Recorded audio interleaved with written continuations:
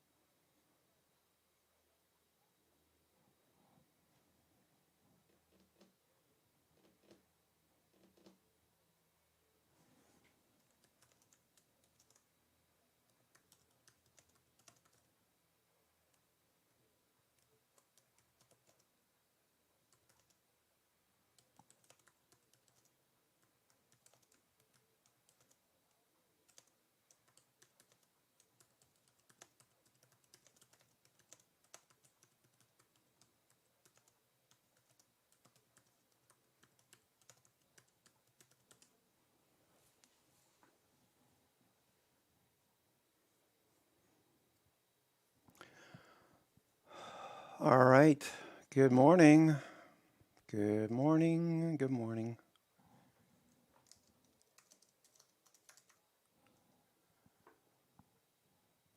Let me get Rob squared away.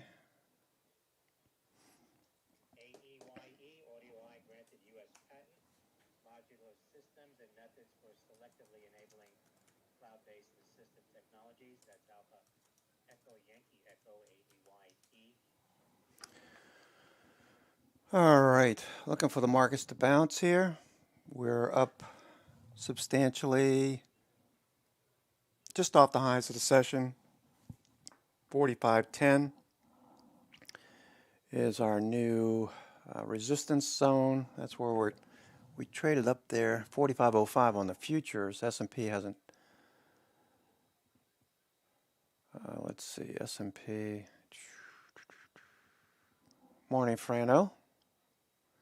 So you're going to buy a Model Y, huh? You looking into it? Yeah, I'm thinking about it as well. Model 3.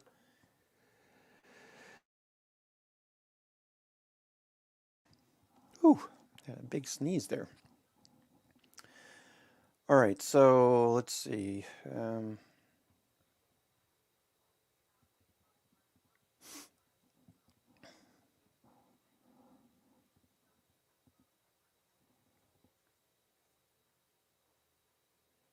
What's going on? Well, this is unusual.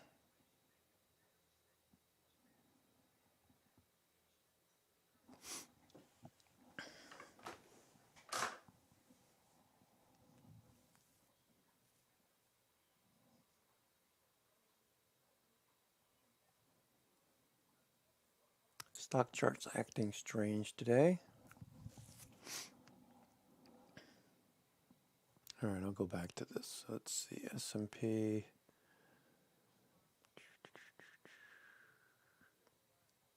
The hell's going on with Microsoft? Let's see.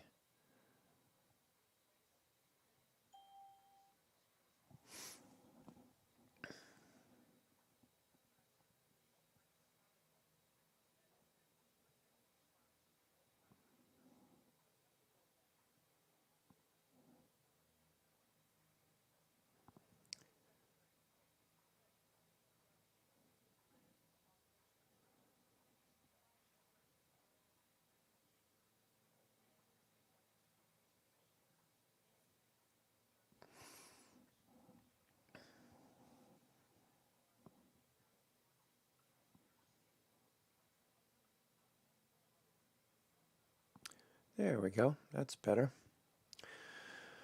All right, so let me put the resistance 4510 on the S&P for today.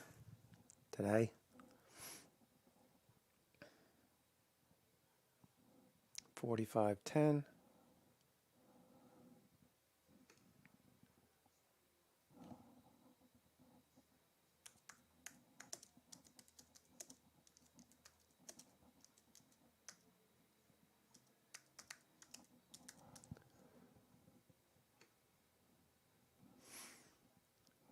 All right.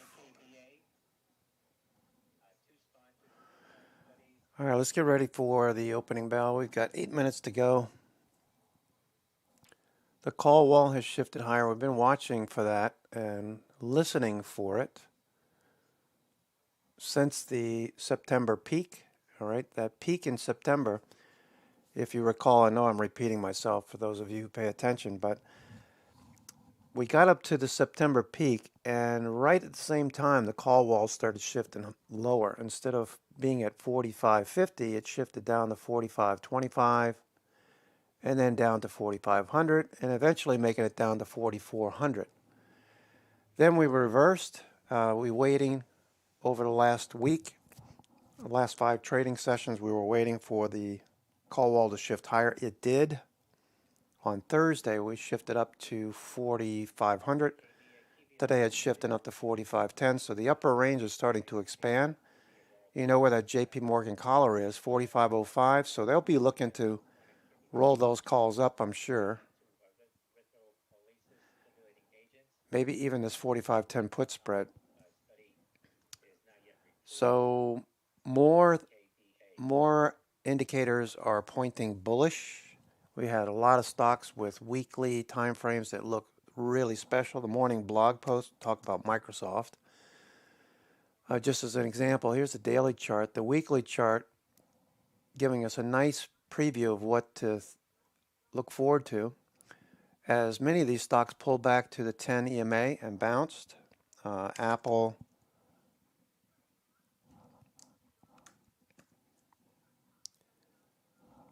Nvidia. Okay, all of these bouncing back above the 10 EMA. So we're watching for this to continue today. Let's see, Microsoft is up 41 cents, Amazon's off 11, Apple's up 37 cents, Nvidia is up 70 cents, Facebook's up $3.91, and Netflix is flat minus 37 cents. Netflix looking to add to this one. Looks like it's just going to keep popping. They were talking about Disney this morning. What was the big deal about Disney? Disney's still trailing. Mike Santoli on CNBC was talking about Disney compared to Netflix. I don't see the comparison personally, but hey, that's what they get paid for, the big bucks. All right, NVIDIA, we talked about Netflix, we talked about Tesla, of course. What's Tesla doing this morning? It's up another $6.69. So we're going to do the 680. All right, Tesla, I've been looking for Tesla to test that 880. Sorry, 880 is what I was looking for, 880 to 900. Of course, Tesla got an upgrade. I think it was Piper that upgraded its price target to 1,000. Nice round number.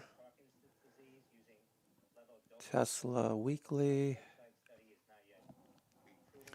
All right, so I marked this up back in May, June, when it was starting to look like it was going to turn. I started buying the kids' shares. Averaged then around 620, I guess. 620, 640, 650. So I averaged them in. We added to our positions on, was it Thursday or Friday? I forget which. Anyway, we were looking for this 880. Looks like we're going to get it today. Tesla's higher, trading 878. What do they trade pre-market? All right, not quite the 880, but it looks like it's going to go right here. Tesla looks right at the open, looks like it wants to go.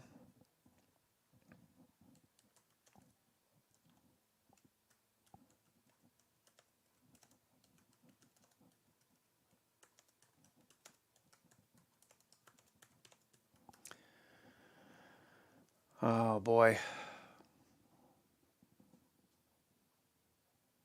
Model S? Model S, okay.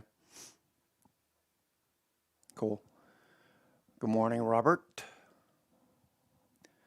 All right, so we have a reset under our belt, okay? We just pulled back 6% on the S&P. So you've got 16 bullish indicators, 3 neutral, and 1 bearish. Every indication is that going into earnings, professional traders have to beat the markets to get their bonuses. Those traders for whoever, Morgan Stanley, Bank of America, all of those. Bank of America had the best earnings as far as that line item, trading desks. They did very well. And I think the worst was Citigroup, or maybe it was Wells Fargo. But Wells Fargo, nice pop there. Pretty much a sideways price, sideways. I'm looking for Costco to take a move higher again today. Good morning, Daniel. Looking for Costco to continue higher. What are we doing here? Costco's up $1.54. Looking for a follow through there. Looking for a follow through in all of the retail stocks that were hot, like Target. You can see the institutions are piling into this. Whenever I see volume like this, I chuckle to myself when I see the people on StockTwits talking about we're going to short here at the 50-day. Okay, that's fine. I try not to trade with an opinion. 99% of the time we're talking about price action and volume.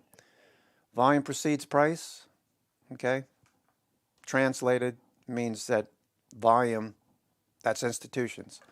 Whenever I see this kind of volume, I'm looking at, okay, it started at 230 per share, jumped above the 921 day on about 4 million shares trading hands, and then it jumped again and again yesterday.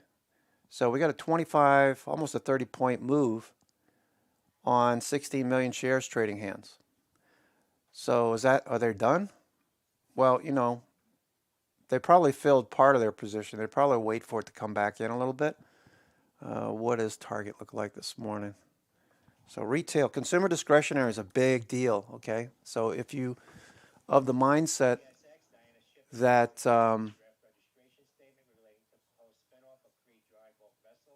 you're looking for consumer discretionary to outperform, let's see,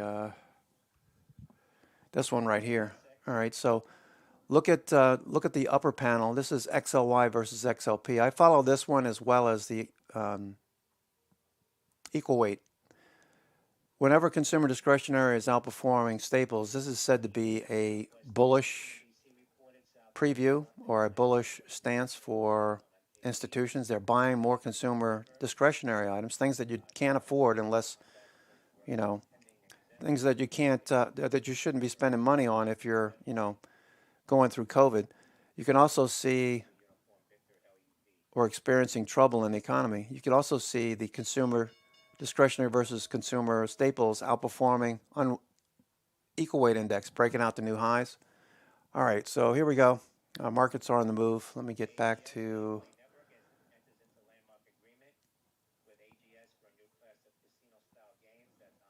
All right, S&P, spiders. We'll keep an eye on spiders for a few minutes. Take profits where warranted. Facebook.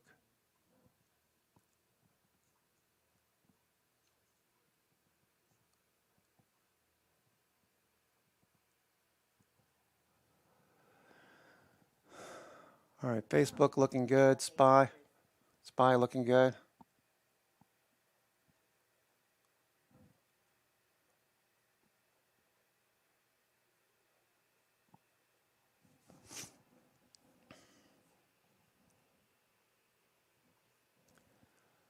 All right. Okay, take some profits. Facebook.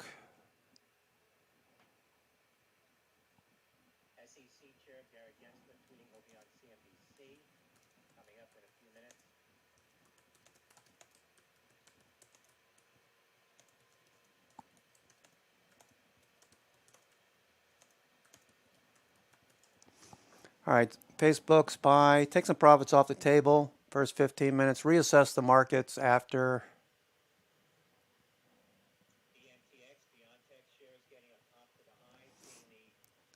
FedEx up 71 cents. FedEx has been making the highs early in the morning and then fading the rest of the day. Not the most bullish action. All right, Tesla fading a bit, so profit takers coming in. All right, we'll reassess the market after 10 o'clock and see where the money is flowing. For now, let's take a look at the sectors. All sectors are green except for retail, which was hot yesterday. Retail is flat at 0.1%, down 0.1%. The strong sectors today: robotics, AI. That's the BOTZ. That's dominated by Nvidia. Okay, that's the number one stock in that ETF. BOTZ. Robotics. There goes Apple. Apple.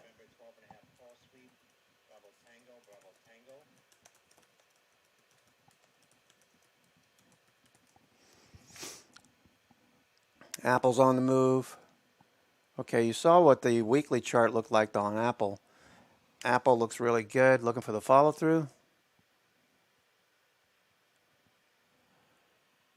All right, Apple looks like it could see 160 the way it's going now. I wouldn't chase it right here. Wait for a little entry.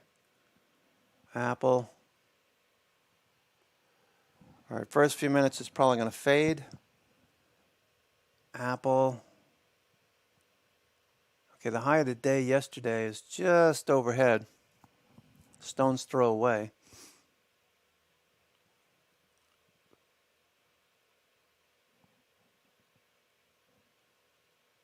All right, we got about 1,400 contracts have traded on Apple already this morning.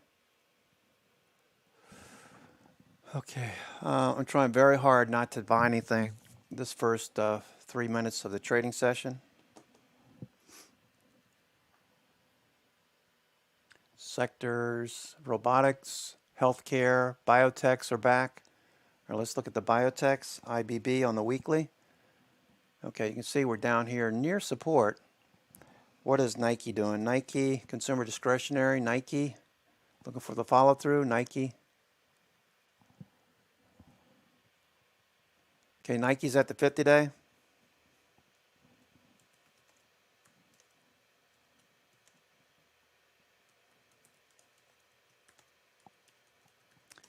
Nike's at the 50-day, watching for sellers here. Nike, that was a entry a few weeks ago at the 200-day.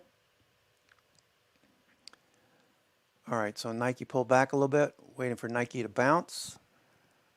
Initially, we'll probably see some sellers here.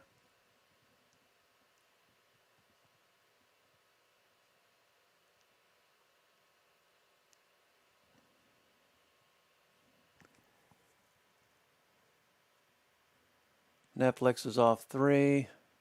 QuantumScape trying to get going. We're looking for this lithium battery manufacturer to continue. QuantumScape, QS looks good.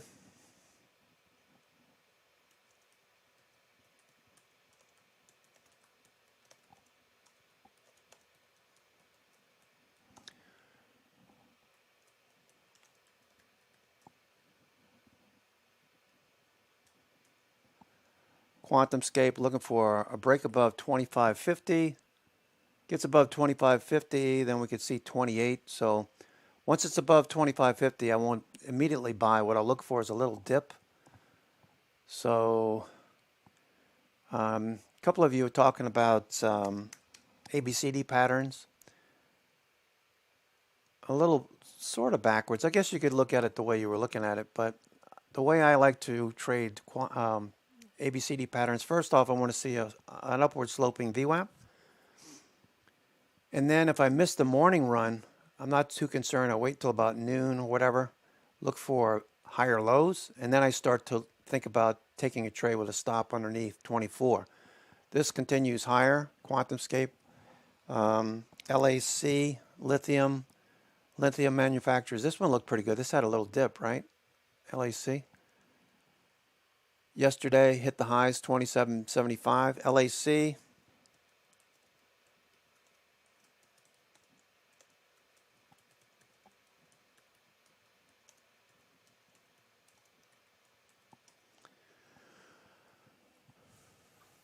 All right, those look good. All right, SPY and the Qs. Right now we're just waiting.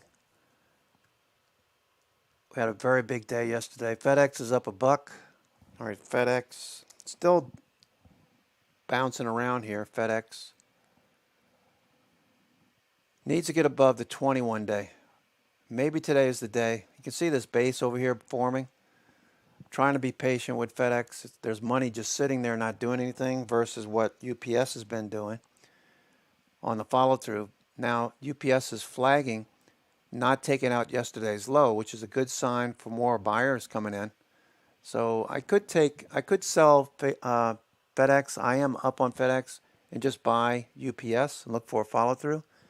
UPS is a little less expensive. FedEx trading at 228.73. This is trading at 195-ish. I could do that. And I'll come back to FedEx once it gets above the 21 day. I'm going to go ahead and do that. I'm going to sell FedEx and buy.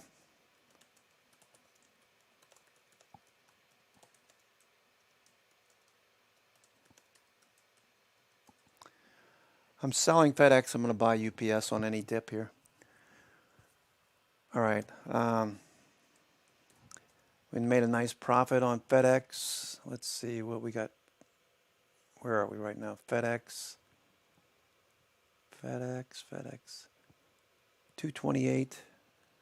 228.70. Okay, that's a nice profit. 228.70.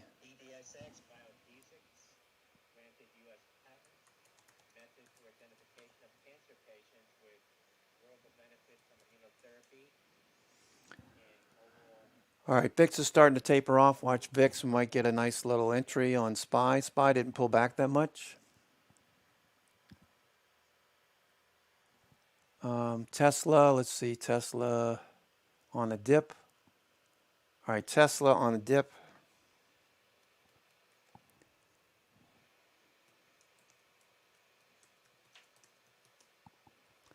All right, Tesla dip buyers here.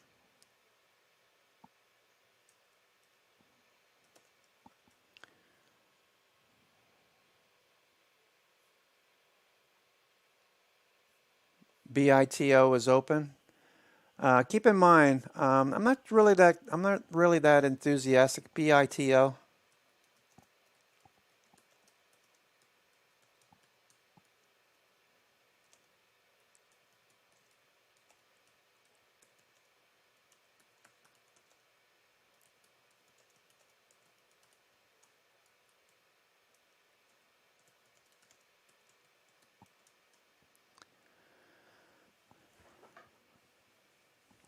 With gold, BB BlackBerry granted U.S. patent method and system for trailer tracking and inventory management.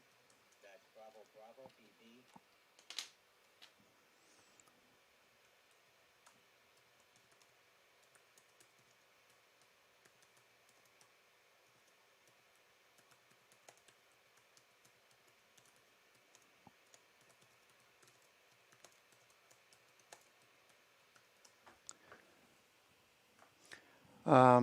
okay, so here goes SPY. SPY's on the move. All right, look for, let's go to S&P 500. All right, still too early. I don't want to jump into this and get rejected. 4510 is the major gamma level. We could leap above that. We've been up for the past 5 trading sessions, including today. Okay. Last 4 trading sessions, including today, we moved above the 21-day. Last 3 trading sessions, actually in the last 4, we've been above the 50-day. Now we got 45.45 staring us in the face after a 6% correction. We've got an inverted head and shoulders. We've got a cup pattern. We've got all of our indicators bullish. So I don't want to chase it here. Hopefully I'll get a better entry. If it starts to take off, maybe I'll take a few calls, but not as much as I'd normally take. VIX is dropping off, so this will probably work. Work in the sense of SPY. We've got the futures 1.6 to 1 up volume. NASDAQ 1.6 to 1 up volume. NYSE. We got tick cumulative crossing, so that's telling you they bought the dip. All right, let's see. Let me look at the FANG stocks. Those were hot yesterday. Probably hot again today. There goes Apple. Netflix is on the move. Facebook is on the move. Facebook. Let me look at Facebook. I like that one a lot. Facebook is above the 21-day. Facebook's probably going to keep going. There was a ton of volume yesterday on Facebook for Friday's calls. Friday. Let's see. Facebook. Just hanging out right here. Still early. I'm going to wait a few more minutes on Facebook. It's sitting right on the 21-day. Maybe we get a better entry. Facebook.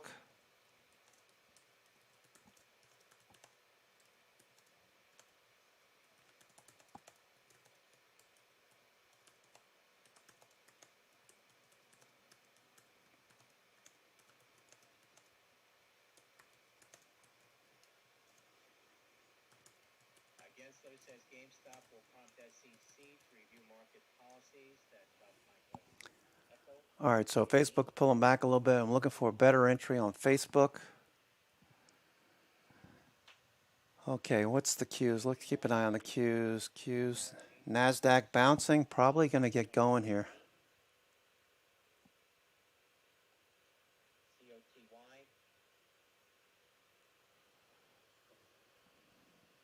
All right, looking for an entry on Facebook. That would be nice. Let's see what Microsoft looks like. Microsoft Target, Costco on the move. COST. I like Costco. If that starts to move, Costco, watching that one too. Costco and Target. They've been active lately. Costco and Target, TGT. All right, so we didn't get the fade like I was thinking. So they're still buying this. So the past 4 trading days, you can see we traded like 16 million shares, trading hands. Target following through. Dollar General looked good. There's just so many stocks out there. I can't possibly cover everything, but they all look good. Microsoft. Did we get a dip on Microsoft? Microsoft. Nope. No Microsoft dip. Microsoft looks like it wants to go. It's free. I mean, free in the sense that there's less supply overhead. You might have a few people taking profits at the open. Microsoft watching.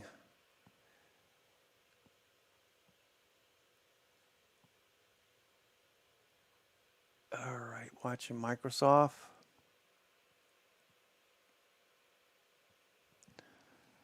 All right, yesterday we got a dip. There goes, all right, so waiting on SPY was pretty wise there. You can see VIX just spiked up. VIX just spiked up there. So we're going to get a better dip on SPY.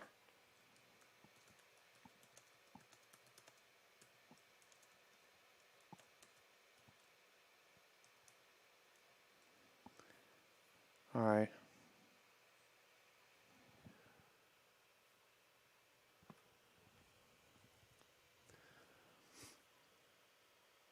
We should see the momentum yesterday was pretty awesome, so we should see.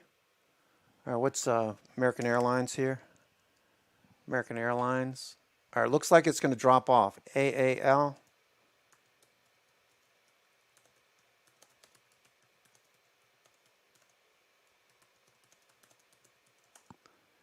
All right, AAL.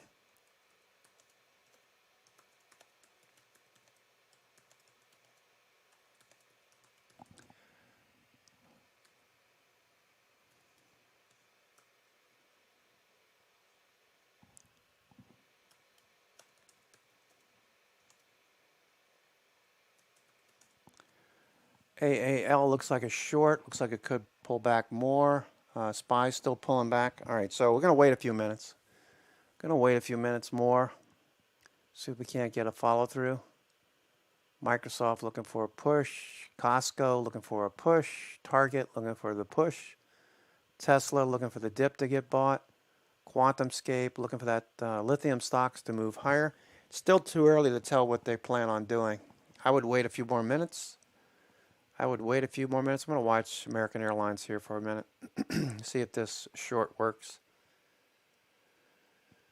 Okay, American Airlines pulling back. All right, so shorts are different. Okay, so a lot of people will play shorts like off of resistance, like a double top if you see a pullback, or a loss of a major moving average like the 50-day. Can't seem to get above the 50-day. You know how I look at this is a markdown period. Looking for this to get rejected at the 50-day and follow through now. Volume to pick up. MACD still below its signal line, and stochastics oversold. RSI is dropping below 50. This should drop. American Airlines should drop. I'd probably do puts on that. The puts for Friday are pretty cheap. The 19 put is pretty cheap. It's 20 cents, 21 cents. Maybe you get a double on that. QuantumScape pulling back a little bit. Let's see. Facebook, looking for the follow through. Costco, same thing. I'm a little disappointed in Venco Ventures. It hasn't done anything. Hasn't done anything. It was looking like it was going to break higher yesterday. Be big. All right, QuantumScape. Still waiting. Still waiting. No hurry. You want to wait. Be patient. Wait for 10 o'clock. See what they plan on trading. Apple looks like it wants to go. So does Facebook. So does Microsoft. Netflix, Nvidia, they all look good. What's Amazon doing? Microsoft about ready to go. Order flow poses conflicts.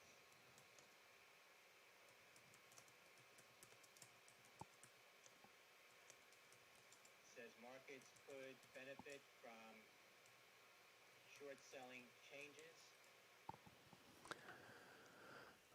All right, watching Costco. Costco.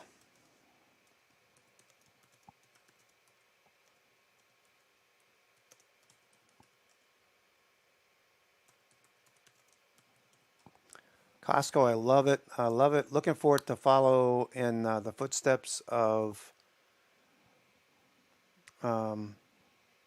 Target. I like it. Love it. Target's just kicking ass. Costco, looking for that follow through. A big move on Costco. Come on, Costco, you can do it. I want to see 470 on Target on Costco. VIX looks like it wants to drop off, but could be just a flat day today. We don't have to take out the highs every single day. All right, so we see a doji. All right, so a lot of people will be looking at this doji go, thinking, okay, I can short here. The problem is, well, we're right at 450 too, 4,500. 4,510 is the major gamma level overhead. So the more we dip here, the better our entry will be. Tick cumulative is rising, so they're buying the dip. Frank, you took profits there. Good job on Twitter. We talked about Twitter yesterday. All right.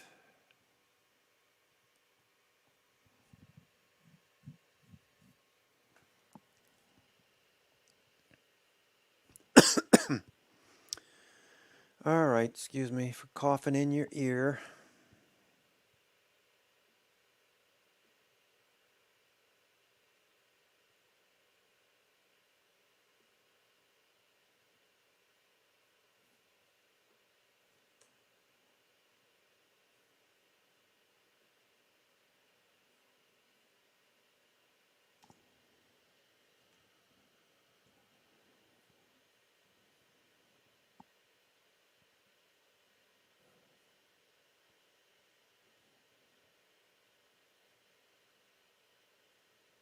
CSLT, Cas9 Health granted U.S. patent, predictor generation genetic algorithm. That's Charlie Sandy Lima Tango, CSLT.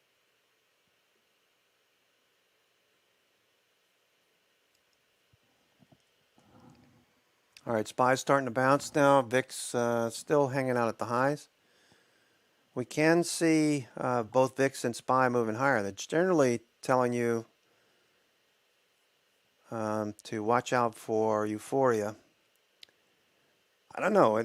Euphoria is hard to wrap my head around at this point after a 6% correction. A lot of people are still afraid to get back in the markets for whatever reason.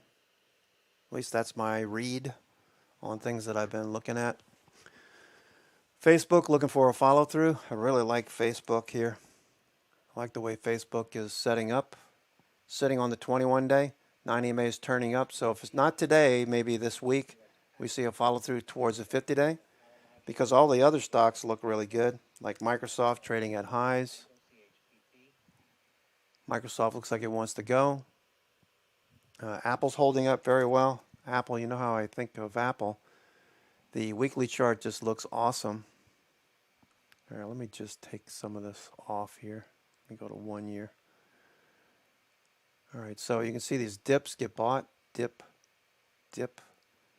Once it moves back above the 10 EMA on the weekly, this tends to follow through at least one more week. So I'm thinking this week should follow through, and then maybe next week. There goes Facebook. Facebook's starting to go right now. Facebook's starting to go. Here, let me just save this. CHEK, CheckCap, granted U.S. patent, position estimation of imaging capsule and gastrointestinal tract. That's Charlie Hotel Echo. Okay, SPY looks good here. I wish VIX would drop off. Weekly, Facebook. Weekly, going to get back above the 10 EMA very quick. This one pulled back more than the rest. There goes Apple. Apple going. Apple. Facebook. All right, those look good. Microsoft. Microsoft next. Costco. All right, Costco pulled back a little bit. All right, that's okay. It'll go. Costco's going to go. Las Vegas Sands, no follow through, just kind of sitting here. All right, I'm flat on Las Vegas Sands. I might take some of that off if it's not going to go. It'll probably go right after I exit too, so give it a little bit more time. Microsoft looks good. Netflix pulling back a little bit from the high of the day. Facebook is going here. Apple looks good. Apple's going. Yeah, you don't want to buy Apple at the high of the day. If you're thinking about options, don't buy them at the high of the day. Most likely we'll get a follow through, but this little dip was your better entry, even though it was early. Now the next dip that comes back, or see some profit taking, wait for the next bullish, like over here. Let's see, 10 o'clock. You see how I pulled back? Right around 10 o'clock, 10:30. That's what I'm looking for. I'm looking for this kind of pullback that gets bought. I'll buy options right in there for Apple. Try to perfect your entry. If you keep buying at the highs, you got to wait for the price action to come all the way back to where you bought. If you bought over here at 10 o'clock yesterday, near 144.60, you had to wait to this come all the way back, sitting in this for 40 minutes just to get back to the high. And you lost some premium there at the same time. And then you finally broke even. Same thing happened with Microsoft yesterday when I got stopped. I had my stops were too tight over here on that pullback. Waiting. Now it's following through. Microsoft's probably going to go. There goes Facebook. Facebook going. Facebook is going. All right, we should have a pretty decent day on the Qs. You would think at least the second day would we would see on the growth stocks. Let's see what they look like here. Growth stocks. All right, so growth stocks outperforming. All right, 4 days in a row above the 21. Same with the cyclical stocks, the value stocks, cyclicals. But for the last 3 days, they went basically nowhere, sideways. So SPY is really not what I want to pay attention to. I want to pay attention to the Qs. Qs. All right. NASDAQ looking a little better. NASDAQ's got better volume. No, it's about the same right now, actually. Tick cumulative rising, crossing up. So on the 30-minute time frame, we want the 60-minute to go green. Still a little early. DIDI, Global, October 29, 8.5. Facebook is going here. Facebook should run. Amazon will follow through. Amazon. Okay, we'll come back to Amazon. What's Tesla doing? Tesla's flat. Microsoft. Okay, Microsoft looks okay. Look at, there goes Apple more. Las Vegas Sands trying to push higher. Today might be the day on Las Vegas Sands. So growth is outperforming. I'll be focused on growth. The FANG 15. Hold on one second. Who is this?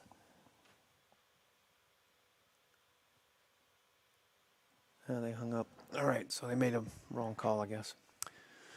All right, so the FANG 15.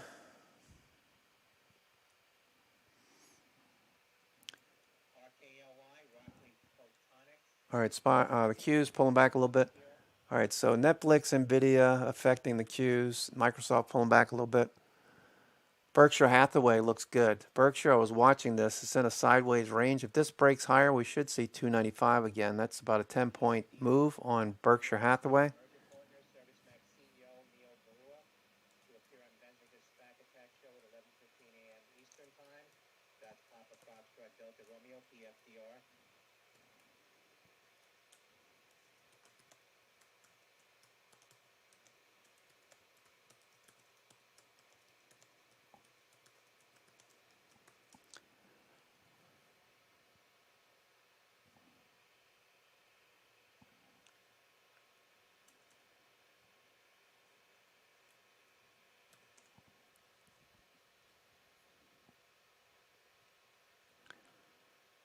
All right, just waiting and see what sector is going to do the best here. Microsoft pulling back a little bit.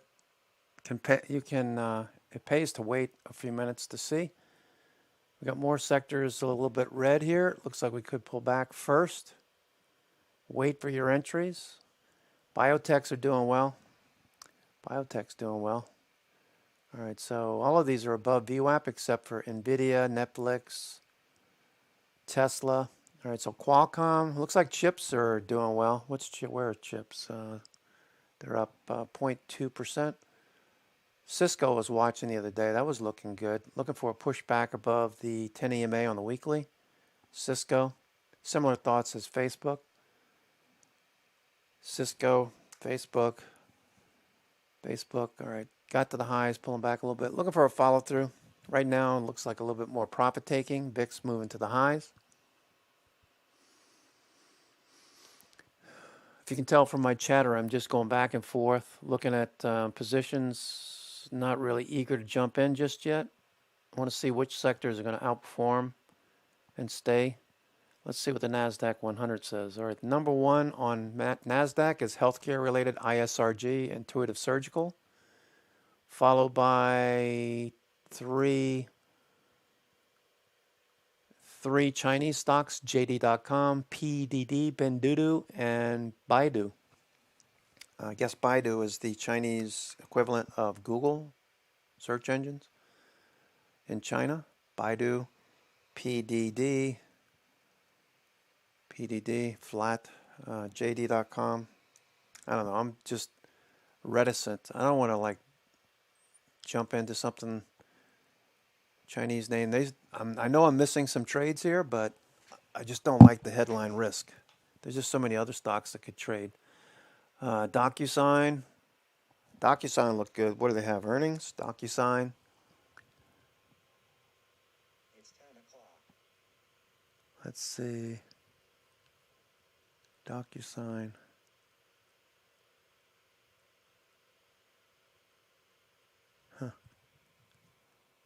Why isn't this? Intuitive Surgical has, over the last 17 years, developed a pattern of adding to its earnings-driven after-hours moves in the following day, a regular session. Company is due with its Q3 results and extended hours today. So Intuitive Intuitive Surgical, looking for a follow through, but it has earnings tonight. All right, the next up, let's see, DocuSign, no news, gapping up. DocuSign looks good. IZEA, leading sports and entertainment firm, The Cut, joins IZEA's talent partner program, India Zulu Echo Alpha. IZEA. DocuSign's the top 10. This looks like it's going to follow through. What's Costco doing right now? Costco. Okay, Costco's a little red, looking for a follow through. Every day is not going to be a bullish day. Looking for a follow through in Costco, Target. Target a little selling at the highs. The early morning, that's mostly people taking profits off the table. So we'll see the direction after 10 o'clock. It's 10:01 right now. All right, NTES, NetEase, Match.com. All right, Match.com pulling back now. Adobe flagging. I think it's, we're going to wait, see what happens here. Vertex Pharmaceuticals, VRTX, that one's on the move. Vertex, that's the top 10. One of the top 10. VRTX looks really good for a swing.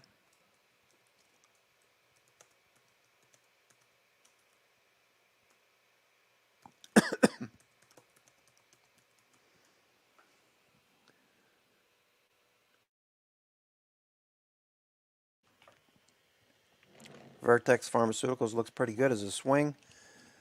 Still, I'm going to give stocks a little bit more time. I'm not eager to jump in just yet. Vertex looks like it's going to keep going.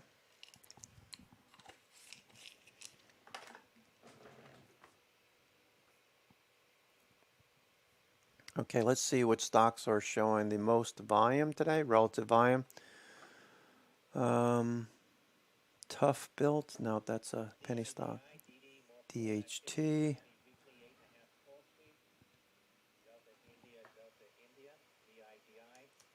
DD Global. DD's on the move. DD. All right, let's see. Do we have any volume on DD? DD Global. 1.6 RBOL.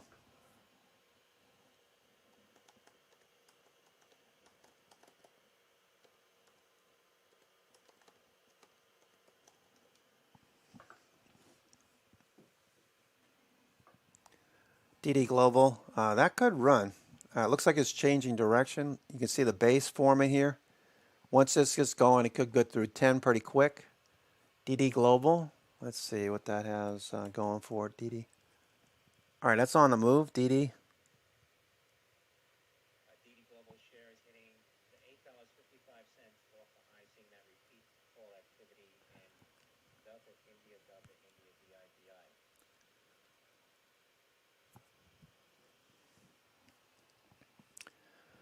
All right, DD Global looks good.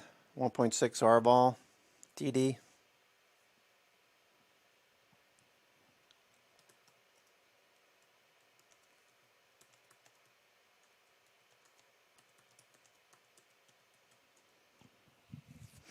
DD Global could run. Let's see what kind of options volume we got here. DD for November.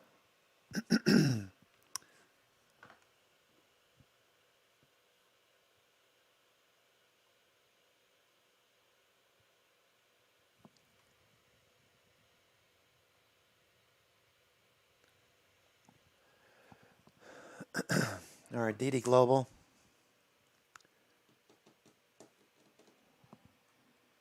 All right, looks like we might bounce on the Qs. VIX is dropping off.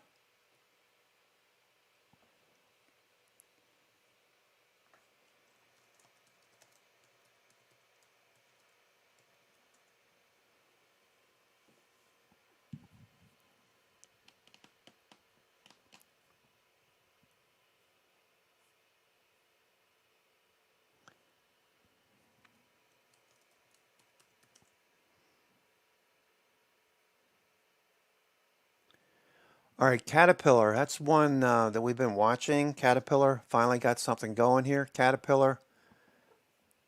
Which weeklies? This week?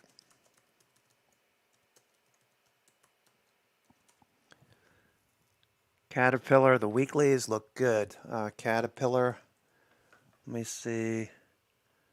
The 210 weekly, you got the monthlies too, look pretty good.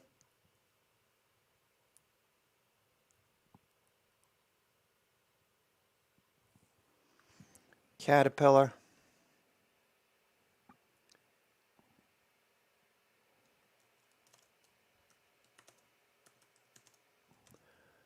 The all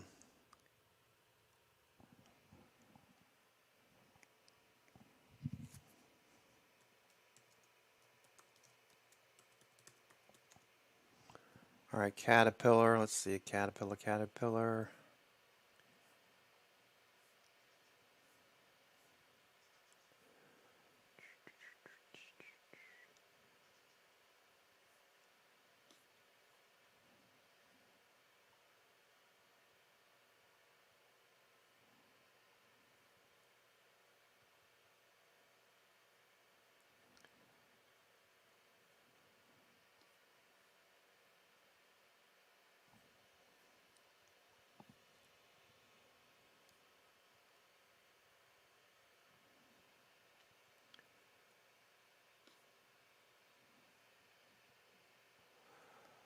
All right.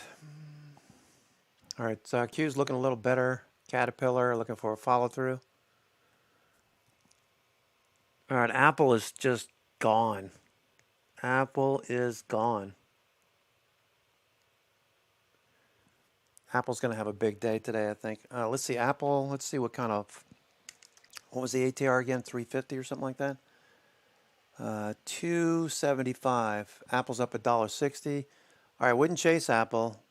We had a little flag there, but it looks like it's going to continue here.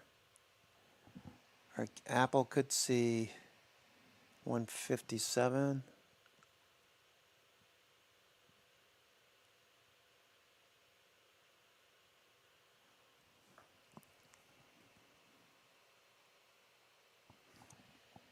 Okay. Caterpillar, I like it a lot. Caterpillar. Let's see what XLI looks like. The industrials. Yeah, they cleared the 50-day. What's the transports doing? IYT.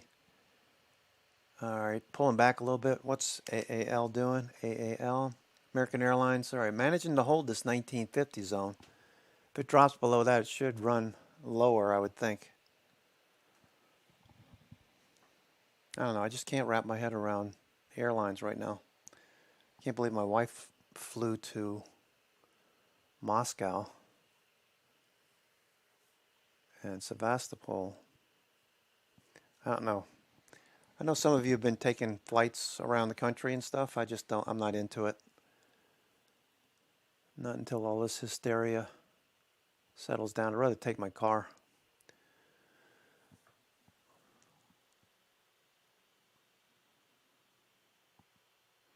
Apple surging here.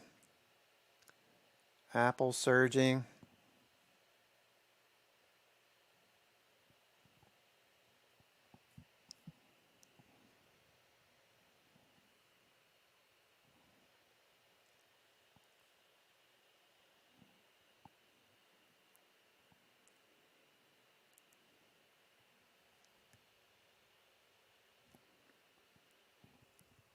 Apple still going.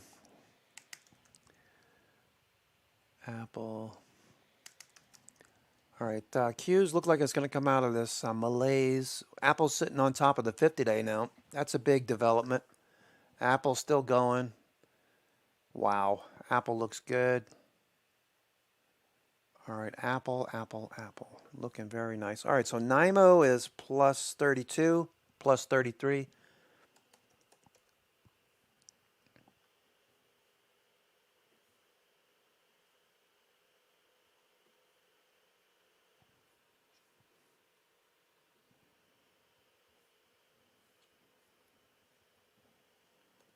PAYX Paychex adds support for vaccination status tracking to its COVID-19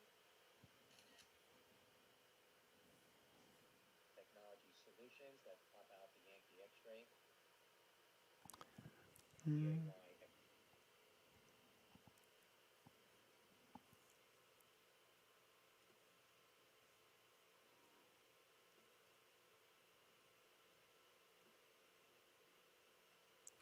Our growth.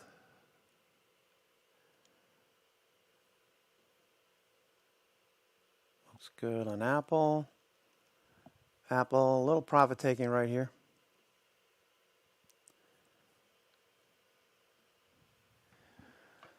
Okay, VIX trying to bounce. Apple. We should get a pretty decent look at the markets. MTD, Mettler, Toledo. Big gap up, Mettler, Toledo. Kind of thin trade. Nice follow through.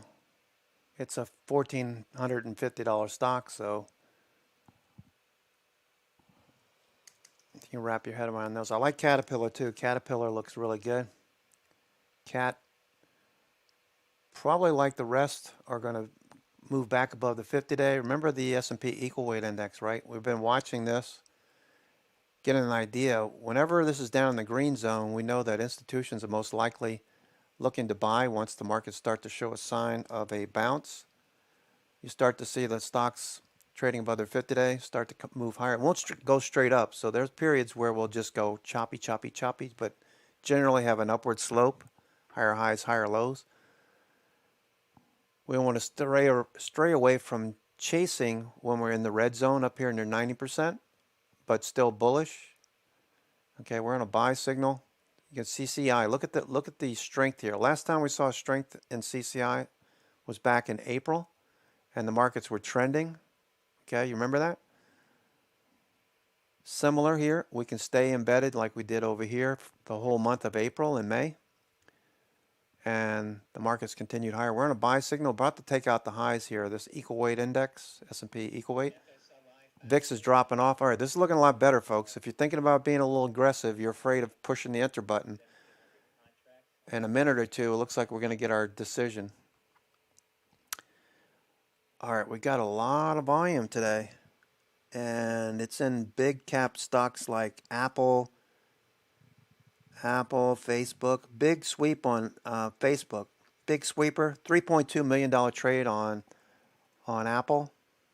Or excuse me, on Facebook. $1.5 call sweep, Charlie Echo India, 4,000 contracts on CEI.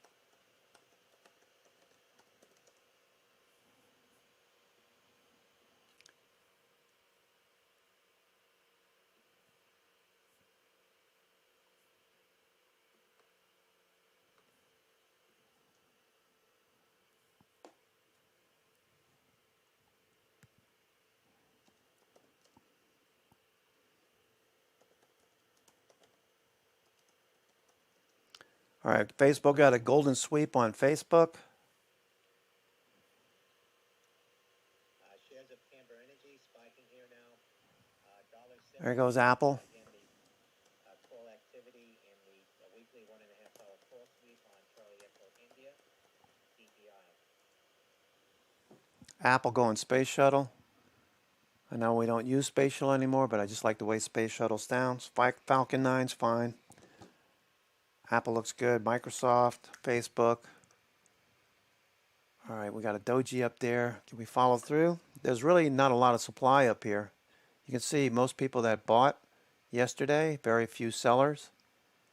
Okay, this entire bar is green as we broke out. Marvell Technology, Jim Cramer, hearing Jim Cramer sold MRVL, his investment from Disney had a buy signal on the 15th. Nothing yet on Disney.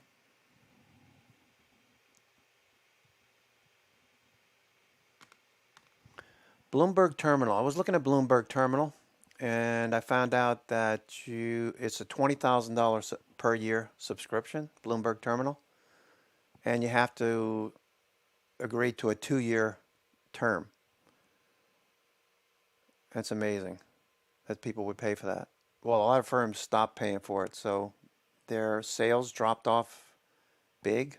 Bloomberg, their sales of Bloomberg terminals dropped off last year, each quarter, so that's pretty interesting. All right, so the top 10 stocks still looking pretty good here. Top 10, ISRG, Vertex Pharmaceuticals. Adobe is climbing the list. Adobe was at number 10 a little while ago. Now it's back up to 1. Adobe looks really strong. Adobe.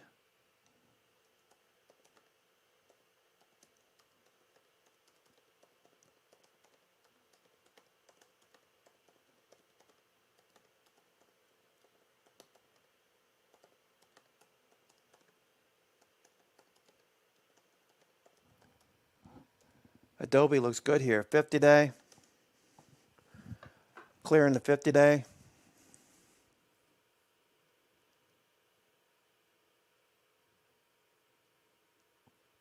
Vertex continuation. Vertex, that's the number 2 stock on the list. I see, Mondo, you bought some. DocuSign as well. Wow, Mondo, you listen to everything I'm saying here. Good for you. DocuSign's off a little bit. Those should continue higher. Facebook looking for a follow through. Facebook. All right. Just consolidating. Looking for a follow through on Facebook. DD Global still going. DD Global still going. All right. Facebook. HUT, no follow through. What's going on with HUT? Oh, the Bitcoin pulling back. Microsoft looking for the push.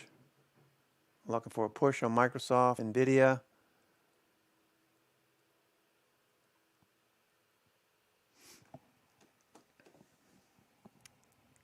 Caterpillar.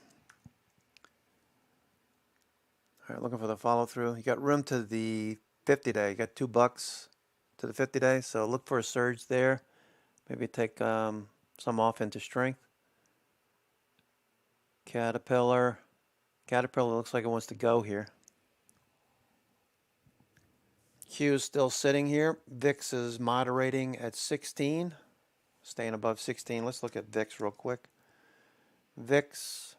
All right, so we spent an inordinate amount of time compared to previous OPEX cycles and Fed FOMC meetings. The VIX has stayed up here for a long time, a lot more than it did in the past pullbacks. So now we're finally below the 50-day. Looking for a fade in VIX at this point, down to 14.15, but it's getting to an area where we could see a bounce, so be aware of it. Caterpillar is about to go here. Cat about to go.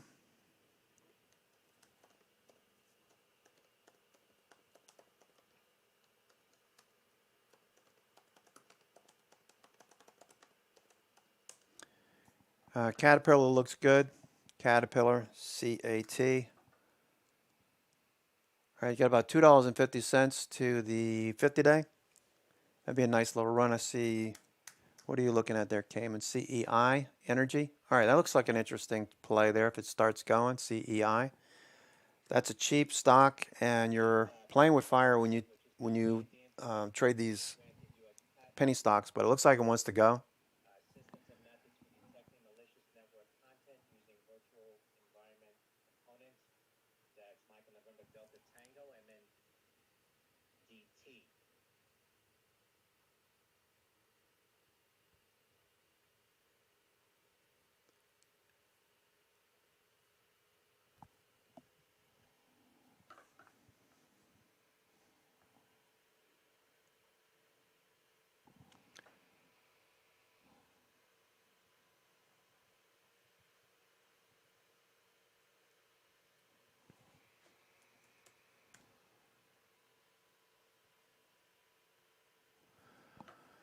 All right, the VIX looks like it's going to drop off. I like the idea that VIX could drop a little bit more.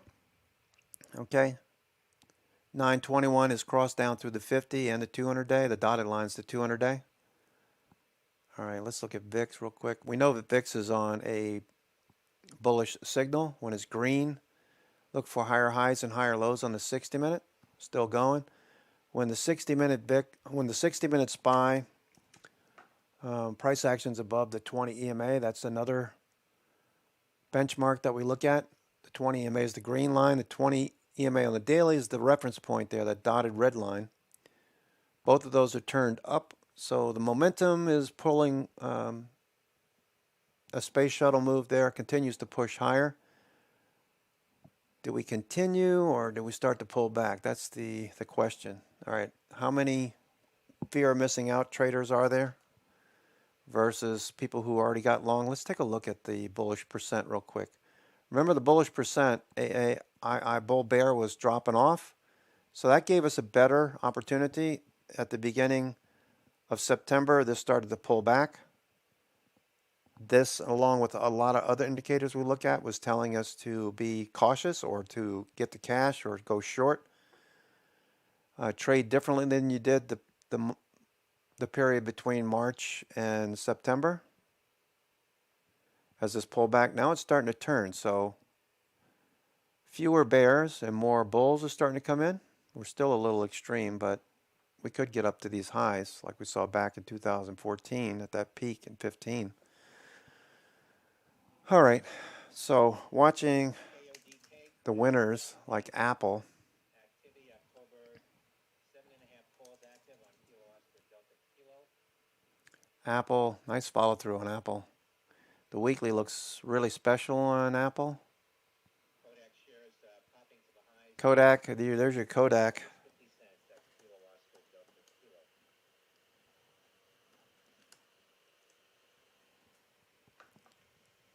KODK. All right. Our VIX is moderating here. All right, Apple looks good.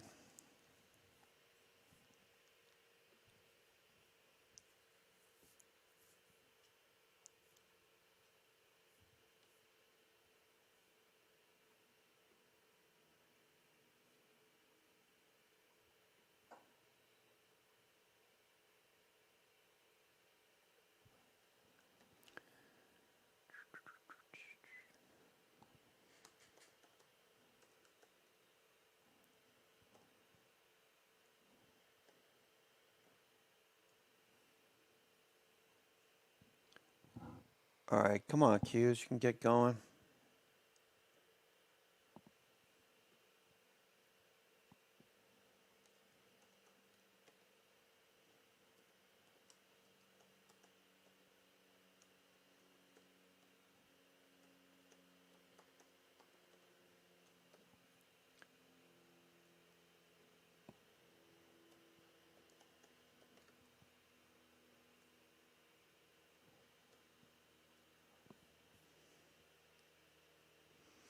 All right, Q's, let's get going here. Q's, watching the Q's, looking for a follow through.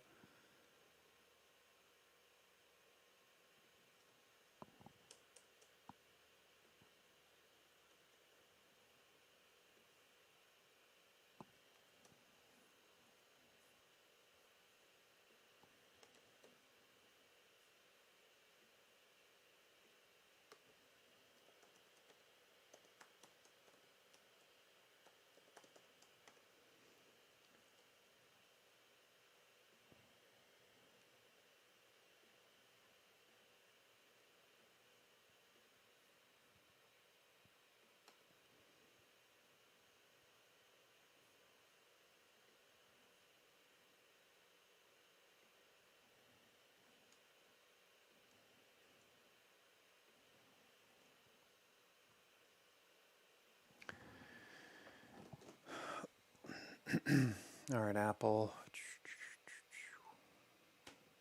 At the highs, flagging, pulling away from VWAP. That's what we're looking for this time of day. Want the volume to keep pushing higher. Take out the highs of the day after a little dip. So Apple, if you're waiting for an entry on Apple, that's what I'm doing right now, watching it for potential entry. Looks good there. Apple, what's Microsoft doing? Microsoft, okay, winding up. Tesla, faded that entire morning move. Go figure. Looking for the bounce on Tesla, looking for the dip to get bought. I like entries on the dip better than chasing, as you know. All right, so Tesla, this could be a flat VWAP day, so just be aware of it. The high's been established, the low's been established. If this VWAP flattens out over the next couple of hours, we could just see price oscillate in this area. this is telling you no lack of momentum at the moment versus Apple, which is, you can see the VWAP is sloping higher and price is about to break out again. Let's watch Apple. Apple doing the best. There we go. Apple, good job. Apple looks good.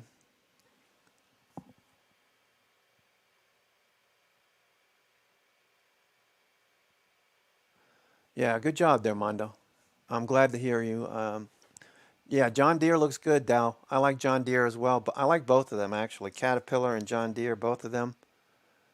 Caterpillar, I was watching the option volume. John Deere, I didn't look at, but John Deere looks good now that's coming out. You can see this descending wedge or channel. A move back above the 21 day would be significant. Nike, same thing. We're looking for Nike. Getting rejected at the 50 day, most likely will pull back first and then follow through. So Nike looks good for the follow through.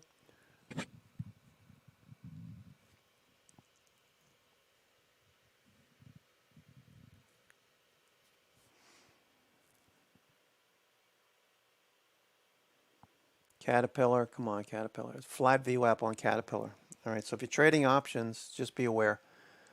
So looks like we could see 202.50-ish, the 50 day this week. Not necessarily today. That volume by price band, you can see a big resistance zone right along there. John Deere, you got a big resistance zone. You see how much broader this area is right in here? From about 345 up to about 360. This area right in here. Versus Caterpillar, it starts to taper off a little bit less, but once it gets to that level, it's probably going to run into resistance right around 307 or so. Let me just mark this up. Do I have a Caterpillar chart? Caterpillar. There's no hurry. Shouldn't be chasing stocks. Watching. All right, so Caterpillar. Let me just mark this up real quick. Caterpillar. All right, there go the Qs. Qs on the move. Qs on the move. Qs going. IFRX, InflaRx, company avoided U.S. Qs on the move. hyperignal bicyclic and related compounds that as modulators of CSA receptor, that's India Foxtrot Romeo X-ray. IFRX company had news earlier that it was awarded up to about $51 million by the German government as a grant for development of the treatment for severe COVID-19. All right, watch the Qs here. Look, they're threatening a breakout. VIX is dropping off.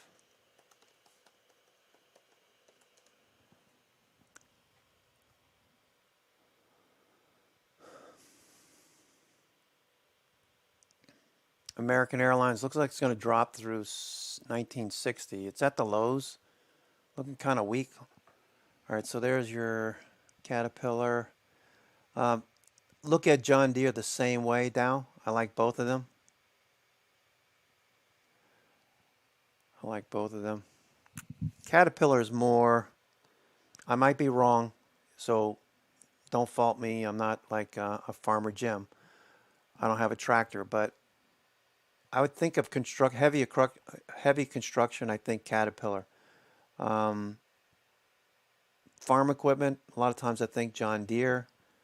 I think smaller. I mean, they sell a lot of personal lawn equipment and stuff like that.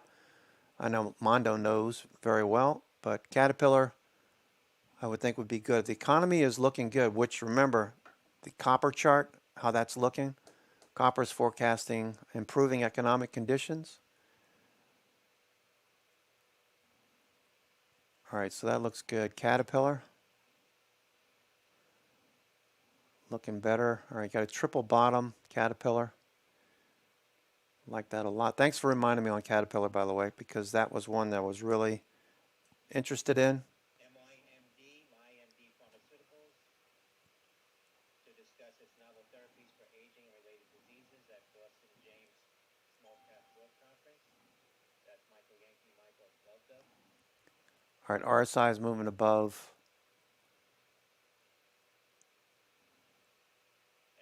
Just starting to move above here.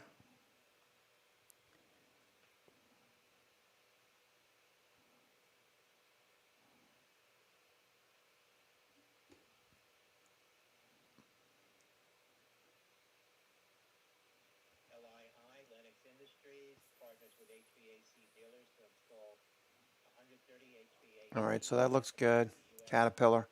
John Deere, very similar idea. Once it gets above these volume by price bands, it's good to go. American Airlines looking a little bit weaker. VIX is trying to hold the lows here. So VIX is getting closer to an area where we could see a bounce. Doesn't mean we will. We could see this stay down here and just consolidate while the markets move higher during earnings season. It could stay down here like the last week of June into July, where it spent like 7 days down, 10 days down at the lows. Okay. VIX, VXV, that gave us a signal on this inverted head and shoulders as well. VIX, VXV. All right. We've got spikes up into this zone. You got an inverted head and shoulders and a follow through. Just about everything I look at is bullish or neutral. All right, here goes American Airlines starting to drop off here.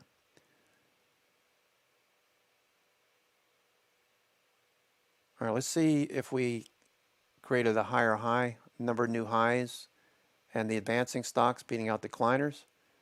Okay, we beat out yesterday already. All right, so we got 19 more new highs out of 2,700 stocks, 19 more new highs compared to yesterday. And it is 10:30, 20% increase over yesterday. So yesterday had a lot of highs too. Not as much as Friday, but still enough to keep the moving average rising. Higher highs, higher lows on the moving average is what I'm watching for. Draw a trend line through the tops, the peaks of the moving average, the black line. Okay. Draw a line through here. You can see we're about to break a trend. So that's good. Advancing stocks beating out decliners, pointing higher, and we're making new highs on the NYSE. All right, so look at American Airlines starting to drop off here. So that's another measure of market participation. Let's look at the Wilshire. Wilshire, okay, you can see shaking money flow is about to go green. We've got PMO, price momentum oscillator, has crossed over. Like MACD, is a little bit more accurate than MACD in its calculation, but this looks good. Looking for a follow through. Let me change this to KST and see what that gives us. The rate of change oscillators, where are you? KST right there. All right, so KST. All right, so that's crossed over. So the rate of change, that's telling you the short term, the medium term, these four periods here, 10, 15, 20, and 30. The short term have just crossed over, so the longer term are changing direction too, and we're doing it below the zero line, so that's really bullish. Look what happened back here. We had a push higher, then a dip, and a higher low, and a follow through in November. Remember that November run? That was one of the better ones. VIX pulling back a little bit. All right, so let's go back to Apple. You've got American Airlines dropping off more. American Airlines the airlines look weak, to say the least. American Airlines, let's look at Delta, UAL. All right, all the airlines look weak. UAL, JetBlue. All right, so those all look weak. Dropping off here. These look very weak. These look like shorts to me. Got rejected at the 50-day. It's the second day, moving lower. AAL. Okay, so if it loses 1950, should visit 1850 pretty quick. Its VWAP is facing lower, so that should be a trend lower today. American Airlines. That said, I'll just focus on what the NASDAQ is doing.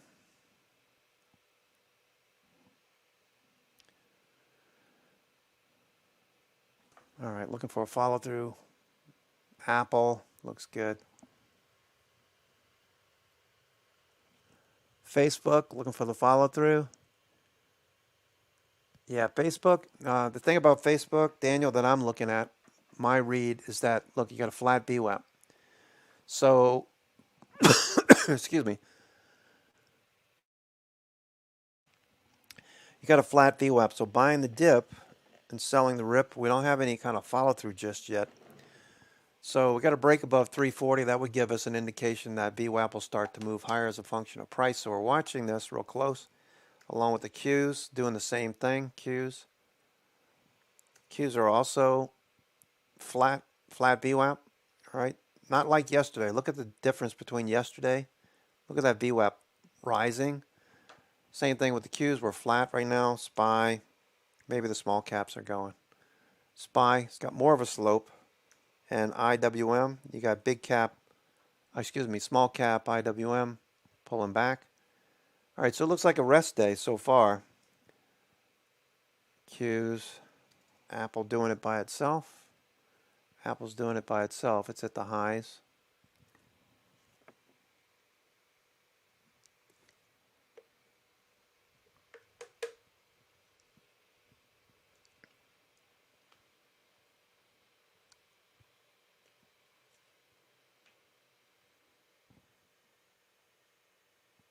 Costco trying to bounce. Costco. Let's see what Costco looks like. And CrowdStrike. Check out CrowdStrike. CrowdStrike. A little dip. I had a nice pop yesterday. CrowdStrike following through. All right, but for the most part, the weekly charts look good. The weeklies, most of these pushing higher. Look at the Qs. Weekly. All right, so you got this reversal, a 3-candle reversal on the weekly time frame. This is almost perfect. I hate to say that, but almost perfect. You get a doji or spinning top on the weekly time frame. You got the highs, the lows. You got a higher low last week and a follow through this week. Q is still pulling back a little bit, so no follow through yet. No follow through yet. But this might be a day where we take a rest. So, don't be impatient. Don't chase. All right, watch the S&P. Spiders. All right. So you can see the difference here. Larger candle. So more of the money's starting to focus on industrials, but still bullish on the growth stocks. Facebook might get less action today, so don't chase. Probably get better entries. Apple still going. Nvidia pulling back. For now. Apple looking good. Nice job, Mondo. Nice job.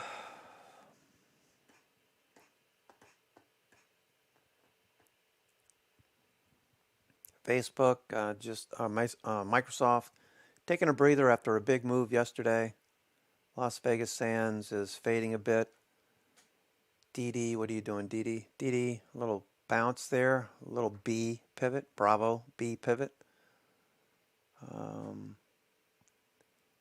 Okay.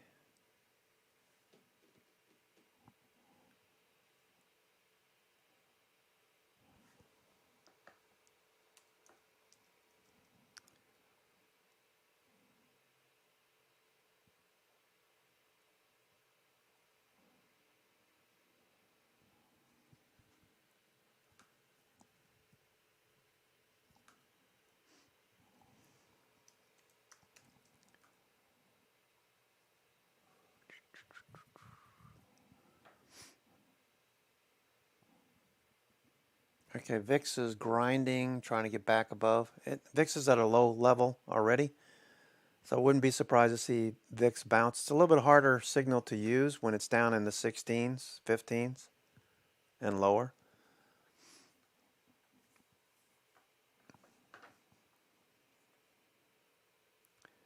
All right, just watching the markets. The markets are lethargic right now. We got 4 blocks total. Don't have a whole lot going on. IWM seeing a little bit of the 225 calls trading here, about $400,000 in a trade there. 5,000 of the 225 call for Friday. Actually, it's for tomorrow, Wednesday. You notice that IWM finally doing weeklies?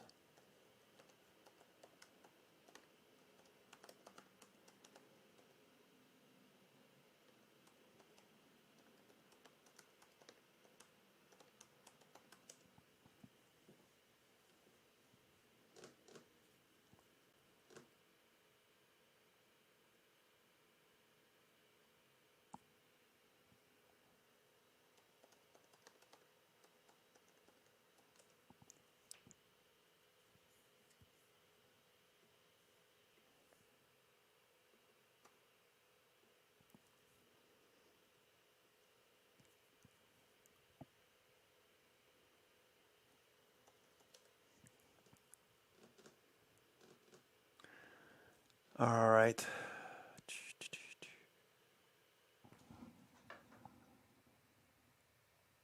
Yeah, VIX needs to drop off. Apple making higher highs, higher lows. Facebook is holding up fairly well. I don't know. As far as the FANG stocks are concerned, Facebook had the deepest retracement, right? Amazon was pretty deep too, but Amazon's got this nice look to it, W-shaped pattern. I would think it eventually gets up to 35.50. Tesla, little dip on Tesla. All right, so this could pull back a little bit. Tesla could pull back a little bit. For those of you who are thinking about, you have calls that are in the money, maybe you know, roll them out after it dips a little bit, or maybe you're okay. For those of you who sold calls against your position, let's see, Apple. All right.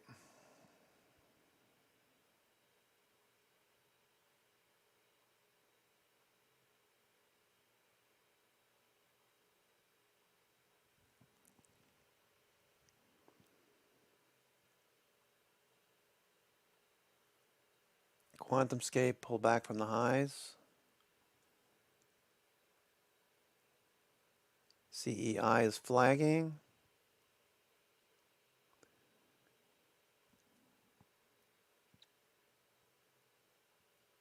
Caterpillar. A lot of dojis. I see a lot of dojis.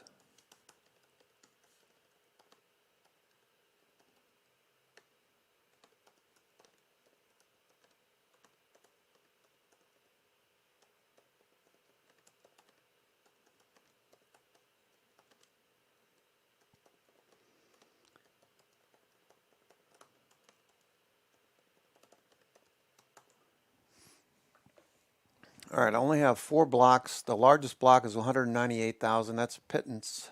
That's nothing. Nothing. That said, there's no headwind, so stocks like Apple can continue. Stocks that have momentum. Let's see one more time who's got the most momentum. Okay, you got ISRG still leading the list. You got Vertex Pharmaceuticals looking like it wants to continue. Vertex is flagging now. Adobe. So I like entries on flags or dips to VWAP. Vertex might give you that. Adobe, same thing. All right, Charter Communications coming up the list. Charter. Charter is about to break out. Charter Communications, nice breakout here, setting up. Baidu, not a whole lot of action in there. Let's see, Regeneron, Regeneron, highs. DocuSign moving down the list. JD.com moving down the list.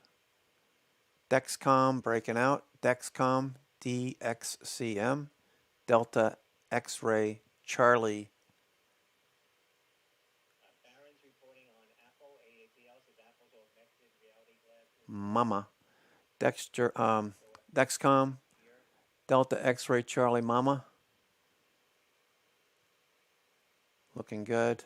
Qualcomm, flat VWAP. Workday, flat VWAP. Papalima, AAPL. Apple, sloping VWAP, bullish, looking good. NXPI, that one looks good. Insight Pharmaceuticals. Johnson & Johnson reported, right? Johnson & Johnson? J&J, they look good. Big bullish engulfing candle. You think they're breaking trend here or what? Johnson & Johnson? Getting a little pop.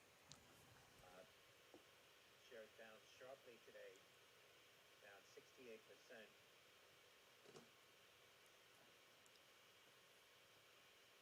As companies trial for SOM, severe oral mucositis. The primary endpoint was not met.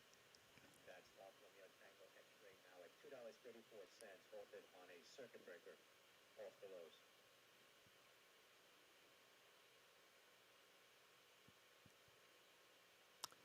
All right, so Johnson & Johnson, let's see. Total sales growth of 10.7%. That's pretty decent for the company. 23.3 billion with operational growth of 9.9%. And adjusted operational growth of 10.6%. Earnings per share $1.37, increasing 3%. And adjusted earnings per share of $2.60, increasing 18.2%. Full year guidance being increased. Company is based out of New Brunswick, New Jersey, as Mondo knows. I'm sure you've been down there. New Brunswick, down there by Rutgers University. Johnson & Johnson.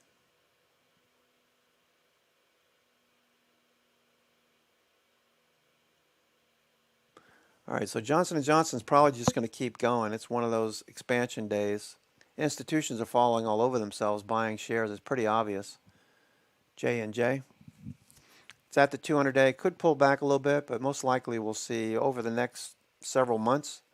It took a month and a half to get down here, 2 months, so it's going to take at least double that, I would think, to get back to the highs. That's the way I looked at Tesla anyway. Tesla had this pullback into the beginning of the year, into May, and we were looking for double that for the 880. I didn't think it was going to be this fast, but you had this pullback in January, the March low, so about 6 weeks. I thought it was going to take at least 2 to 3 months. Took a lot longer. 8 months to get there, 6 months to get there, but all the way back to the highs. So beating expectations there. Apple. This chart looks beautiful on Apple. That is a pretty chart. As far as charts go,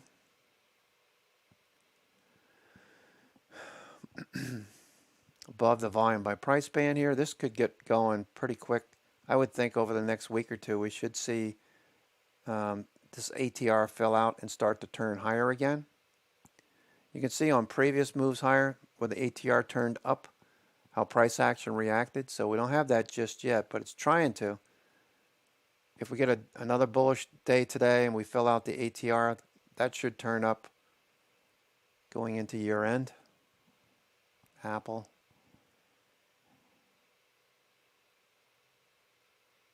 All right, keep an eye on Apple.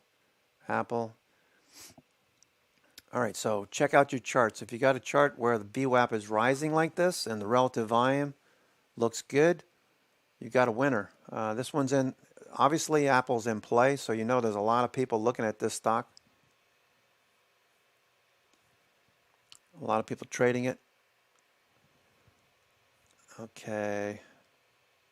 Let's see who the R-Ball winners are again. Kodak, K-O-D-K. Kodak is showing above average volume. All right, it popped up this morning. Now it's flat VWAP. Let's see what the daily looks like. This is one Cayman likes to trade. Looks like it's trying to break trend. I'm not a fan of flat bases like this. Once it breaks out and starts trending, I'm more interested. I'll come back to this. Apollo Global. Apollo Global. Previous watch list, Apollo Global breaking out. They've acquired quite a few pretty interesting firms this year.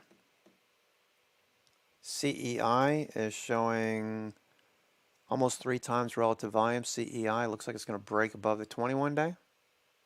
It's a cheap stock. Just keep that in mind. BioNTech, BNTX.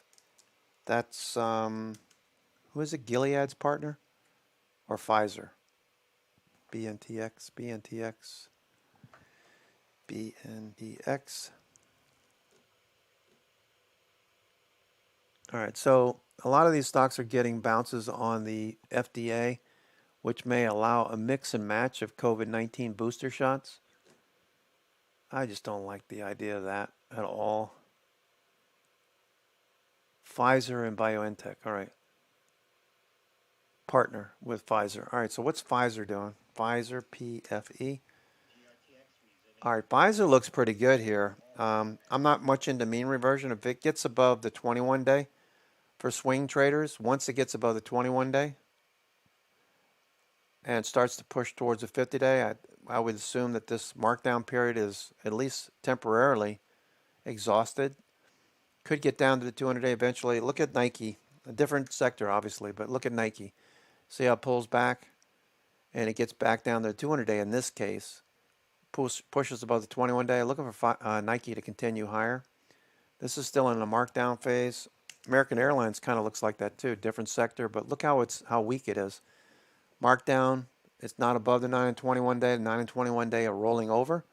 That's not a bullish sign at all. All right, so that's at the lows here. Still trending lower. American Airlines.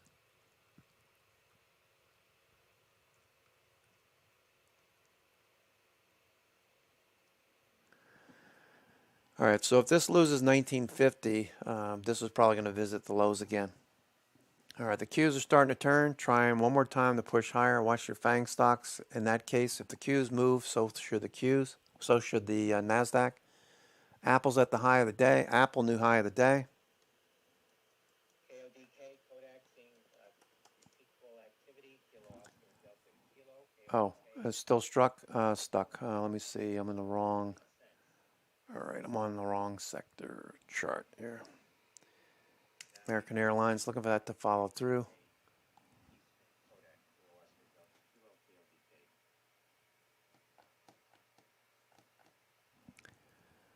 Okay, American Airlines.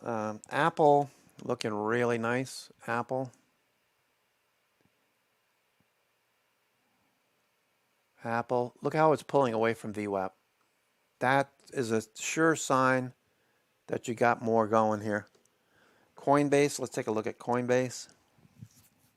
You got a flat VWAP on Coinbase, but if you're buying at the low, you're doing okay. Coinbase, what is Mara doing? I wanted to buy the dip on some of these. So we got a dip buy on Mara. All right, the dip is getting bought. I was hoping more for a 9 EMA. Riot, what's Riot doing? Riot, little pullback at the 50-day. Riot's probably going to continue higher.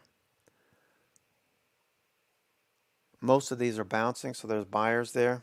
Not as enthusiastic about Bitcoin stocks at the moment. I'd rather see, for an entry, if I missed it, a move back. I got a 29 there. What's Ford doing? Those pulled back recently and took off. That pullback, that little flag there, helped out a lot. General Motors. All right, Tesla. We know what Tesla looks like. NIO yesterday was very active. NIO. All right, NIO following through. So look for a little dip on NIO. What about Li Auto? And Tata Motors. Pulling back. Toyota Motors. Pushing above the 21 day. What are the gaming stocks? Roblox moving higher. ATVI. Some of you have been trading ATVI lately, looking for a bounce. EA, Electronic Arts.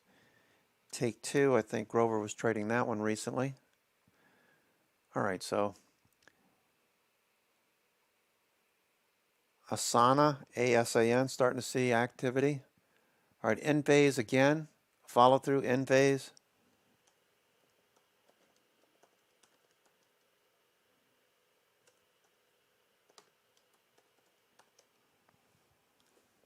Nice follow through on Enphase.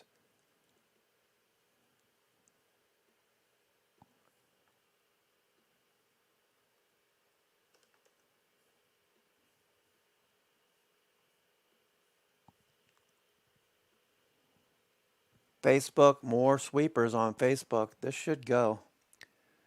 Facebook.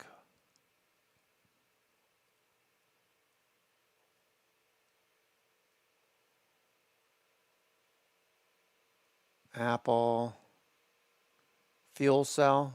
For those of you who stuck it out with Fuel Cell, that's finally following through. That's nice. AMD off 40 cents. A little dip getting bought. Just notice the wick on AMD. Wick at the low of the day. That's going to go again today. There go the Qs. Qs starting to move. Apple's at the high of the day. Caterpillar's about to take out the high. Facebook wants to go, I can tell. All right, Netflix is consolidating. NVIDIA looks like a good trade here. NVIDIA looks like a good trade from this level. NVIDIA.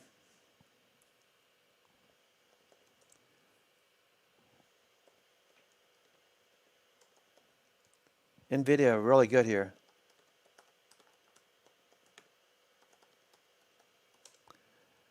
Nice setup for calls here on NVIDIA right here.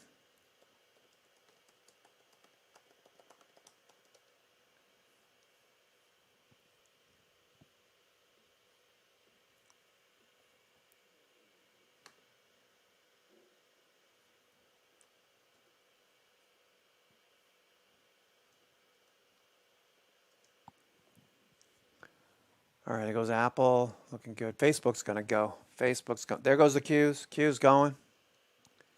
Q's going. It's about time. There go the Qs. Taking off to the upside. All right, looking good. Q, Q, Q. Q, Q, Q, Q. All right. So what was the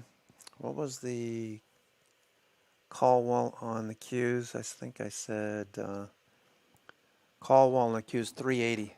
380 is the call wall for the Qs.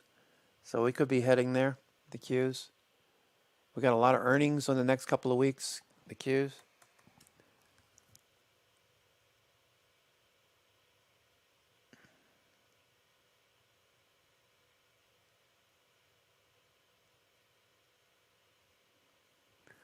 Qs are about to go. Looks like we're about to go here, the Qs. The Dow Industrials, Apple, Microsoft, Intel, Merck. The usual suspects. All right, Intel is still in the sideways range. Once it gets above the 200-day, I know it's, you're giving up a couple of points here, but Intel's been stuck all year long. Just making this gradual change in direction. So if you're an impatient trader, you probably got stopped out of this in the past few months. Looking for this to start going. Intel's not going to go out of business.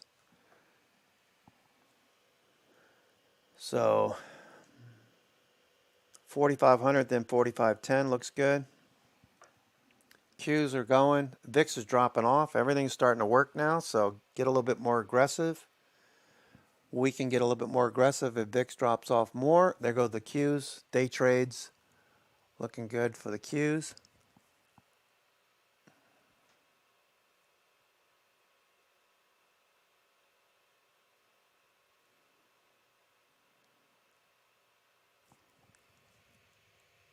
Here go the Qs.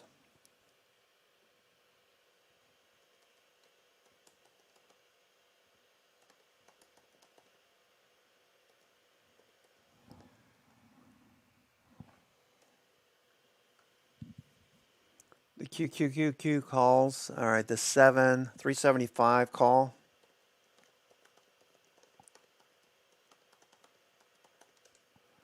All right, I bought the 375 call on the Qs, looking for a follow through. Friday's calls. So on the breakout, looking for a push off. I'll give this a little room. Give it about 50 to 75 cents. Apple really doing quite well. Apple. Facebook's about to go here. It's 11 o'clock.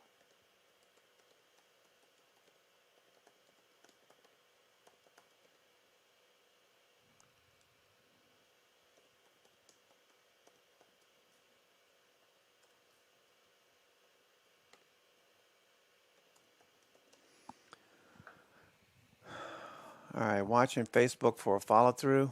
I'm watching Facebook for a follow through. I like the 340 calls. The 342.50s are a little less expensive. 342.50.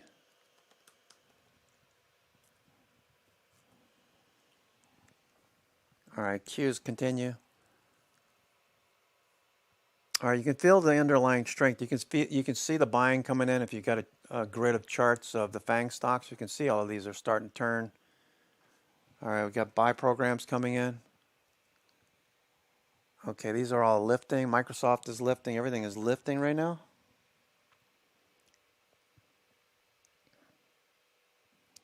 Qs. All right, looking for that lift. Watching the volume as well. Qs and the volume.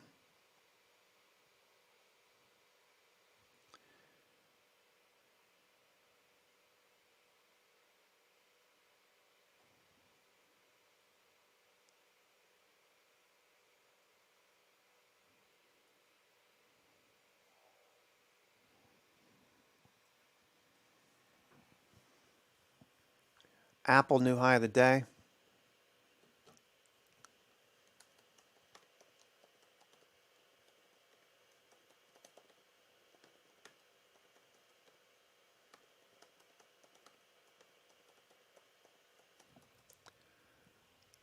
Very unusual action in Apple today, I have to tell you.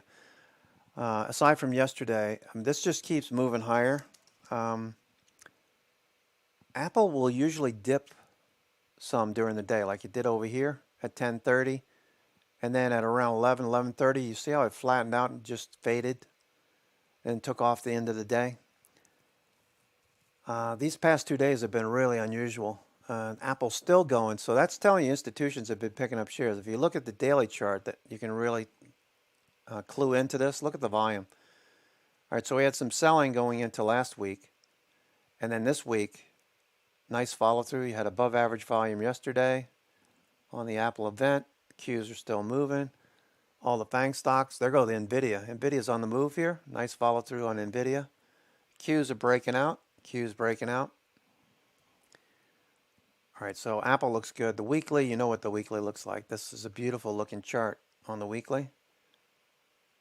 Look at all those wicks. 1, 2, 3, 4 weeks in a row. Buyers above where we opened today. All these wicks, they keep buying. So they like Apple going into earnings.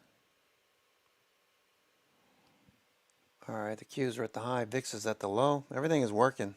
IBM acquired Adobe Workfront Consultancy, financial details not disclosed. That's India government Michael. IBM acquiring some of Adobe's.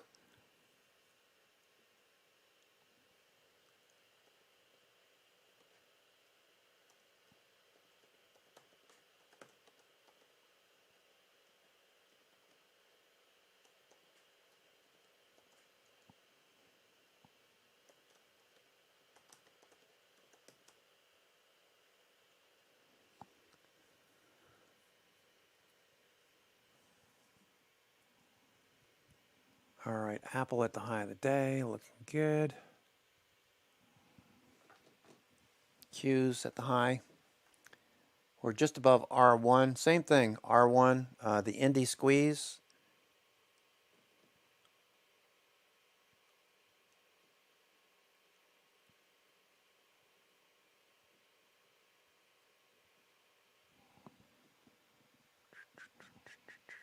I see Bill talking about TQQQ.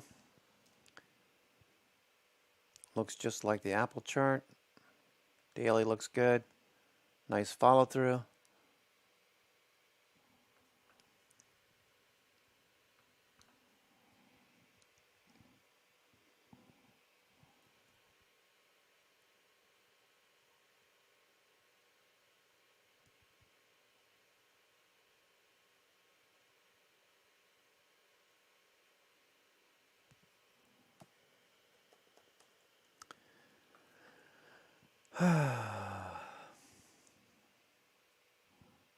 All right, Q's looking for the follow through. All right, I think the biggest change for me, to get more aggressive, you'll note occasionally I'll start saying more often, take profits into strength, take profits into strength. When I start seeing, overbought conditions. Right now we're not overbought. I feel like we could, not straight up, but we could continue to see this kind of buying. FOMO crowd coming in. We're moving above areas of supply.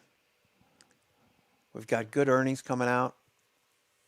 All right, so we're at the high of the day right now. Many stocks are trading 100% of their ATR. So if yours is at 100% and you're starting to see topping candles, You shouldn't be surprised. Maybe take some profits off. But the big thing to me is I want to be aggressive over here on the left, above the 50-day, and less aggressive when we start to pull back and the call wall shifted lower. Now that the call wall is shifting higher, and you see these kind of plays like this JP Morgan collar, it tells me, okay, buy the dip, you can be a little bit more aggressive. If it takes your stop out, it takes it out, like Microsoft did yesterday. Microsoft continued though, and more than likely your trades are going to work out. The dips are going to get bought because these institutions are buying. As tick cumulative just went green on the 30-minute, tick just went green. $54 up about 3.5% for DITI.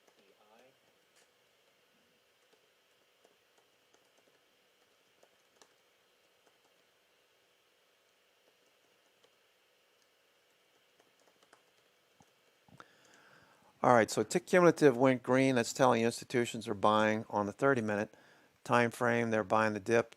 Whenever that turns green and starts to trend, we got a higher low. But just suffice to say that block count is really low today. We only got 5 blocks. Usually we would have 3 times, 4 times this much by now, going into 11 o'clock.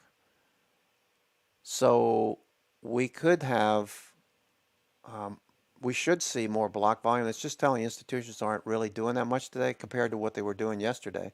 VIX is trying to turn, so maybe we got a profit taking. All right, so that looks okay. Apple's at the high of the day. So we had about a 15 to 20-minute buy program, it looks like, that hit there. Pushed everything back up to the highs. Facebook looking for the follow-through. VIX is hanging in there. VIX can hang in here at this point. I mean, we're at the lows already. So VIX is less of a signal than it used to be when it was at highs. All right, I got to take about a 2-minute break. I'll be right back.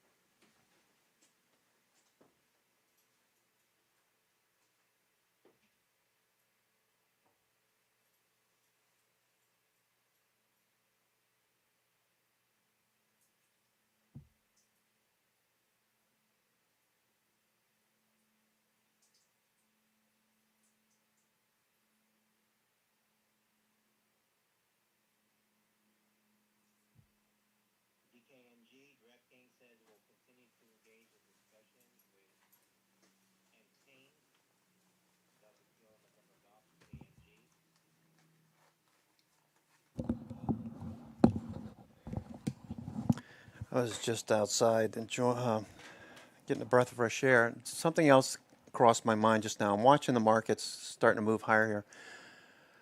Something that I learned many years ago is that if you're patient, once you get your reset in the markets, we've got a reset, we've got a 6% pullback, as you can see.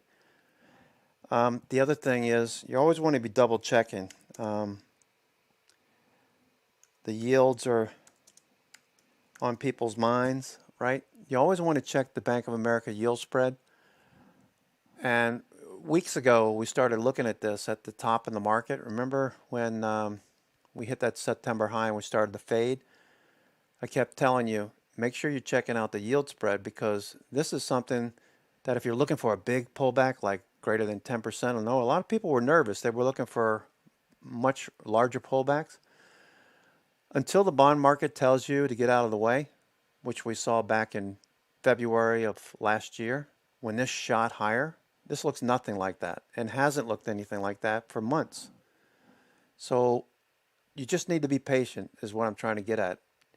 It's either going to do something like this or it's going to do something like this, which you could translate into meaning you get the bear markets, okay, every so often, right? Every however many years. You get a 5 to 10% correction, usually at least once to twice a year, 5%. 10% maybe once a year. That's a reset. We just had the reset, and we have nothing that looks anything remotely like a bear market in the forecast as far as the bond traders are talking about. Bond traders, 2 times the size of the equity market. So you need to pay attention to the bond market is what I'm getting at. Also, the market trends most of the time. Okay, and occasionally you get these big spikes, right? You get the bear markets. We don't look anything like that. So it looks like just business as usual. I know you might be looking at where the markets are at the highs, and you're thinking, wow, I got to take everything off the table. Well, you could, and you might do some of that. But right now I'm thinking about adding some to my equity exposure in my retirement accounts, because the markets aren't giving anything other than a bullish signal to me. And, I've got 25 indicators that I check. 5 of them are custom or secret. And I got 20 that I share with you guys every week. That's posted. Those links are posted in the Scans Temporary channel. Those are all still in there. I have to update them every once in a while because Slack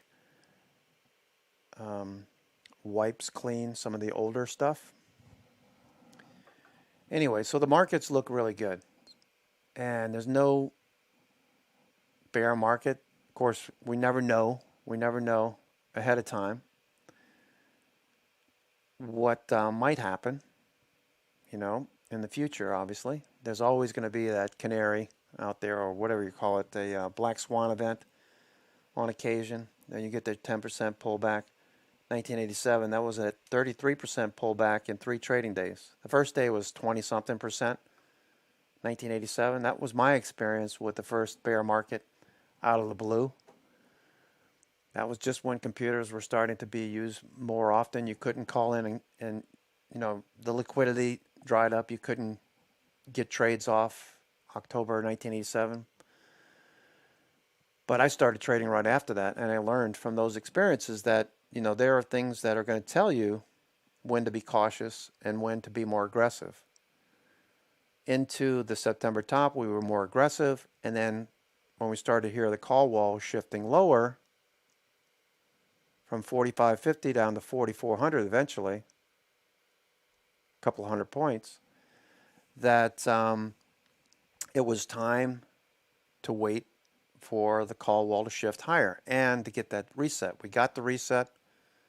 The markets have reset, and the call wall is now starting to turn higher. So what does that tell you? It tells you with the yield spread still at the lows that the more likely is scenarios that we're going to take off to the upside. Not a straight shot to the highs, but that things are going to improve. Now, who would be buying? Who would be buying? Now, you always talk about, neophytes or new traders or new investors tend to buy at the wrong time. Nothing right now is telling me now's a bad time. Remember the AAII bull bear ratio? That is starting to flatten out, maybe turn higher. Most of the long-term indicators look bullish. The junk bond, our signals on the junk bonds, USO, IWM,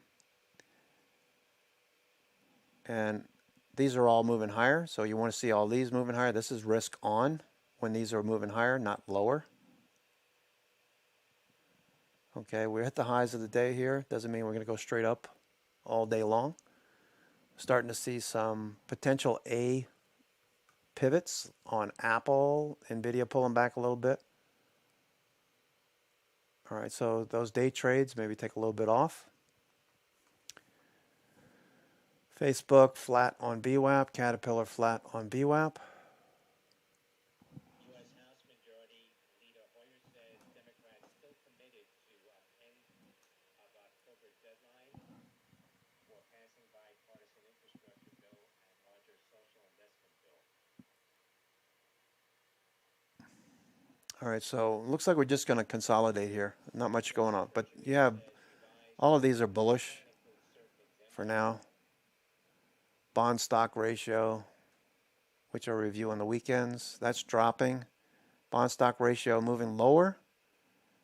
You know, you never know what the future brings, but past performance, in this case, or past indications were when the moving averages and the ratio dropped, the 65 period moving average, the blue line, and the ratio dropped off like in 2017, the markets over time just kept rising.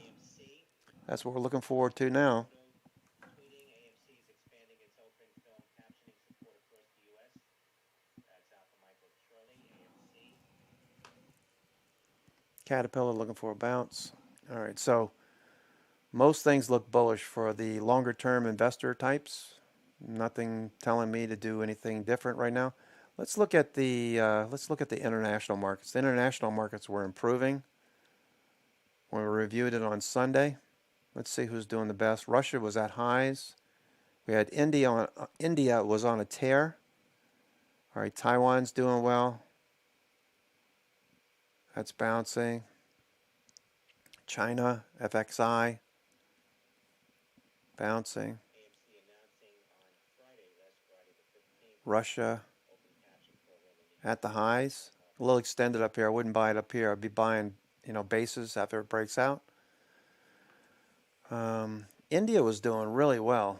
For those of you trading the Bombay Stock Exchange, all right, that's off today. But it's been on a tear. Nice base breakout, pulling back to breakout. All right, PBBO, pull back to breakout. That's what it looks like right here for the Bombay Stock Exchange and the India ETF. So if you're trading these assets, look for the dip to get bought here and look for a continuation. This is a nice base. It's trending. The Nifty 50, I guess, Nifty 50.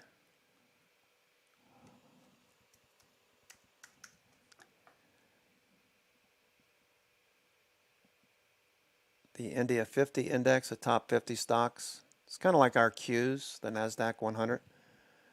All right, a bearish engulfing. Look for it to pull back if you're trading this in India or you're overseas trading. Base breakout trending. After this base, this thing ran in August, just kept going for weeks on end. You can see what we're looking at here. Look at that bullish breakout following through. All right, so Nifty 50 looking good. So you got other indices doing well. You got other countries doing well. You don't have any reason to think that this reset will reset again. Looks pretty good. Buy the dip, sell the rip. If you're looking at the 5-minute chart, remember to zoom out to the 60-minute, the daily, and the weekly, because if you do, you get a different perspective. This looks good on Apple, but many people would probably look at this and go, oh, it's a little extended. Maybe I should wait for a pullback. And that's probably not a bad idea. But it is looking really good. And looking at the weekly time frame, you can see that this looks really, really nice. just now back above the moving averages. Going to push higher, most likely. Microsoft did well yesterday, same kind of look. Following through off the pullback to the 9 EMA, 20 EMA on the weekly. NVIDIA, while it's pulling back a little bit right now, it's starting to bounce. These are all good opportunities. You're never going to get a perfect entry. I say that sarcastically. Occasionally you get the best entry and you can consider that perfect, but these pullbacks are working and should continue to work with the recent reset in the market. So I'm pretty happy with the performance in the S&P. I'm sure you are too. As the Qs, we're up 1% yesterday. Okay, we're above these areas of resistance. MACDs, everything's bullish. Jeez.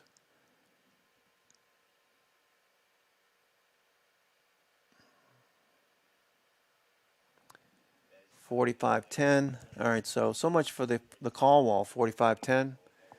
All right, we're right through that level now.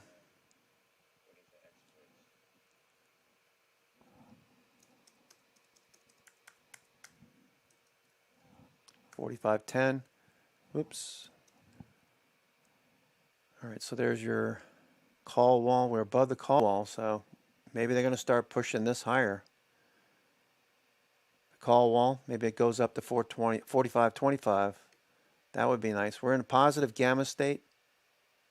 Okay. We're positive gamma state.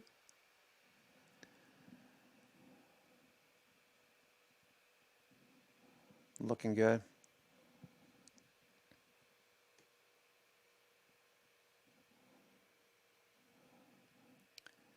All right, we're just flagging up here. I'd like to see more blocks coming through right now. That would be nice. All right, so you can see we've been making a series of higher highs and higher lows. Next one would be a little pullback. VIX is starting to push a bit higher, so I'm looking for a little dip. All right, let's look at what's working here. Kodak is trading 10 times normal volume. Flat base, I'm not really interested in trading Kodak, but some of you are already trading it. Zeta Global, Z-E-T-A, what do they do? I don't know Zeta. Z-E-T-A. Zeta, all right, that's flat. CEI, and no Cayman was looking at that this morning. It's trading 3 times regular volume, looking for a follow-through. 200 million shares changing hands almost today. MACD's turning, so over the next couple of days, this is probably going to leap above the 21-day and head to the highs. Energy stocks doing well.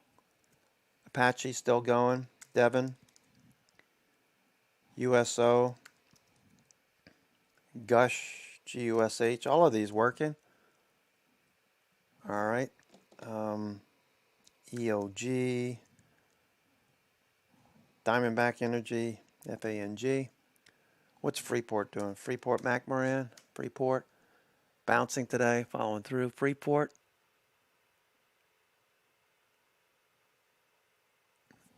The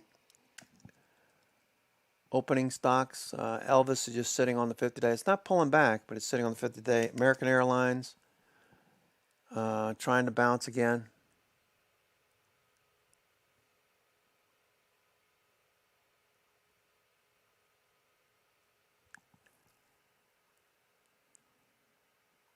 TSLA, Tesla, electric tweeting, Tesla launching CCS adapter in Korea, confirms coming soon to North America. That's Tango Sandy, Lima Alpha TSLA, Tweetcom Electric.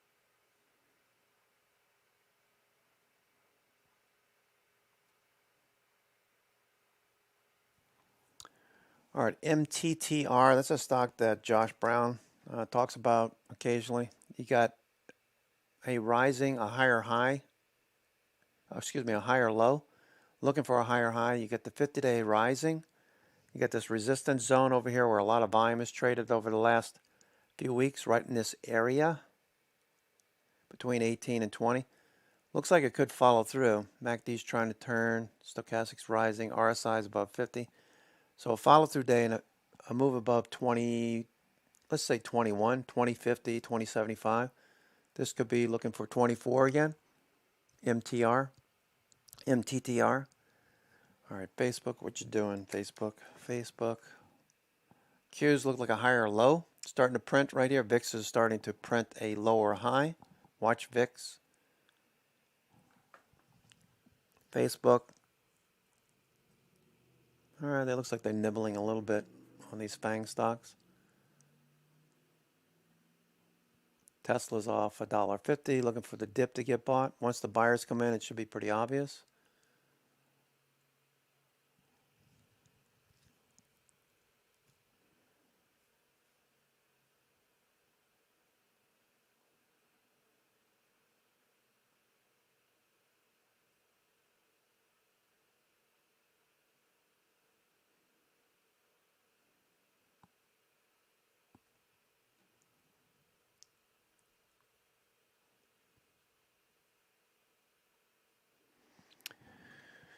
All right, VIX rollover already. All right, just sitting here watching.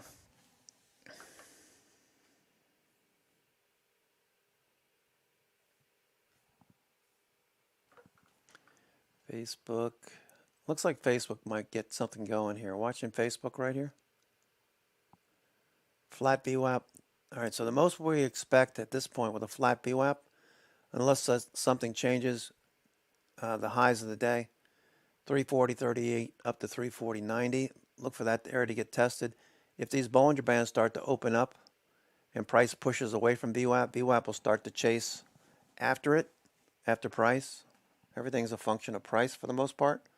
Your indicators.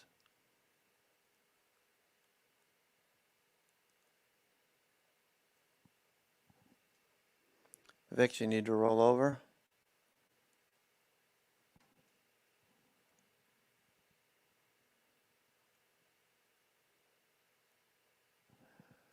All right, we got 30 minutes to go for the lunch hour to start. Halftime report. Looking for a higher high on the Qs. We're printing a looks like a higher low on the Qs right here. Looking for it to pop. Looking for the Qs to go with.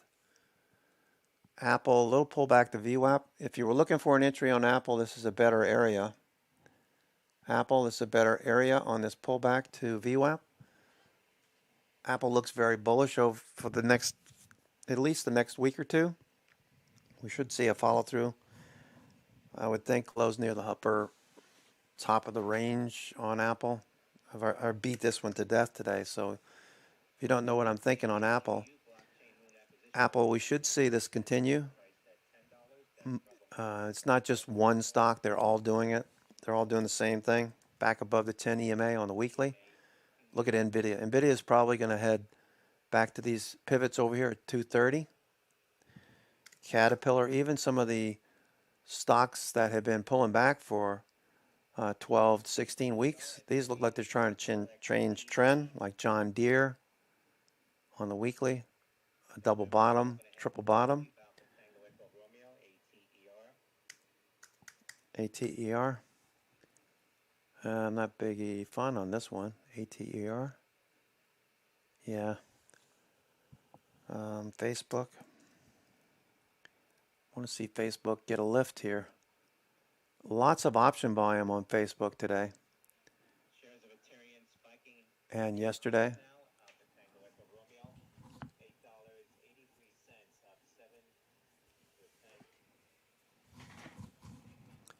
ATER up 7%.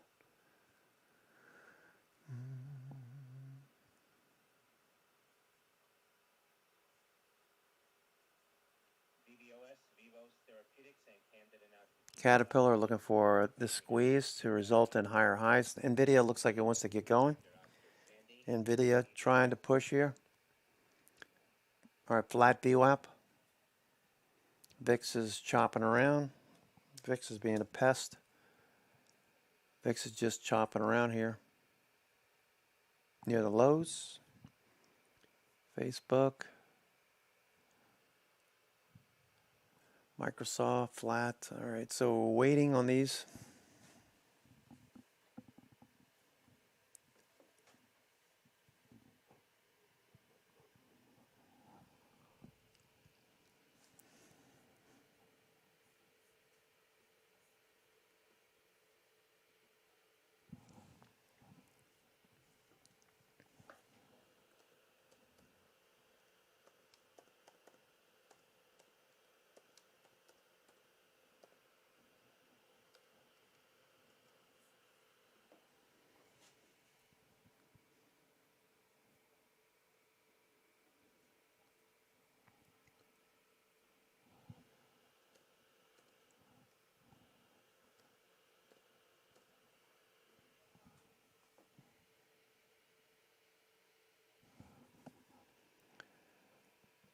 right. For the last 35, 40 minutes, the Q's has just been sitting here at the highs, just above R1. Compliance proposal reflects the administration's strong belief that we should zero in on those at the top of the income scale who don't pay the taxes they owe, while protecting American workers who do. That's from Treasury Secretary Yellen.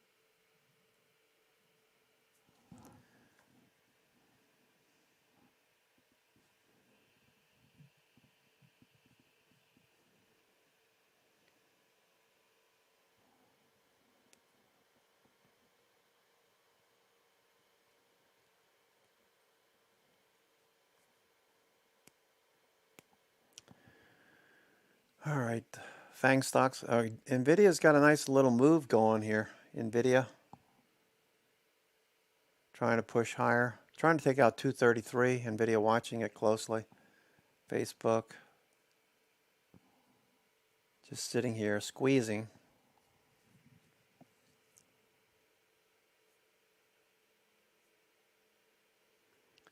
The NYMO is at 34.53. Hit 66 last week on Friday. Backed off a little bit.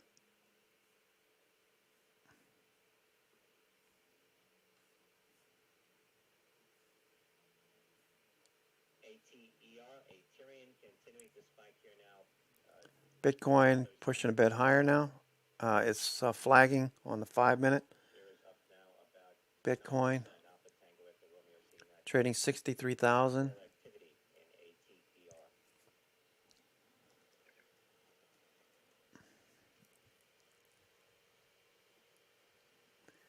in ATER. ATER on the move. Looks like they're going to push this one, huh?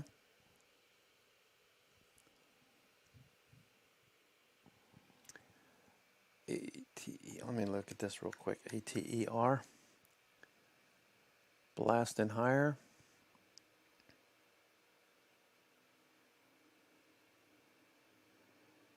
Yeah, it could get going. They plan on squeezing this one. ATER. For an under $10 stock, this looks like it could lift here. For the last week and a half, it hadn't done anything, but could be in play again. ATER. I wouldn't chase it up here at the highs. Wait for a little dip. All right, right now it's looking like it's going to dip. ATER. Qs are still flat.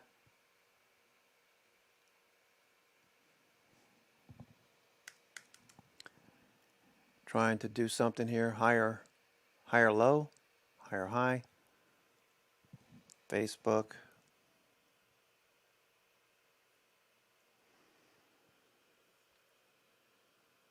Apple just above VWAP. Caterpillar look like it's going to go here. Caterpillar right here, looking good.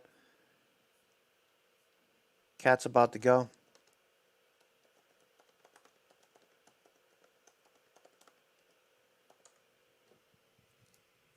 Cat's about to jump out of the bag here. Watch Caterpillar. Watch your Caterpillar. Caterpillar's about to go. Caterpillar's about to go. It's about to blow here.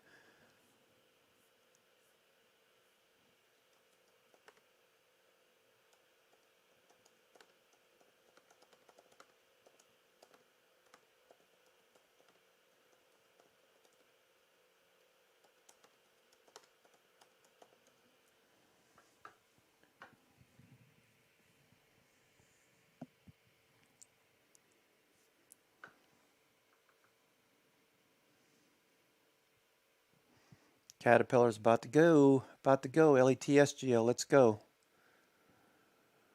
There goes NVIDIA. All right, Facebook, let's go. Facebook. There goes Caterpillar. Caterpillar breaking out. I might double up a position here if I take something on Caterpillar. Coming off of VWAP, pushing higher. Watch VWAP. Look at the volume. MACD's crossing here. You can see MACD in the bottom.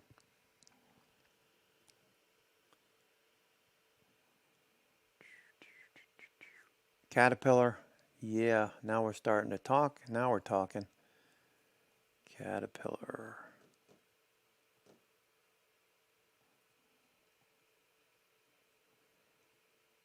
ATER still going, huh?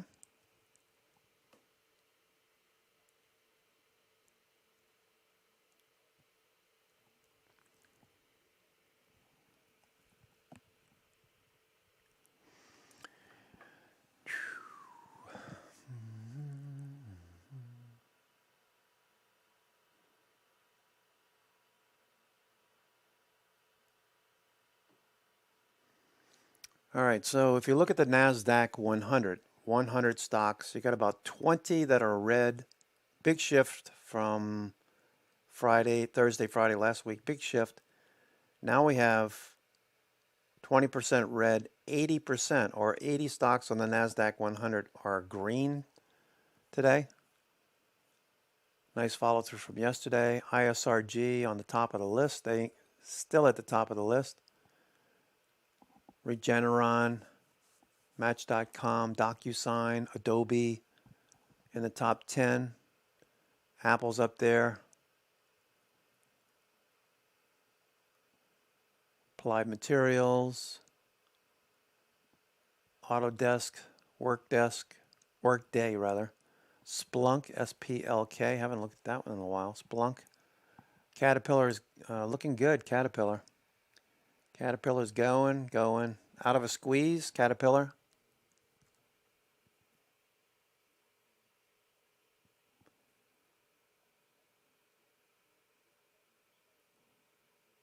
Caterpillar going. Nice volume.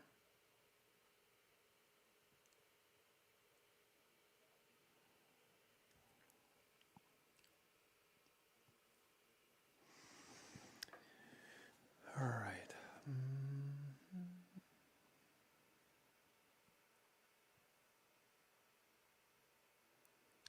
Caterpillar going. Nice little pop there. NVIDIA pushing higher. NVIDIA trying to get above 223.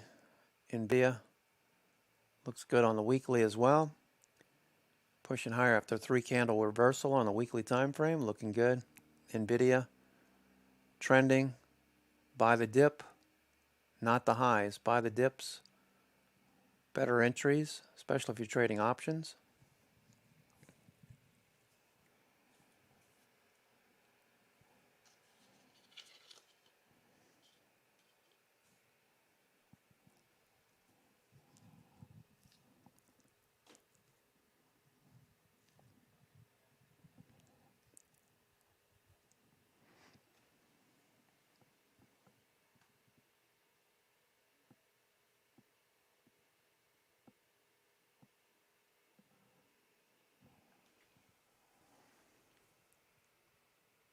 Apple still sitting just above VWAP. Could pull back a little bit more, Apple. NVIDIA's going now. NVIDIA looking really strong here. Watch NVIDIA. NVIDIA's about to move.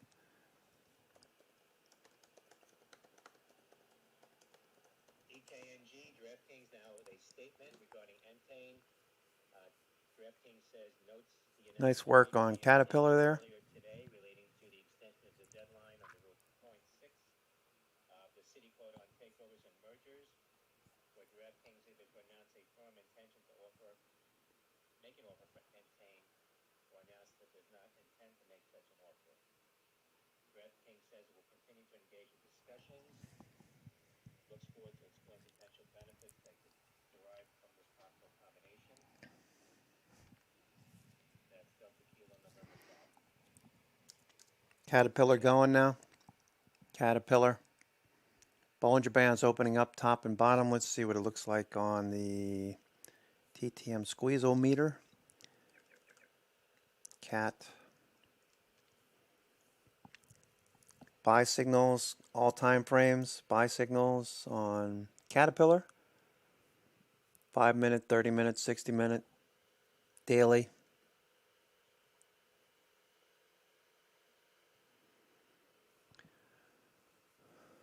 All right, looking good.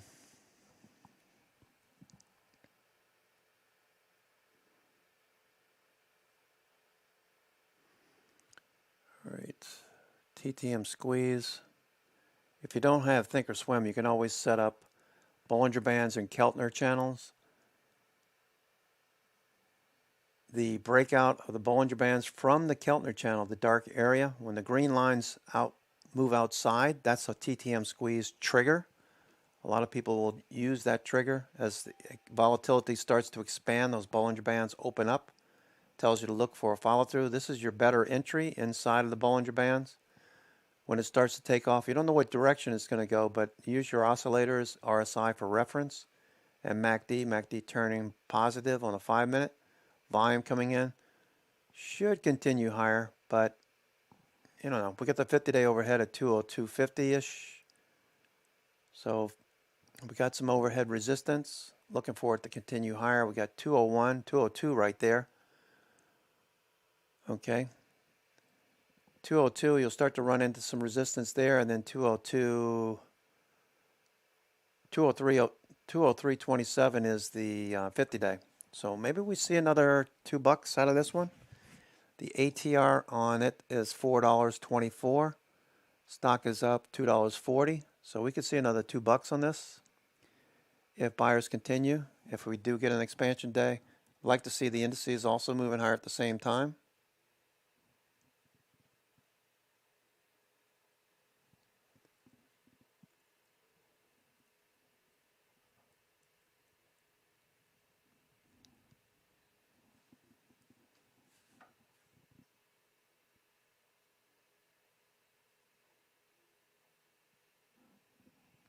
All right, we're looking for a higher high on the Qs now, looking for VIX to drop off.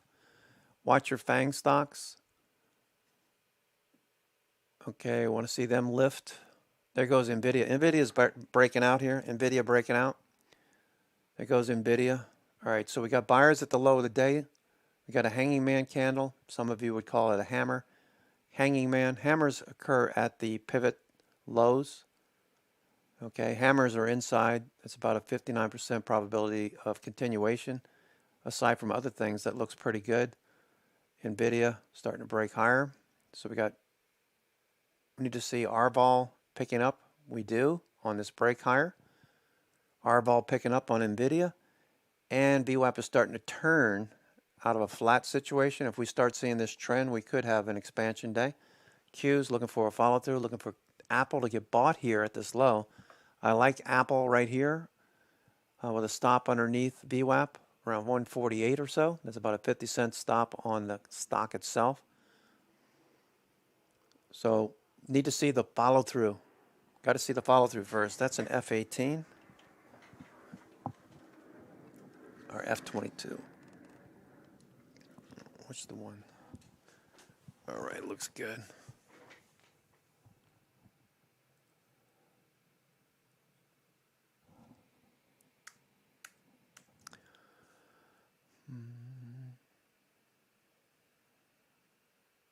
No, it's not an F18. It's the F.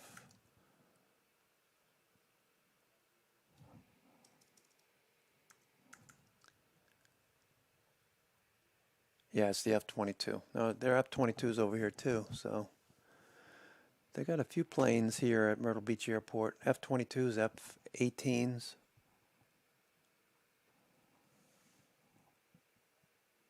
Looks like a little bow tie.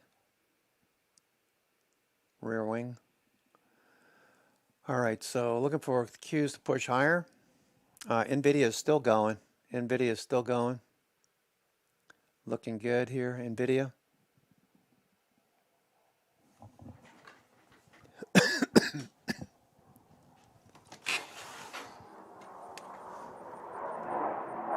Cool.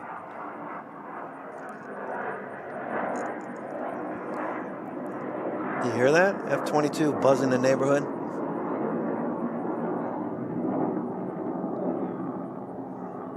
Awesome.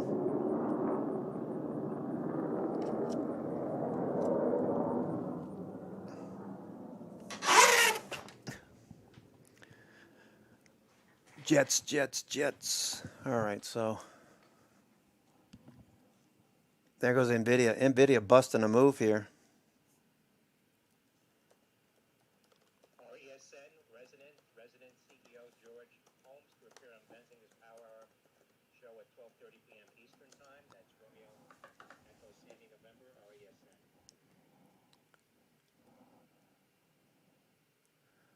Here goes NVIDIA. All right, we got 12 o'clock coming up. There goes the NASDAQ futures. NASDAQ futures breaking out. NASDAQ futures.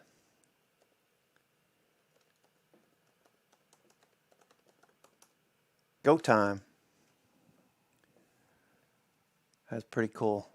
F-22 is buzzing the neighborhood. Asana also looking good. Yeah, I saw that too. I mentioned it too, Asana.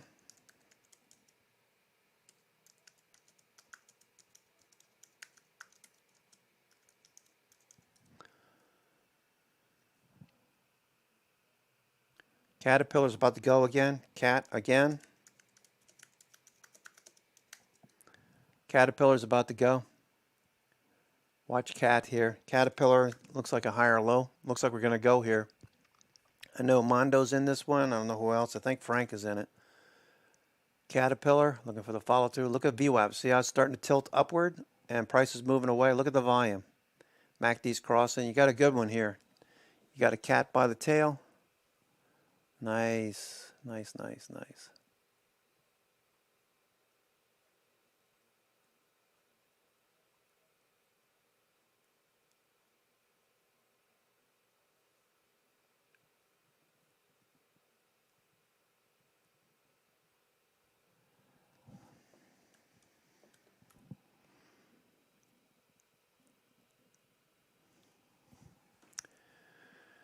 All right, Qs, let's go.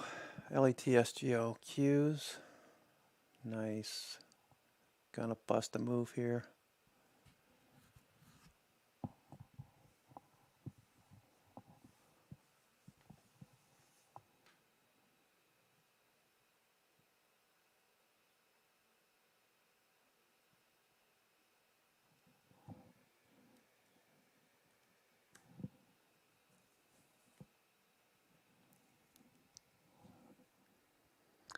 All right, we've got a ways to go before we get to the call wall. On the call wall on the Qs, there's 380. We're trading 375, right at 375 right now.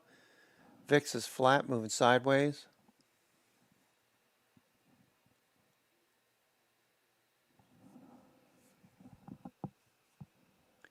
All right, we got 10 minutes to go for halftime report. We'll listen to halftime report and see what they have to say.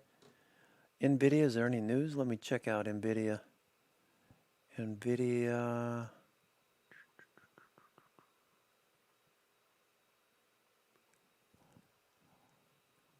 Here goes an NVIDIA. Nice, nice. NVIDIA looks good on the daily, right? Caterpillar pushing higher. What can I say? Markets look good.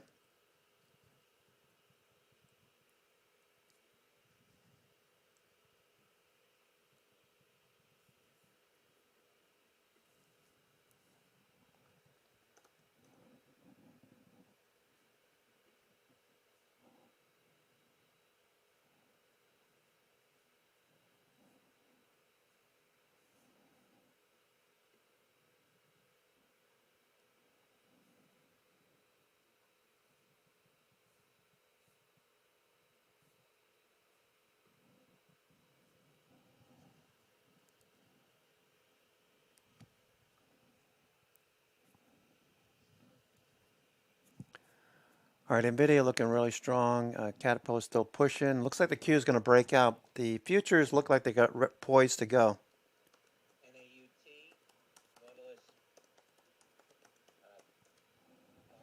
NQ is poised to break out. Tick cumulative is bullish. We've got 2-to-1 up volume. 2-to-1 up volume. All right, blocks, no blocks. Still haven't got any blocks on this lift here. Still no blocks.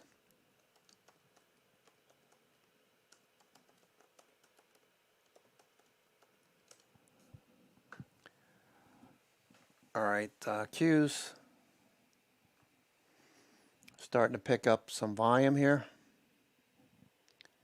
NASDAQ and the S&P 500 futures are at the highs. NASDAQ and S&P 500 futures are at the highs. Caterpillar looks like it wants to go.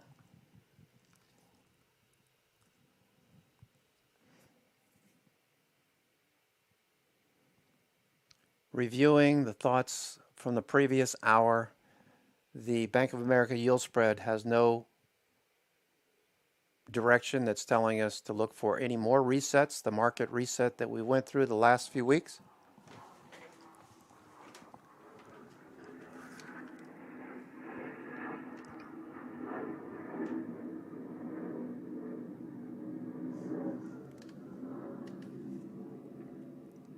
Where'd he go? Where'd he go? The reset that we had from the September high into the October low, that's looks like that's it for now. Institutions showing signs that they've been buying. Tick cumulatives making higher highs and higher lows. So we're looking for a tailwind. Like to see a follow through. Nvidia looks like a little selling, a little profit taking there.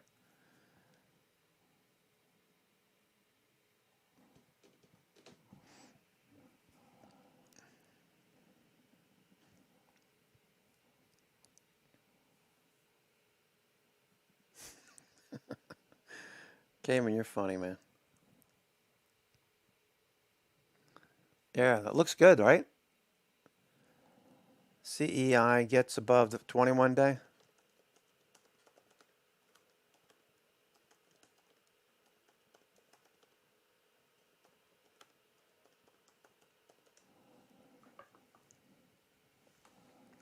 CEI, and I'm looking at CEI too. It's a cheap stock, so know what you're trading. The thing that I'm seeing here on CEI is that you got a TTM squeeze. All right, you got a TTM squeeze. Look at those Bollinger Bands rocking and rolling as price pushes through it. So those are expanding quickly. That's telling you look for a follow through. CEI pushing higher. Qs look like they want to break out. The FANG stocks look good. CEI, Camber Energy. Energy stocks are fine, so it's not like by itself doing this. The whole group is still doing very well. So you've got momentum traders most likely buying this. Look at the volume. It's above 200. They added 40 million shares in the last hour. January 30 call sweep in RRC.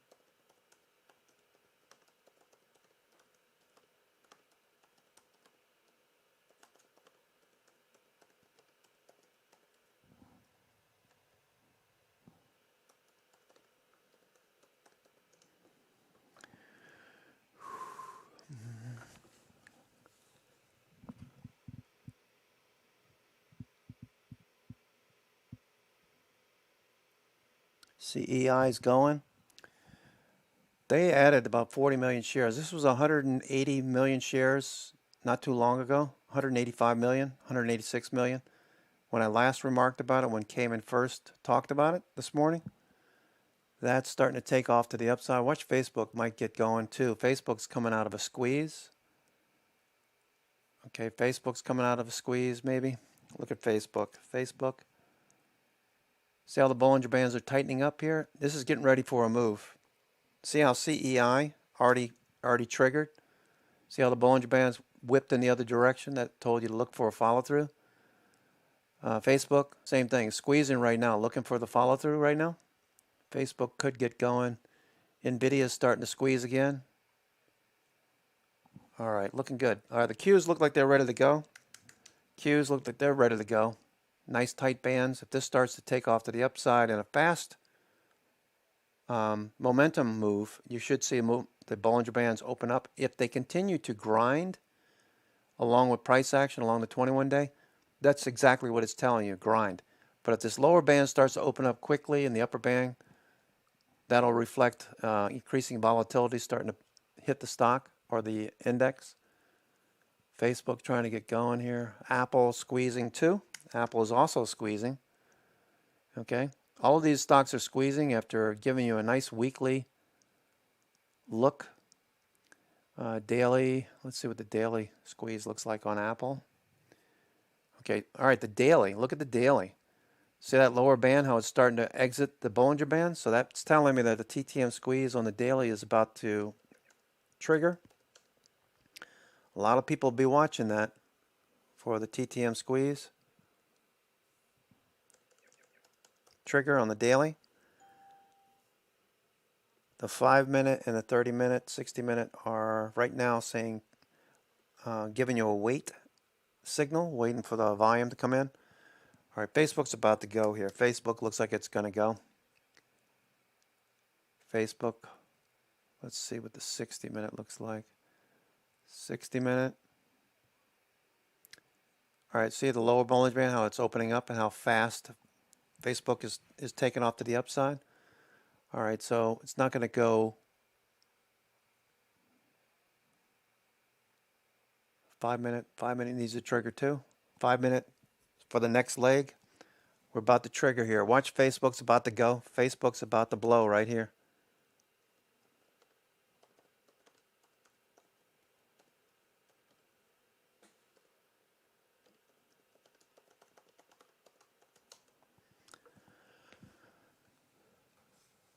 Facebook's about to blow here.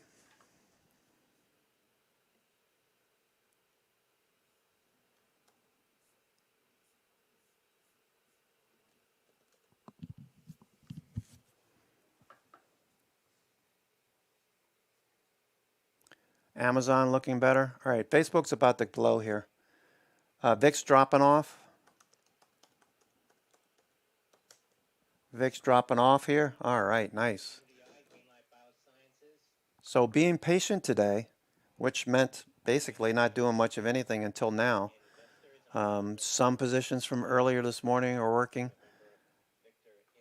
Higher probability of follow through if we continue to see this kind of action in VIX dropping off.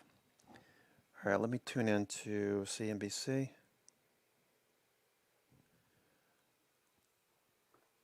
All right, that looks good. Caterpillar. C8. I'd love it if the Nigerians mentioned Caterpillar. That'd be awesome.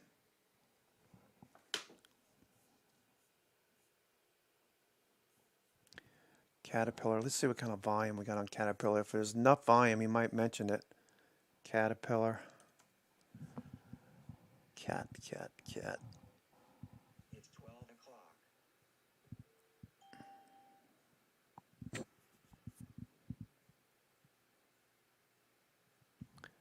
12 o'clock. 12 bells and all is well. All right, NVIDIA flagging after a nice rip to the upside. Looking for a higher low. Looking for Caterpillar to go. AEY, WiseKey Cybersecurity and Identity. Caterpillar. To secure NFTs, Whiskey Kilo Echo Yankee.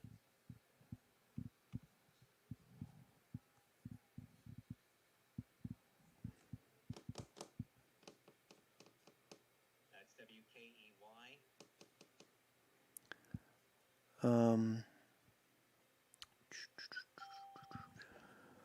All right, futures are at the highs right now. Starting to take a break. We could see an A pivot here on many stocks going into lunch.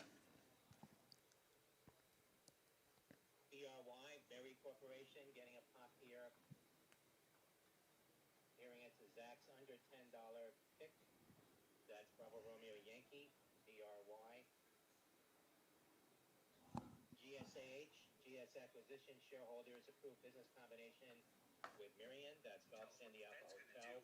Next month as well. But Dow's good for 161. Farmer Jim, Mr. All In.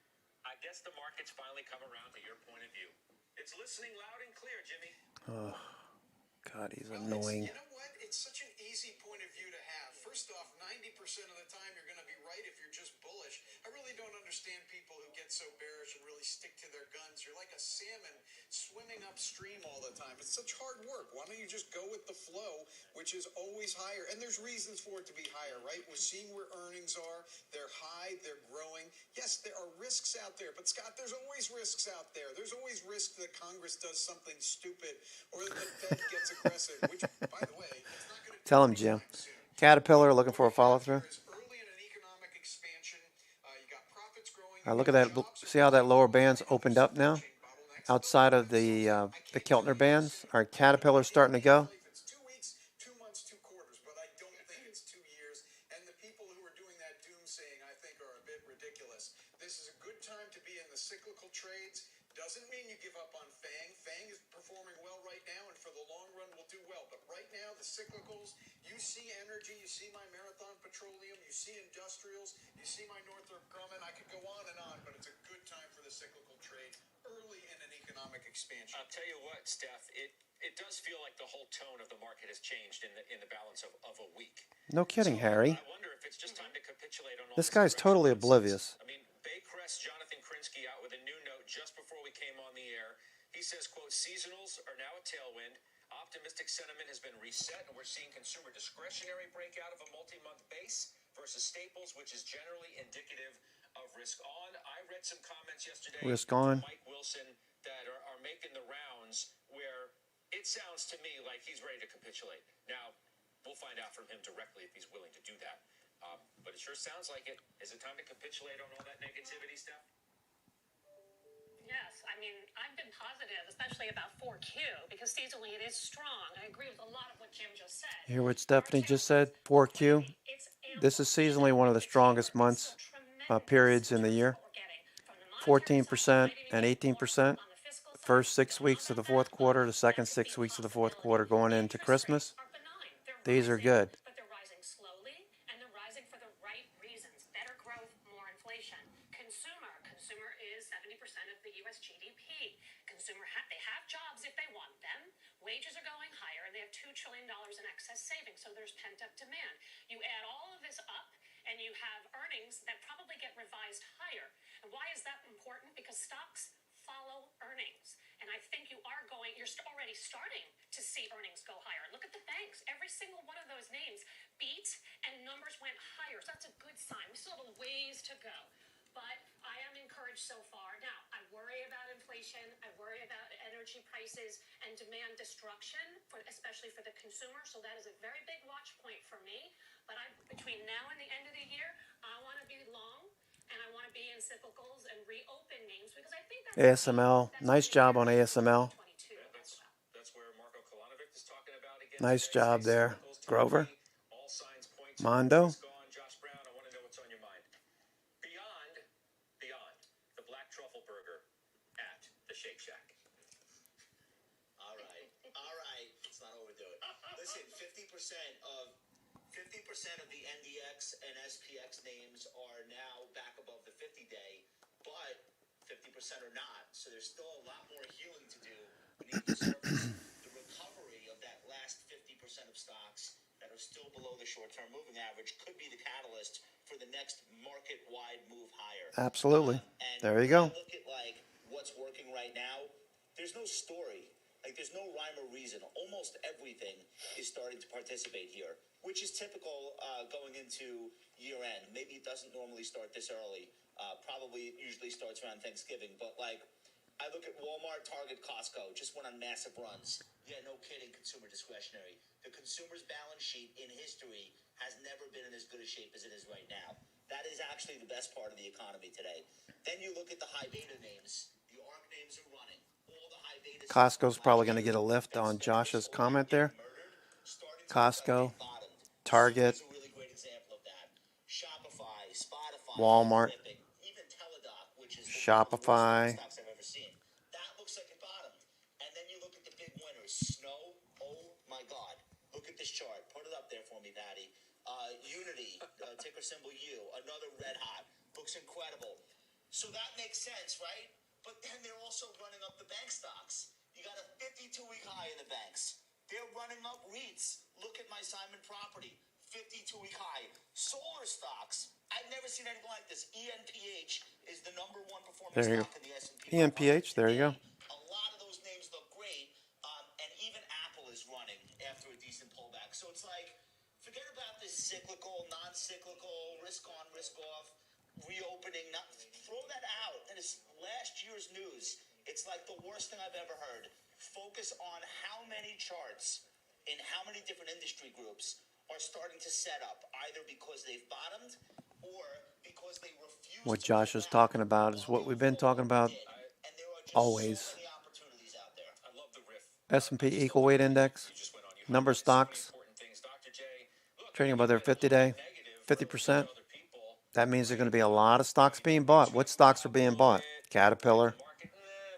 Caterpillar below the 50-day. This is going to launch. This is going to run into end of the year most likely. Look, oil can go to 130, and rates can go to 2.5, and then the market can withstand that. But you do have rates up, you do have oil up, and you got stocks up, and the S&P's not that far away from a new high. The tone has changed, Doc. You can feel that, can't you? I could feel your tone change. The overall, we are getting that lift right now. Tesla's I'll tell you going green. Brett, Tesla and going the green. other panel members are, because virtually everything in your portfolio. Tesla going green. Josh cited those solar stocks. He's absolutely right, because of what's going on with coal, what's going on with natural gas, what's going on with oil, uranium stocks. So of course, TAN has to move as well, because the alternatives, any of the alternatives that people have, become more attractive if they haven't made the similar moves to what we've seen in those other commodities. So the TAN is up almost 5% today. That's a broad swath of those solar stocks and so forth. That feels pretty good. The energy Look at trade Caterpillar. is still moving right along. Almost at the 50-day. Disagree, as I said, with Kalanovic about $130 oil, but we're not there. You know, we're obviously nearly $50 from that level. I think that would be something, Scott, that would be a big negative. That's not what I'm shooting against right now. I think you just sit back, enjoy the ride, like Farmer Jim has said. And right now, we have massive upside buying into this earnings season. So unless we see significant disappointments from the people that actually have to deliver a product rather than deliver something over the internet, I think this could continue. All right, let me do this. Let's get to a couple of quick items before we bring in Gerstner, because I can't wait to hear his thoughts on the cloud stocks that are moving up, what's going on in the NASDAQ, et cetera. Josh, you sold Zillow. You bought it in the low 90s. We know about the news this week. They stopped buying the homes. Just take us through your trade here. Yeah, so there are too many, as I mentioned, there are so many stocks setting up here nicely. There's so many breakouts happening. I can't have something in my portfolio of individual names where the company is basically admitting that they're not executing and they have no plans to fix it until at least the end of the year. I can't afford it. So there's too much else that I want to do. Yeah, Zillow took a hit So I yesterday, look right? at, what's going on at Zillow, not as their failure, but mine. I bought the stock down 55% on the year. I thought that was enough. Apparently, things are going worse there than what the market already had surmised. So it's a very, very short-term trade. It ended up being, it's okay. We move on. Albemarle, that's one that he trades from time to time. That's pushed higher. The good, the bad, the ugly. I mean, that's Freeport what we do. That's what McMoran. we've always done over the last Nice 10 follow years. through. Now let's talk about the good. I was just saying, you saw me pull the ripcord in Leslie's this year. That didn't work. You saw me pull the ripcord in Bristol Myers, a failed technical breakout. If you're not like acknowledging when you're wrong and moving on, you're not really doing this in real life. Like the only people who are playing for batting average are on Twitter. In real life, it's about dollars. Wins and losses aren't as important. It's what are you losing or what are you making. Well, so I was wrong. You have to be willing to say this was my idea. It's not panning out the way I thought it would. Speaking of Absolutely. report, I mean, Get rid of it. you bought Coinbase at 250, 255. It sounded like you had the parachute on just in case things fell apart. And I guess you've taken it off because the stock's at 303, 304 as we speak. It's moving higher. You got the new Bitcoin ETF. So your thoughts on Coinbase? Just a great call. Yeah, I didn't expect it to move this fast, frankly. I'll probably move up a trailing stop. I'm not going to leave my BITO. But the idea behind Coinbase was very simple. I'm speaking to people all the time in our industry. Everybody is trying to figure out how to make crypto a part of what they're doing. And again, I do believe Gemini and Coinbase are going to be the two biggest winners coming out of this. Only one of them is publicly traded.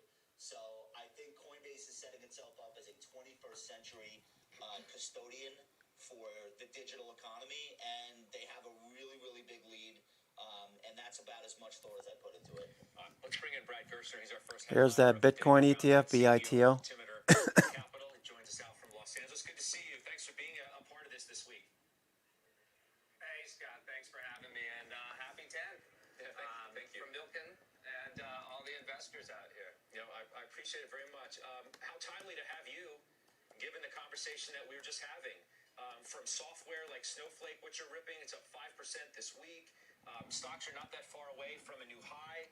We spoke 3 weeks ago or so at Delivering Alpha, which was televised. Snippets of our conversation were played You said at that point you were 55% net long versus 75 last year, and that the Nasdaq needed to. I'm going to go ahead. I bought some shares of BITO, BITO, the Bitcoin strategy ETF, just to see. I mean, it's not at the highs, it's not at the lows, it's right in the middle. I generally don't trade IPOs, but I want to follow this one, see how it does. Listen, we're in the business of assessing probabilities, and there's a distribution of probabilities here. Everybody agrees that rates and liquidity are having an impact on Facebook looking for the push higher now. VIX dropping off. We're going to have a little less on, right, than we did at this time last year because multiples have come up a lot. Let me just give you one statistic. If the Nasdaq were to correct, if the growth multiples were to correct to January 2020 levels, pre-COVID, in January 20, nobody thought that multiples were too low. We'd have about a 30% correction in the Nasdaq. So I think when you're looking at the distribution of probabilities, whether you're playing from home or whether you're doing this for a living, you need to leave open the possibility that as rates begin to move up, as the world normalizes, multiples are going to normalize.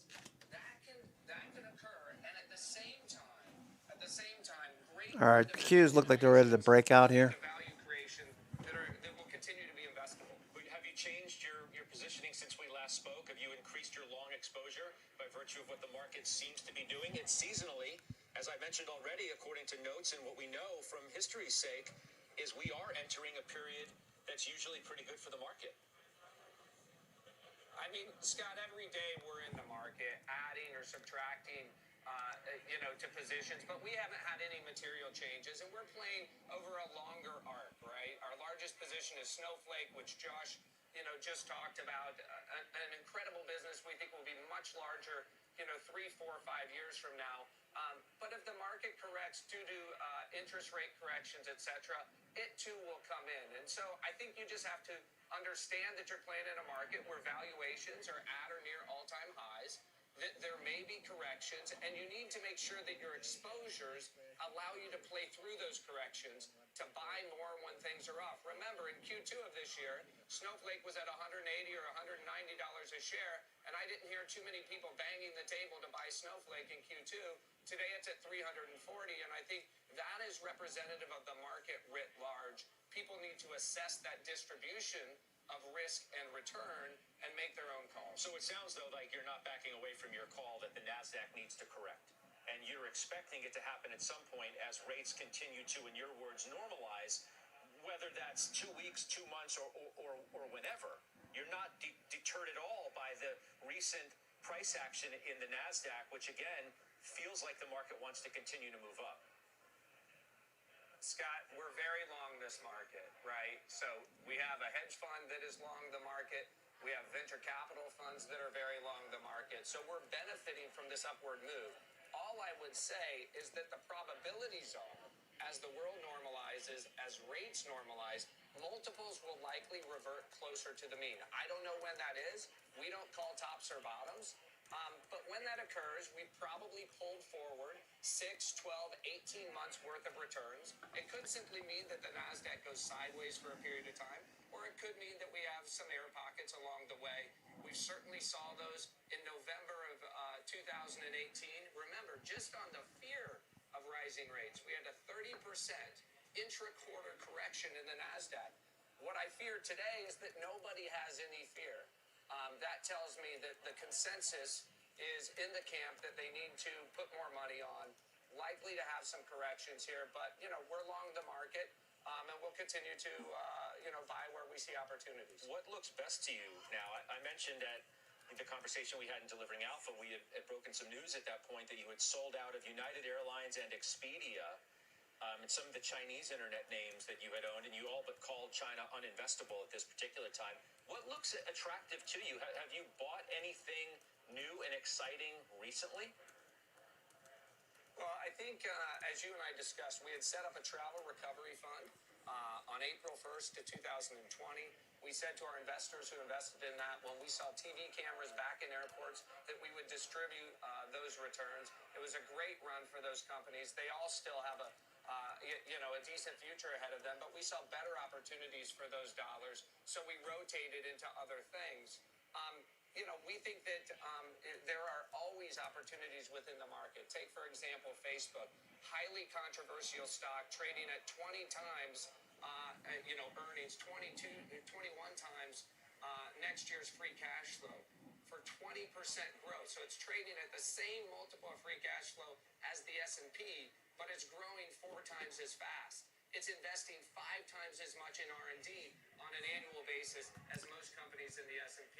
So we think that that's a really interesting opportunity to have very fair valuation in a market that is largely inflated. Despite all of the stuff around, everything that I'm referring to around Facebook, you can disconnect Caterpillar at the yourself high of the as an day. investor, and you're completely willing to do that, to look past all of the ugliness of the story that's been for the last many months. And Facebook just looking for a focus rip on higher. the fundamental Q's investing looking for the analysis. So you breakout. don't think that's going to Looking for the change breakout in any the Q's. from a regulatory standpoint or any other? VIX still moving lower.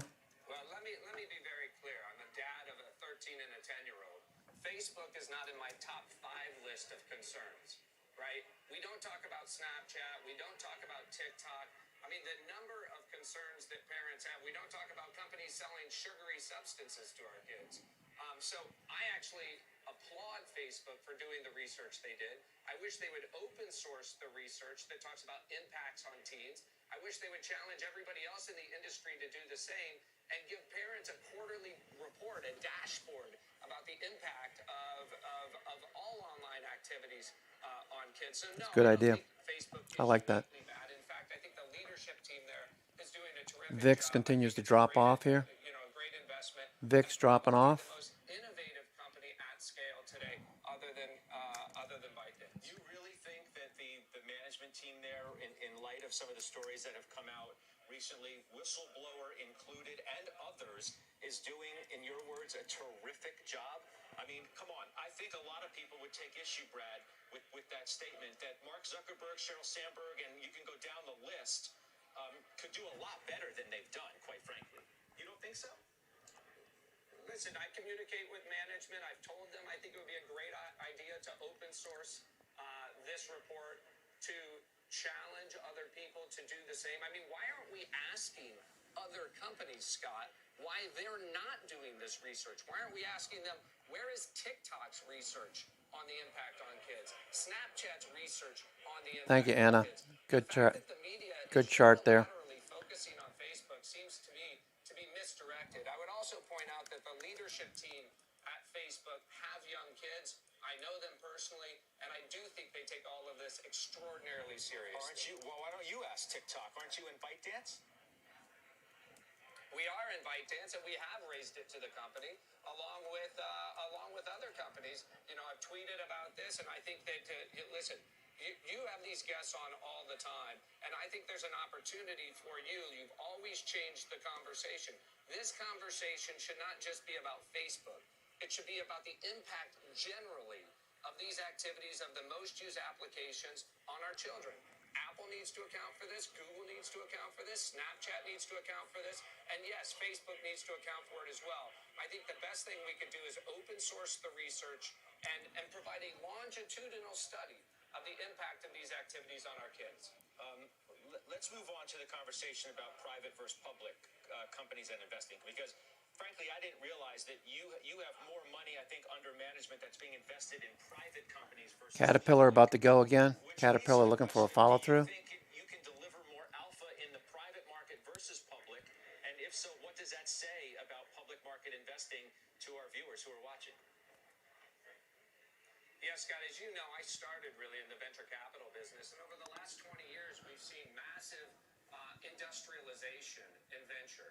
I mean, think about it. Salesforce went public at $1 billion. Costco trying to take out the highs of the day. Went public at a $25 billion valuation. ByteDance will go public at over $500 billion. Let's look at Costco. All of that value creation is occurring in the venture Costco. market, not in the public market. Look at that weekly So chart on since I Costco. started Altimeter, the objective was to be the best crossover fund to help entrepreneurs not only on their venture journey, but as they cross into the public markets, and then to continue being an investor. So Look what at you Target. see is a consolidation of some major brands like Altimeter and Tiger and Coatue that participate in both of those markets. I think there's Walmart. an amazing value creation opportunity in the private markets. It's frankly less competitive because fewer of us have opportunity to invest in those best companies. I think one of the things we need to change in this country is accredited investor rules. We need to make it easier for more people to own these venture quality companies, particularly when they're staying private longer, right? No longer are we living at the moment where companies are coming public at 500 million or a billion. They're coming public at 10 or 20 or 30 billion. And all that value capture today is going to venture capitalists as opposed to public market and retail investors. It reminds me of Uber. It's a perfect segue to talk about Facebook, Uber, looking which is, good. a late stage going public company. All right, And folks. you remain a big supporter. Um, Do you not? So Josh Brown is on the show too, as you said. I'd like to get his thoughts too, but I want to hear from you first on Uber. Yeah, I mean, obviously, Uber is one of those companies that got hyped way up in the private markets, came public at a valuation that was challenging. Then we had COVID that hit. But I give a lot of credit to Dara Khosrowshahi and the team at Uber that have fought through COVID, that have fought through cultural changes. When I look at the business today, right, a year ago we said our people are going to continue to take deliveries of goods and food at their home post-COVID. The answer to that is unequivocally yes. Look at DoorDash, look at Uber. The second question was, can they be profitable? The answer is yes. DoorDash and Uber are proving profitability both on the unit level as well as on a consolidated level. In fact, rideshare is going to be way more profitable than people originally thought. And so we'll wait and see what they say in Q3. My expectation is that Uber is gaining share on a global deliveries basis. They're gaining share in the U.S. They're expanding margins. And today we have a massive multiple difference. Uber's trading at 5 times next year's revenue. I think DoorDash is closer to 14 or 15 times next year's revenue. I expect that those will converge as people gain more confidence in the durability of Uber's growth and the durability of their profitability. See the stock move up. I want to get Josh's take before I ask you about crypto. lots and lots of volume on Facebook today. Lots of option volume. You remain as bullish, I suppose, as Gerstner.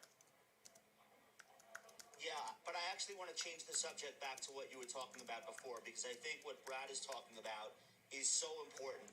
On the one hand, we've got these accredited investor rules in order to prevent people who can't afford to take catastrophic losses to get involved with things that typically fail. We just happen to be in a moment in the last 5 years where almost everything works. You can get a SPAC exit, you can get a takeover, you can get an IPO, 93 IPOs last quarter, which is a record for Q3 IPOs. This environment won't last. So I do worry about all of a sudden opening the floodgates to people who don't have the financial wherewithal to start putting money into private deals. But then the second component of that, Brad, and I love your take on it, this market has opened up a great deal. We're putting high net worth investors into private market startups, and the valuations Facebook. are just as crazy as everything that people talk about on the NASDAQ. We put money into Klarna last year, I think at a $7 billion valuation. SoftBank is giving them money now at $40 billion. What really changed other than liquidity? Not Facebook much. pulling away from VWAP. Look at the volume. Probably 1,000.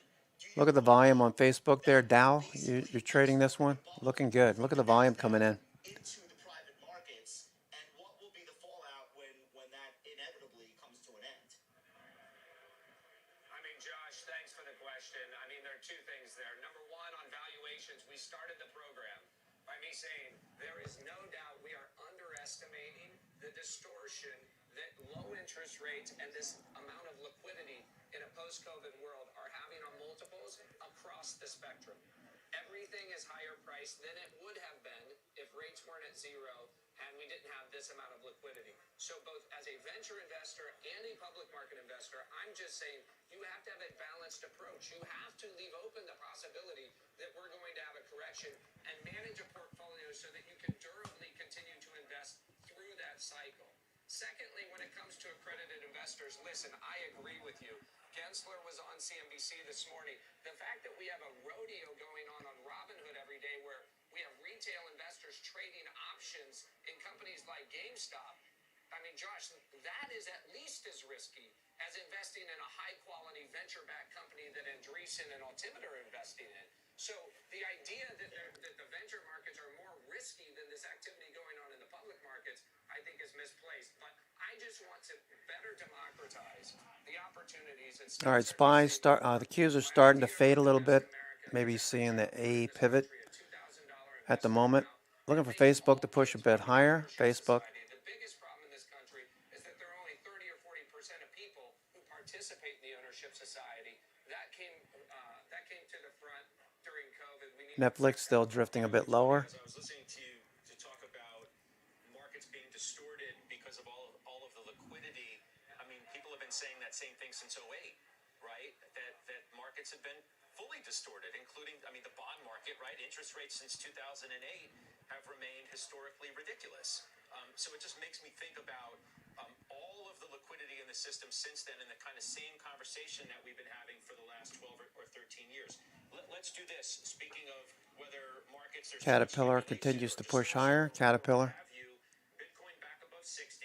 You got the new futures ETF today. As you said, Gensler was on the network talking about it earlier. Icon was with me yesterday talking about Bitcoin specifically, which you wanted to take issue with. Let's listen to Carl. We can come back and opine on the other side.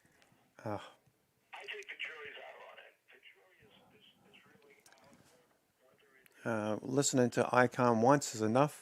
You don't have to listen to him again. Here goes Apple. Apple's about to go. If you bought Apple on dip, He's going to do, how inflationary it's going to get. Yeah, look, if inflation gets rampant, I guess it does have value. But will inflation get rampant, or will the government come in as they did in China and just stop? Apple, you got dip buyers. Apple dip buyers. There's so many variables in it that it's a very difficult thing to invest in. I mean, he's not the only one who thinks that, and he likened it to gambling and said, if I want to gamble, let's go to Vegas. Yeah, listen, I have a lot of respect for Carl, and the jury may be out on whether or not Bitcoin goes up and down over the next 90 days, but the jury is not out on whether Nvidia is about to go too. Nvidia too. Watch Nvidia. changes that I've seen over my investment career. You know, across the street from Nvidia is about to blow. Qs too. conference going on called Medici. I was there last night with the founders of L1 chains like Avalanche. Watch it here, folks. This is looking really good. Very aggressive. Technical changes going on are very Looking really strong here. we always say follow the world's best engineers. If the world's best engineers are going to Google, invest in Google. If they're going to Facebook, invest in Facebook. If they're going to Snowflake, invest in Snowflake. The world's best engineers today are all going into crypto. And the reason for that is we have a opportunity to really reinvent the internet in a way that allows us to have something that can authenticate transactions, authenticate value that gets exchanged. And so I think it's an important innovation. Yeah, I would agree We see 100% more there. engineers and more development over the last 24 months than we saw in the prior 8 years. And it's that level VIX of dropping innovation off. and that level of evolution in the utility of this thing that causes us to be pretty excited about crypto. Whether or not Bitcoin goes up over the next 90 days, I think is a total. VIX is gapping down now. Watch for SPY. The Qs should break out. I always enjoy the conversation. All right, I'm hyperventilating over here. I'm just watching everything going. Wow, nice, nice. Another 10 years. Thanks to you and the entire team. Thanks so much. That's Brad Gerstner, Altimeter, joining us today from out in Los Angeles. We have 2 more exclusives on halftime tomorrow. The AMD is about to go again. AMD is about to go. hedge fund manager David Einhorn makes his return. Looking forward to that. We do have much more ahead today, including BlackRock's Rick Reader. AMD is about to go. Tesla. He was right. We're back in 2 minutes. Tesla, nice dip buy there on. That's probably going to run right back up to 880, 900. I'll probably take some off at 1,000, if not sooner. All right, so looking good. Jumai, CrowdStrike, see. That looks good. Caterpillar at the highs. Costco.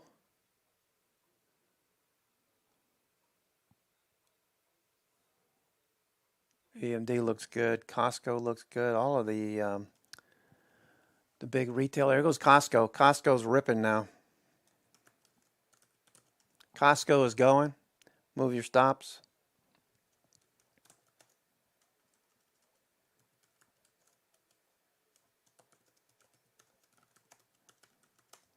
Costco's going. All right, there goes Costco.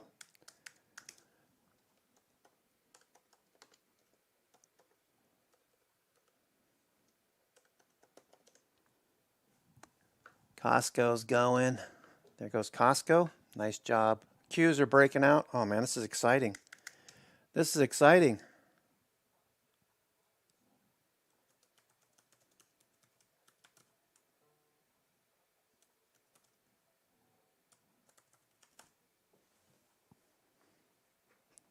Nice day. Nice day. Aggressive.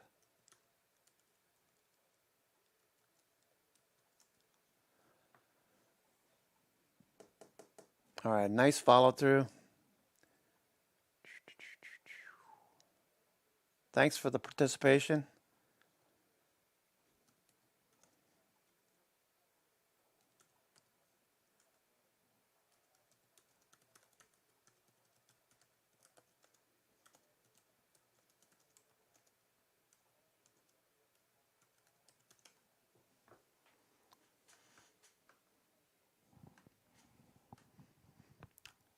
Nice observations. A lot of people participating today. I'm John Ford. Here's your CNBC News update at this hour. FBI agents swarmed the home of Russian oligarch Oleg Deripaska in Washington, D.C. today.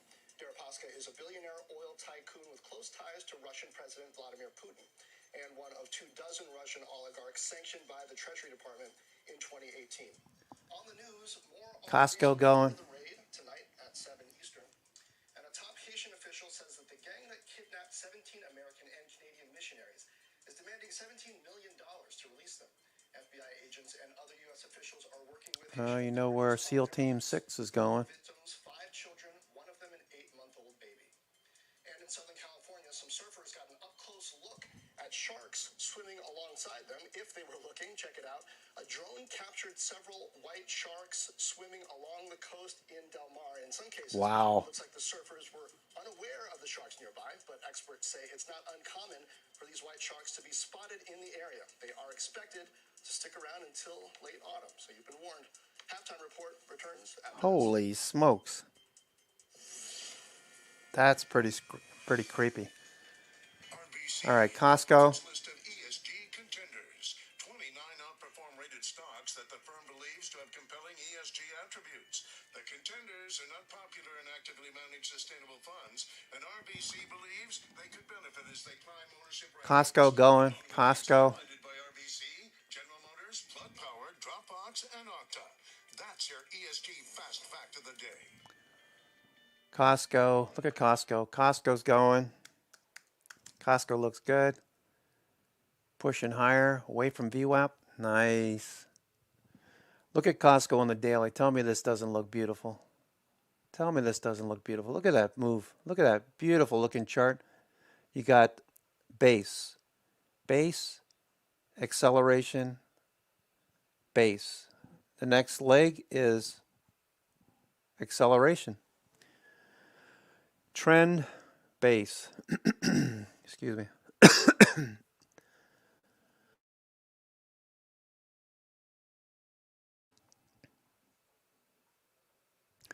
Costco looks good. Costco going. Costco.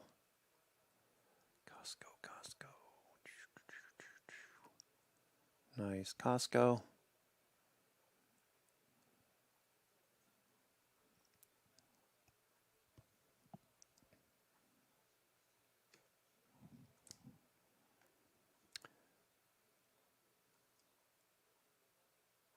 Costco looking good.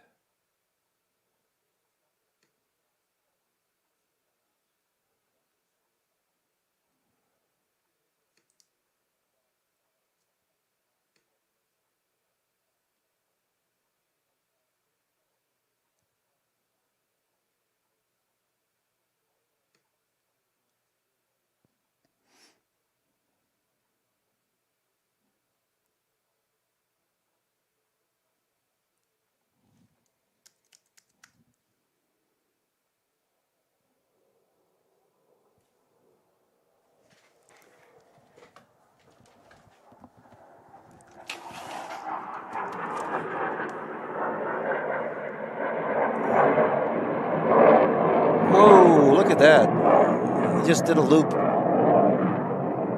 Wow. A barrel roll, rather. Sorry. Damn. Those guys are really having a good time today.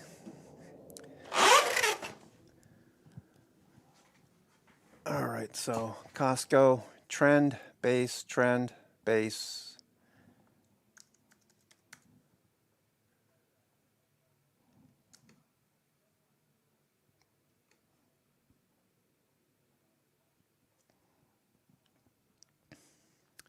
Costco looks good. MACD's crossing. Ooh, this looks so good. This looks so good. Welcome back. Our next guest manages only $2.7 trillion as BlackRock's CIO of Global Fixed Income. He's also the head of the Global Allocation Team. Let's bring in BlackRock's Rick Rieder. Mr. Rieder, welcome back. Thanks, Scott. Congrats on 10 years. Thanks for having me again. Thanks. It's good to have you back. And I'm sure it's easier for you to be back because you said stocks are going higher. I think those were your exact words. So that the easy part's out of the way now, Rick. Where are they going from here? That's what we want to know.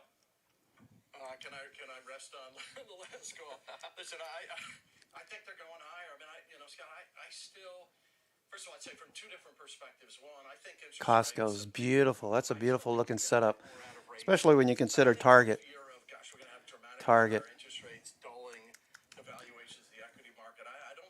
Beautiful move on Target. All right. Costco. There are still a lot of stocks to buy that make sense. I was actually looking at the auto companies the other day.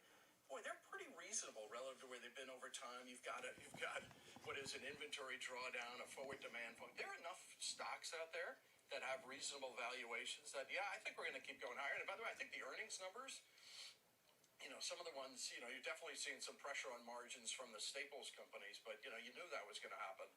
But, boy, I think the rest of the earnings picture, companies are pricing it through. And I think people underestimate, we're doing a big analysis on this for a call I'm doing in a couple of days. When you get this sort of inflation of the equity market, or the impact on the equity market, stocks do pretty well. And there's a real, if you can get passed through, which I would argue given the demand function you can, but I think the earnings numbers are durable. And so I think we've got some upside still to go. And, by the way, the rich part of the fixed income market or the interest rate, it's not very interesting. More flows will continue in the equity market. 4,500 is where we sit on the S&P. What's reasonable between now and the end of the year, do you think? Tough call. Could you get another 5 to 8% out of the market? I think so. I don't see any reason why not. I think tech's got some upside to it that could be more significant. So, yeah, I definitely think you can get another 5 to 8, maybe even 10. I think people underestimate. You said it earlier on the show. I know we've talked about it for months now. The amount of liquidity in the system is epic. The numbers I was looking at are pretty extraordinary. If you go back 20 years ago, it was $3 trillion of global liquidity. It's 40 today. 40 trillion. It was 6% of GDP 20 years ago. All right, Costco's still going. Costco's going to rip the bears to shreds here.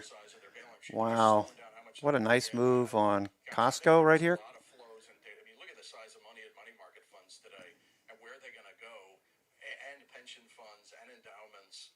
Well, I still think you've got some ups here. I guess the question is, when is some of the liquidity going to come out? And for that, let's add Richard Fisher to the conversation if we could. He's the former Dallas Fed president.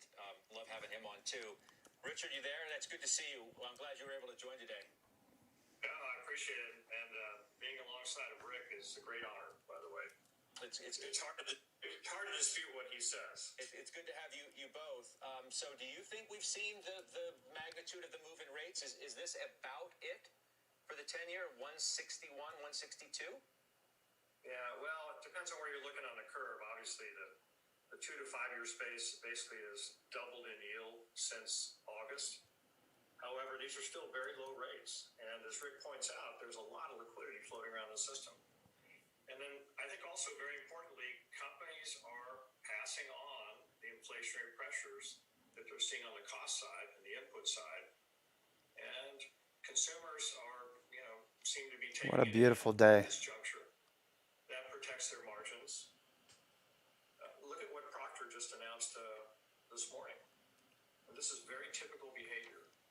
So, so far, I think that this has been well digested. I do worry that inflationary pressures are far from transitory. again, if you read through Proctor's statement, just as one example, Of course. it shows you how long it takes for businesses to adjust and figure out how to reconfigure and re-up it as they did in their announcement. Well, So this is that kind of environment right now. But again, I think Rick makes a significant key point: the amount of liquidity coursing through the system. And Yeah, looking for a breakout there, Leaf Star. that was when we had just finished up QE2. We added $600 billion to the Fed balance sheet, and then we went on another series in QE3. Then we didn't taper till 2013, actually January 2014 after the taper tantrum. At the end, the balance sheet was $4.5 trillion, and as Rick points out, it'll be $9. so is there too much? I mean, is there too much liquidity? Has the Fed already blown it, Richard? They should have already tapered, right? Well, my views. I would have started tapering a little bit earlier, but I'm no longer there. Besides that, I lost a lot of votes when I dissented. So, but even Rick's point is key. Even if they taper down to the end next summer, as they hinted or announced, you're still going to have a pretty significant balance sheet, and they will not have Facebook, nice move on Facebook. until they get that process done. All right, take a little profits off there. Caterpillar looking good. Last couple of weeks is Caterpillar's still going. three interest rate increases by the Fed, and yet the market's digested it. So there you have it. Well, because Rick Reeder, the last word to you. We've digested it because, as you guys were just talking, even with the taper, you're still going to be doing QE2 plus of bond buying, and the market knows that more than anybody else. Yeah, no, I think that's right. And like Richard said, you're pricing in, and part of why the Fed, I think, should have started tapering a bit earlier, is you need to open the window. And they've articulated they won't start raising rates until well after they finish this tapering program. You need to start getting there so that in case you need to create some breaking of this inflation trend, you can start to move rate higher. Markets are priced in, like Richard said, 2 hikes for 22, almost 2 hikes for 22, and then 3 into 23. So like he said, the system is starting to anticipate the Fed doing it. I actually question whether they are going to move that much, but I think they should start in 22. I definitely think they should start moving, and I think they need to open that window up. But listen, if you look historically where real rates are, and I think real rates are going to stay persistently lower than they've been over time. This doesn't say rates can't move a bit higher than they are today, but there's a series of structural dynamics, including demographics, including pension funds now being fully funded. And I think real rates will stay lower, even though you have a Fed that's reducing the amount that they're putting into the system. Both of you guys have been good friends of this program. Sincerely appreciate that. It's good having you on this week. Richard Fisher, Rick Reeder, I hope to see both of you soon. Thank you very much. Thanks a lot, guys. All right, 2 big interviews again tomorrow. Nelson Peltz, David Einhorn are going to join us. We'll come back right after. Jim Cramer's with us too, by the way. I mean, it's going to be a big day, and I can't wait for gosh. that. I need to hear from Stephanie Jim Lee from Cramer. J&J. I definitely need to do that today. I need to hear from John Najarian on Walmart. I need his unusual activity. We'll do it next.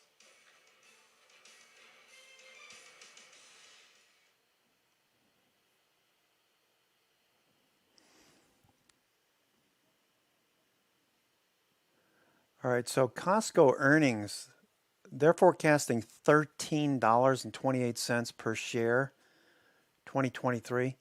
2022, they're forecasting $12.10. This year, currently, they're forecasting $11.58. $11.58 to $12.10, and then to $13.28. Earnings just keep growing. If you don't have a Costco membership, you're probably one of the few people out there. It's got an 18% growth rate. I mean, what a beautiful looking chart too. I mean, it looks like it's ready to break out. I'm bullish. Retailers looking really good. Love it, love it, love it. All right, so we've had our 6% reset drawdown. Looking like a follow through is in order.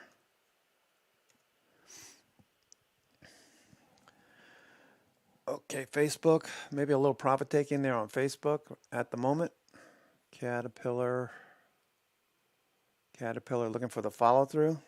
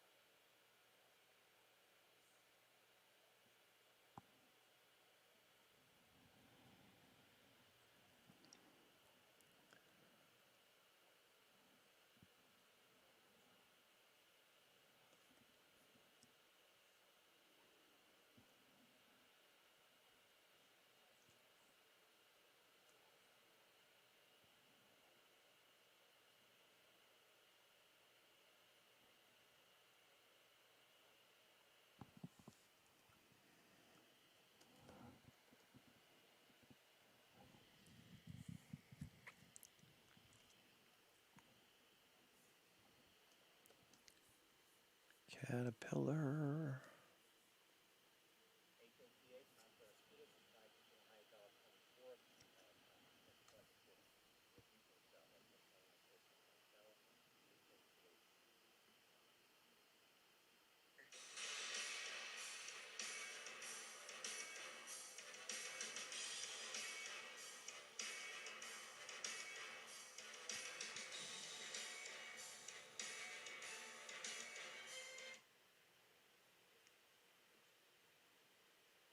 Caterpillar last year $6.24 earnings. Caterpillar $6.24 last year. This year for the year 61% increase, $10.04 per share. Forecasted a $2 increase per share to $12.18, a 21% increase over this year's 61% increase. So 2020 $6.24 per share. 2021, $10 per share. 2022 forecasted $12 per share. Continue to grow. Growth rate is at 19%. So that looks pretty good. Buying it below the 50-day. About to move back through the 50-day. All right, that looks good.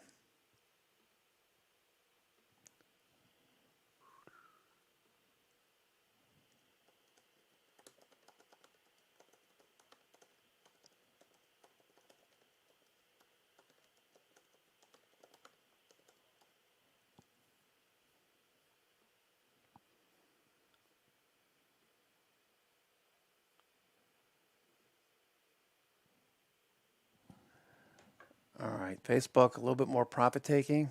All right, so we get some ABCD patterns. I'm looking for these stocks to close in the upper half of the daily range.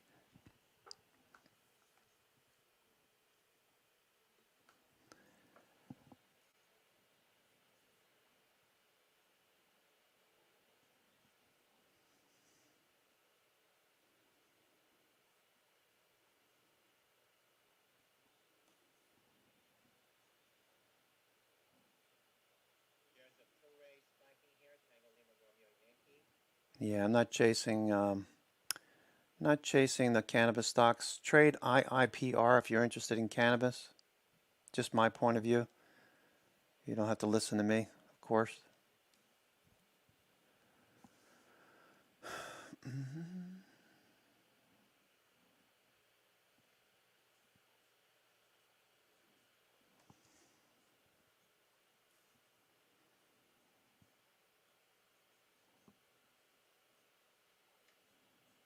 J&J is higher today after beating EPS estimates. Stephanie Link, I said I need to hear from you. Stock's having a nice day.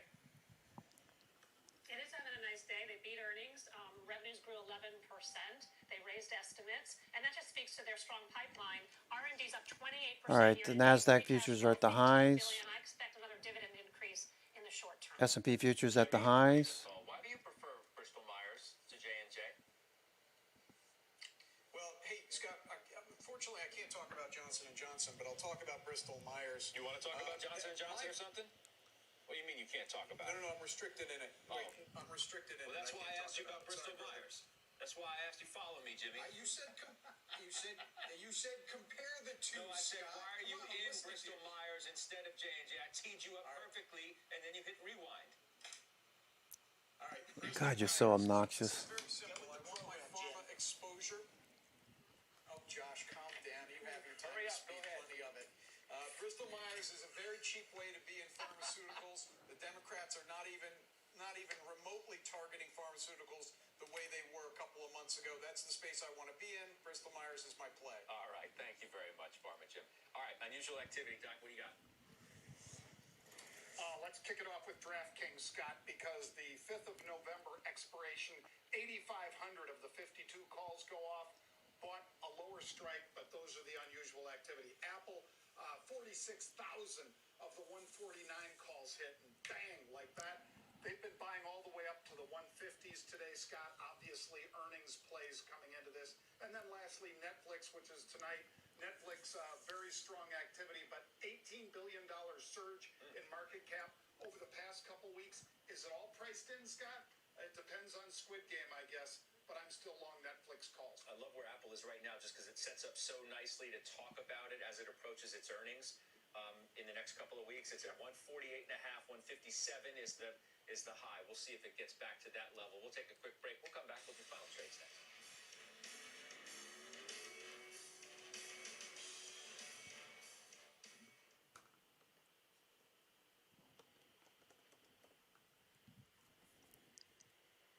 All right, so far everything's looking good here. Nice follow through from yesterday's price action.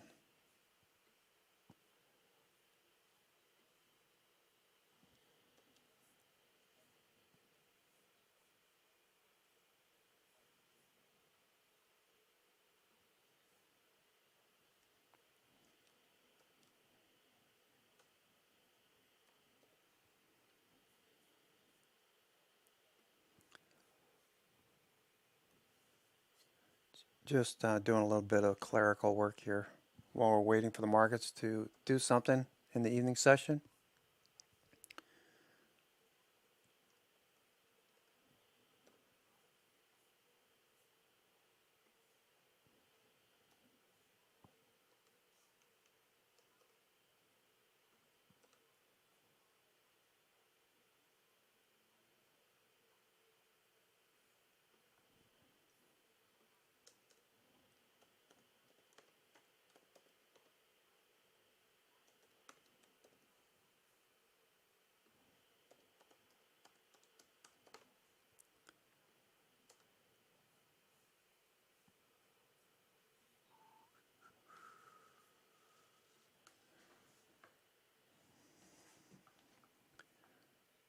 All right.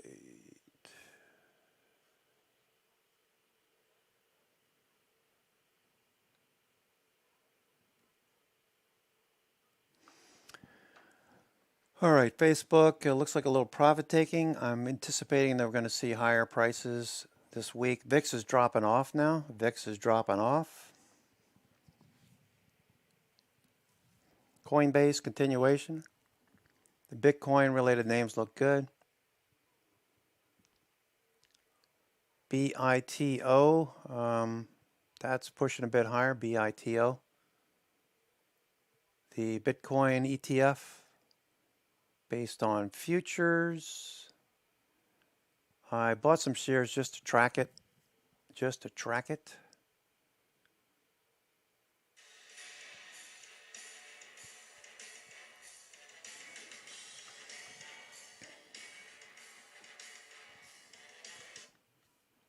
BITO, that Bitcoin ETF, doing well.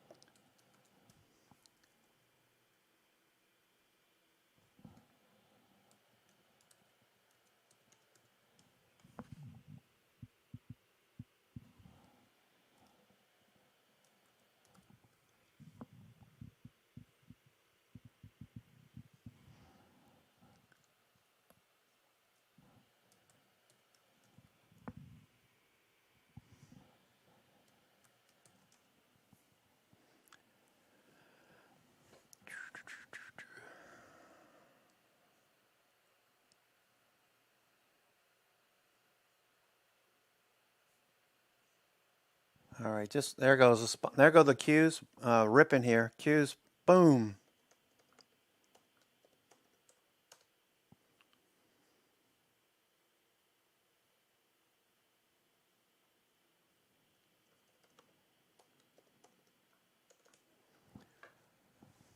There go the Qs. Costco, looking for the follow through.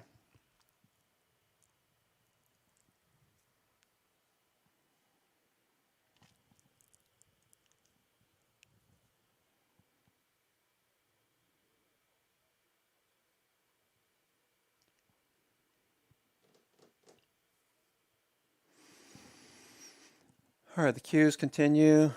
Costco fading a little bit at the highs.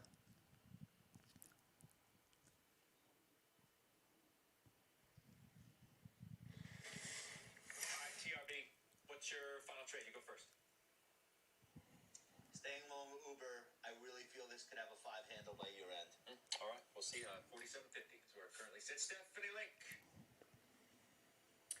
Halliburton, it was an inline quarter, but they were Tilray very with confident on a the conference call mention about by, cycle strength pricing was that power, Nigerian? cash flow of $360 million. I think they're going to increase their buyback. Okay, Halliburton shares up nicely. Tilray. In a nice market. Tilray, a big move. It needs to do more than just one day do this. Tilray, Scott, the end of October, the 29th of October, expiration, 1050 calls. They're trading about, 13,000 contracts. That's a lot more than normal. I joined the party and hopefully takes us a lot higher. Farmer Jim, you got the last 20 seconds. All to you, my friend. Thank you, my brother. Industrials have a strong bid, and within industrials, defense and aerospace. Look at a company like Raytheon, or Northrop Grumman for that matter, but Raytheon, new 52-week high. The bid is there because there's no budget cuts coming, and China is saber rattling. Good time for defense stocks. Good stuff, guys. Peltz and Einhorn tomorrow. Thanks so much for watching today. That does it for us. The exchange starts now. Thank you very much, Scott. Hi, everybody. I'm Kelly Evans. Here's what's ahead on the exchange. Sell-off? What sell-off? Stocks are once again nearing all-time highs. The Dow and the S&P now within 1% of their records. But big fund managers are now the most bearish they've been in quite some time. We'll look at what that means for the market. And Bitcoin rising again today, just shy of its own record high back in April as the first Bitcoin futures ETF starts trading. What the head of the SEC said today about the future of crypto regulation, and we'll speak with a crypto specialist who says a futures-based fund is very unfriendly to retail investors. Plus, which retailers can weather the supply chain snarls, the company that could be the next meme stock, and Goldman's got a new conviction buy. All that and more in today's Rapid Fire, but let's kick things off with the markets. Down at the NYSE today with Michael Santoli. All right, so we know that the markets are moving higher. Thank you, CNBC.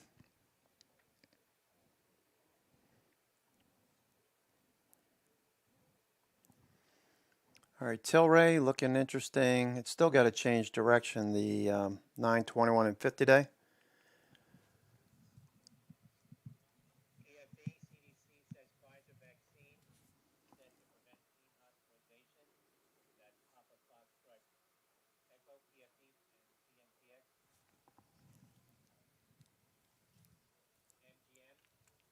MGM. HUT on the move. Michael. MGM.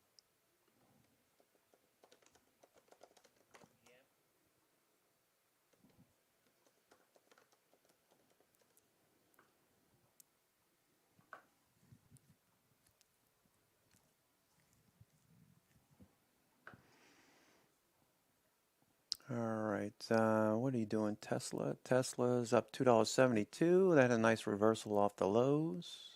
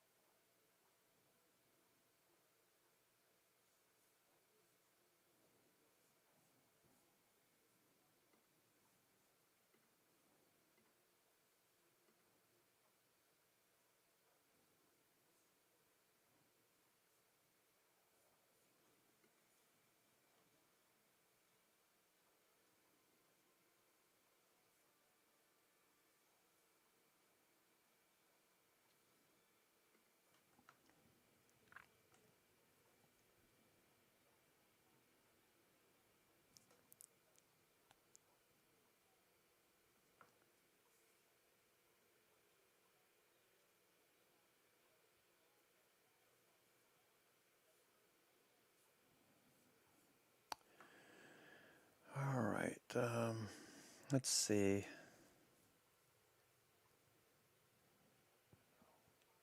Apple looking good at the highs.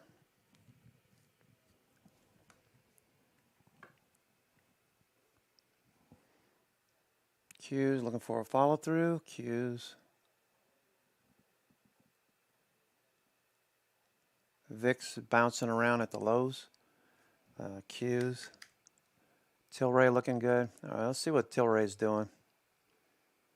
For a scalp, I wouldn't chase it up here. Looking for a flag and a follow through. All right, Q's look like they want to go. That's telling me to look at the FANG stocks. Go take a look at the FANG.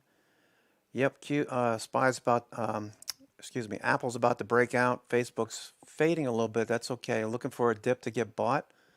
Look for those dips to get bought on Facebook.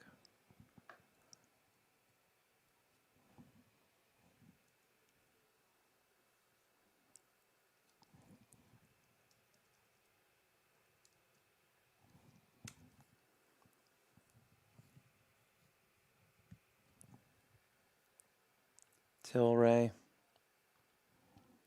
Our Q's trying to push higher. Tilray looking for a flag now.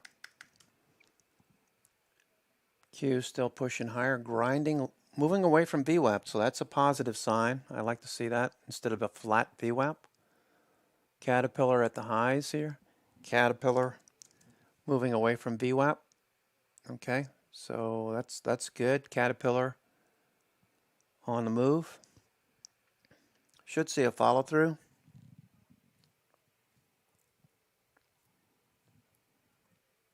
Costco. Looking for the follow through on Costco. Doji. Nice big move today, yesterday. Looking for a follow through now. VIX trying to push higher.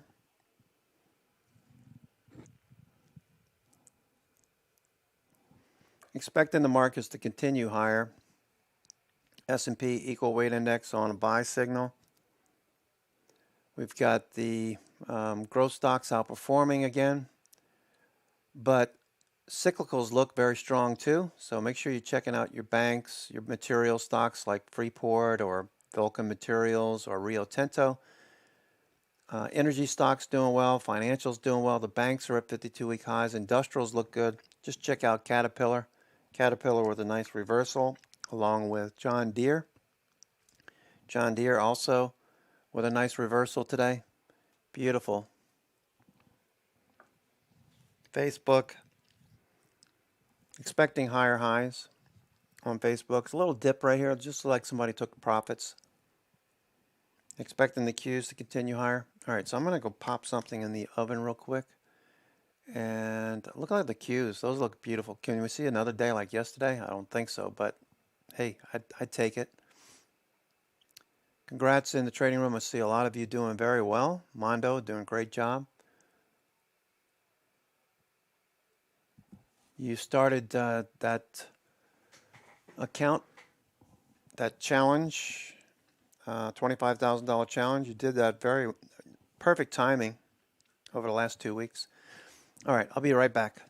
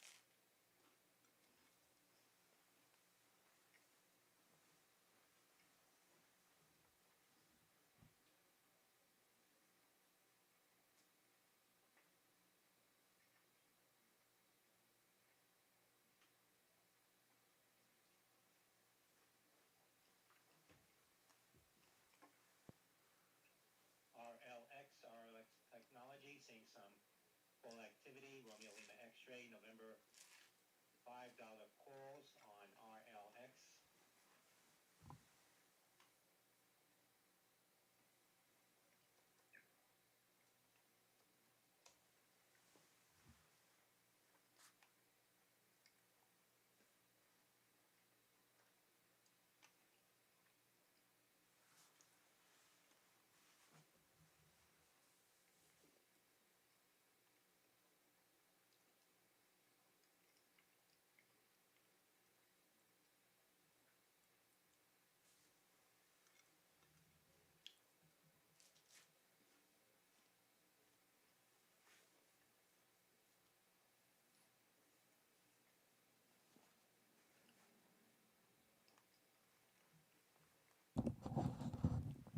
I'm here. I'm just eating lunch.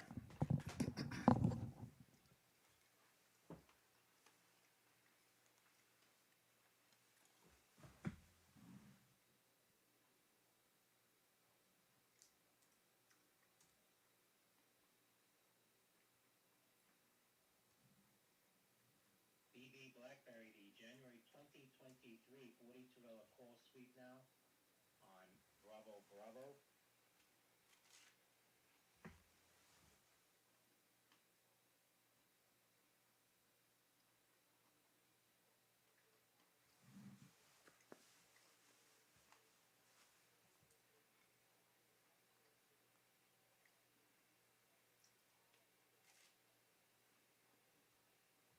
Shares of BlackBerry hitting $10.72 at the high.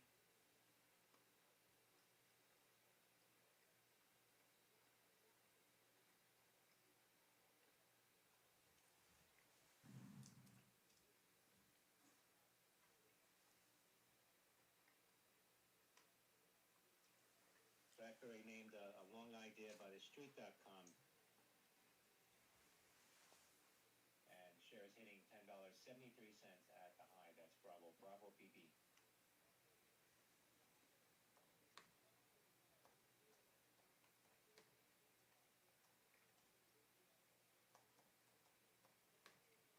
TLRY Tilray seeing some heavy activity now in Tilray.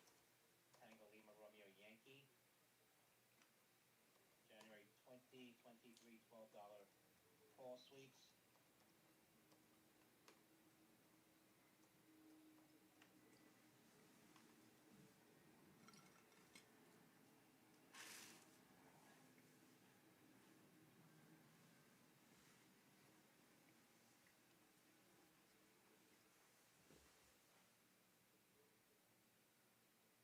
Shares of Tilray at $11.02 at the high. Tango Lima Romeo Yankee.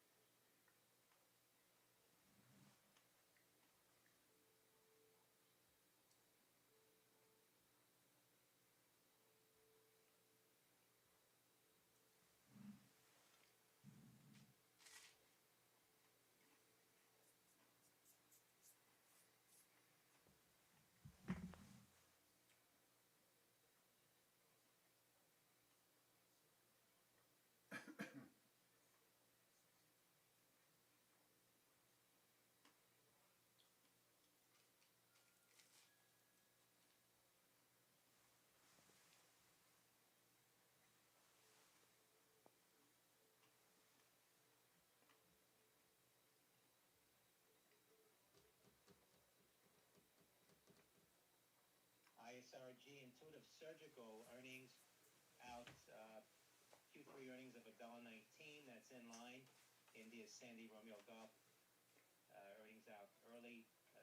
Should have been out there after the close today. That's India Sandy Romeo Golf.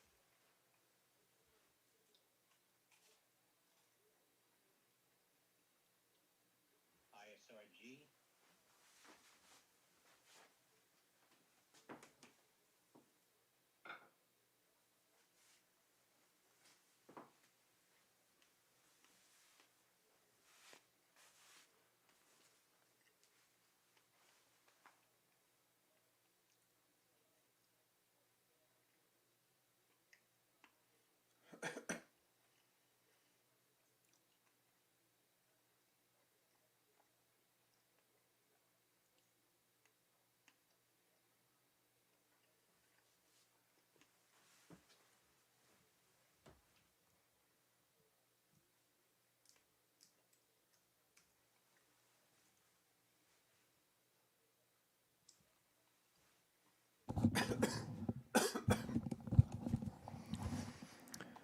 All right. Microsoft's on the move right here. Watch Microsoft.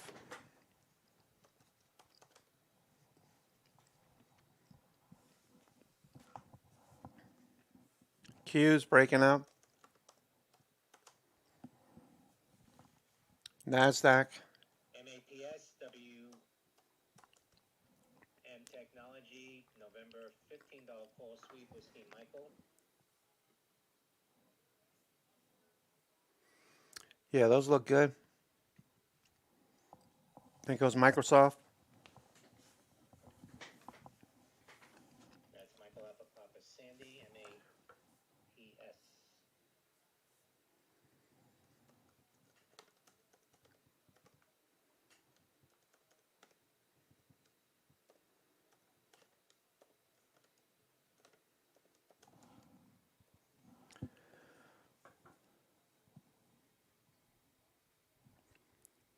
Costco. Costco looking really good. Costco's about to take out the highs. Costco about to take out the highs. Looking good.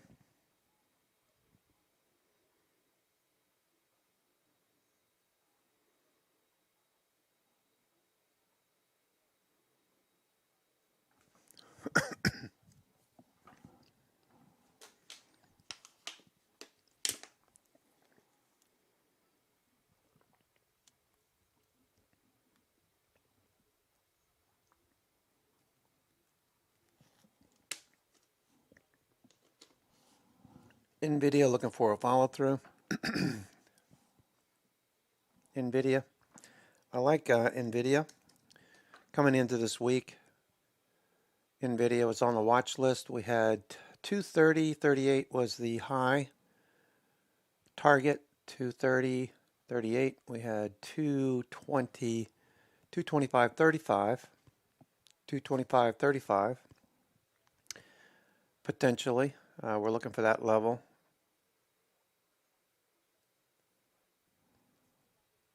We're getting there pretty close to 225.35.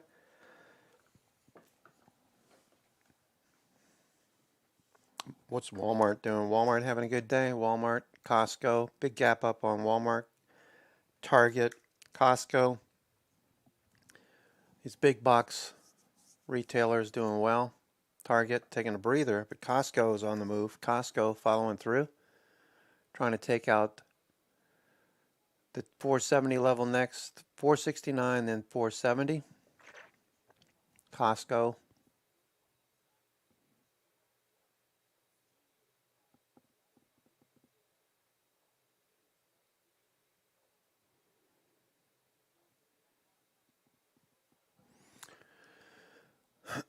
Most stocks are near the highs of the session.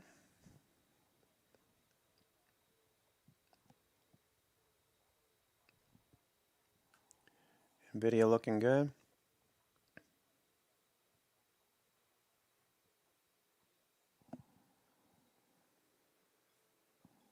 Tilray had a nice run there.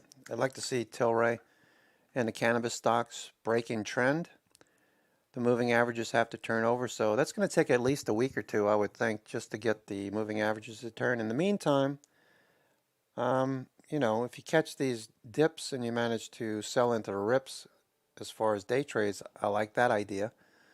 But swinging, there's too much potential for this to get rejected until it's not.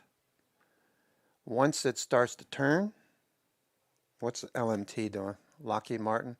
All right, so a couple of weeks ago, we talked about Lockheed Martin, where you had the markdown period, and we were looking for prices to get above the 50-day. We finally got that 2 weeks ago, crossed over. Now it's following through, chasing Northrop Grumman. Lockheed Martin is chasing Northrop Grumman and Raytheon, RTX, Aerospace and Defense continuation. And L3 Harris, LHX, all of those look good, following through. So a couple of weeks ago, we looked at those as follow-through trades. They got above the 921 day. Notice the moving averages went from down sloping or sloping down into the right to sloping up into the right. This is where you want to look for that transition. Look for the change of direction. Tilray still has yet to do that. You can tell me that you know it's going to do whatever it's going to do. I'll wait for price action to tell me. Once price action confirms and the 9 and 21 day cross upward and through the 50-day, the 50-day will turn eventually. You don't have to be early on this and get rejected. Last thing I'd want to do is be in Tilray since the beginning of the year, thinking that it was going to get above the 9, 21, and 50-day. Okay. It did briefly, but then faded again. Until the moving averages do what they did in May, I'm not interested. You can get day trades out of this, that's fine. The volume is pretty obvious. Maybe it's in a process of changing trend, in which case you got a really great entry, as long as you don't mind being rejected overhead. So maybe this is the time. Okay, I don't know. We'll see. So watching Tilray, Facebook looking for a little bounce. Facebook looking for the bounce.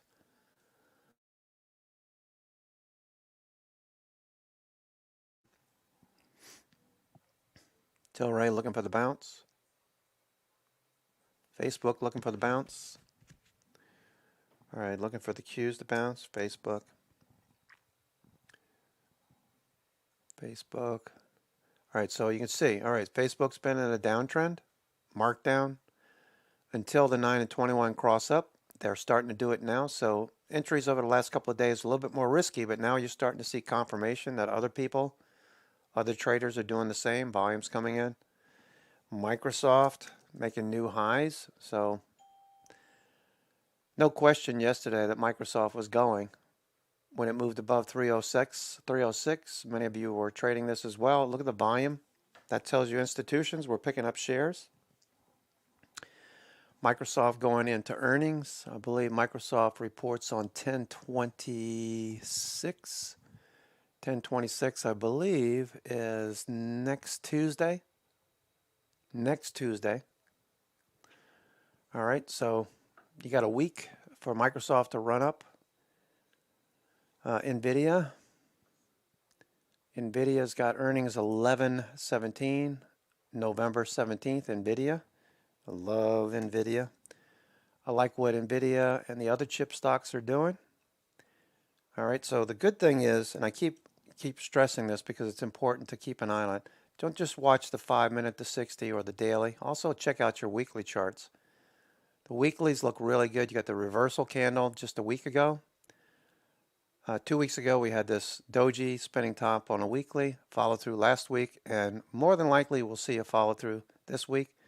This reversal over here, most recent reversal, lasted 4 weeks before some consolidation, and then the following 2 weeks, 3 weeks, it ran up to the high. So I'm looking for at least that kind of action. As long as you don't buy the high of the day here on NVIDIA, you should be fine. If you bought the dip this morning on NVIDIA, you're going to be much better positioned. The thing about new traders is you get excited. You see the market's taking off and you're like, oh, I got to buy it here. I got to buy it here. Like yesterday, it ran up. It just so happened that everything was getting bought yesterday. And you had VWAP rising most of the day. Volume kept picking up. So you had a pretty good forgiving day yesterday. If you bought the high of the day, we managed to close near the highs. But it's better if you buy the dips, especially if you're buying options. If you can buy the dips, wait for the VWAP to rise, be bullish, watching the cues. Watch for a VWAP to rise, look for relative volume. All right, should be better than the day before. And look for dips to get bought. Once the dip comes in and it holds above VWAP, I can guarantee you other traders are looking at it that use VWAP and relative volume, like SMB Capital in New York, in Manhattan. Like Mike Bellafiore teaches this method. And that's probably the only way you should think about trading options is what is this? Is the stock in play or is it not? Look at over here this morning. NVIDIA was flat. There was no momentum in it. Over here, much more momentum, much greater ability to buy the dip. You wait for those bullish candles. Not just bullish candles, they're above VWAP. Not just bullish, but you want to see the volume come in too. You put those together and you get a nice follow through. Look at any chart that you've traded in the past. Check out the days that you did very well. Well, there goes NVIDIA now as we speak. NVIDIA pushing the new highs. All right. So now if you forget about the first couple of hours of the trading day and you just look at where we're pulling away from VWAP, we pull back. What happened? Volume picked up there. We're pulling away. This is A, B, C. Looking for D and a follow through. Look for this pattern every day. They usually show up on stocks that have bullish VWAP. Look for this to follow through. Most of these stocks look really great on the weekly time frame. So if you look at the weekly, like Apple, all of these look good. Even Costco and the retailers. Consumer discretionary is doing very well. When consumer discretionary is outperforming, when it's outperforming consumer staples, that you can tell that institutions are positioned more aggressively and more offensive. Okay. Yeah, I mean, there's a lot of trite sayings out there, but that's a good one. Make hay when the sun is shining. I'm sure Mondo can tell you that. He's busy as all can be. He's trying to buy a new truck, a dump truck. He's got to wait a year for a dump truck.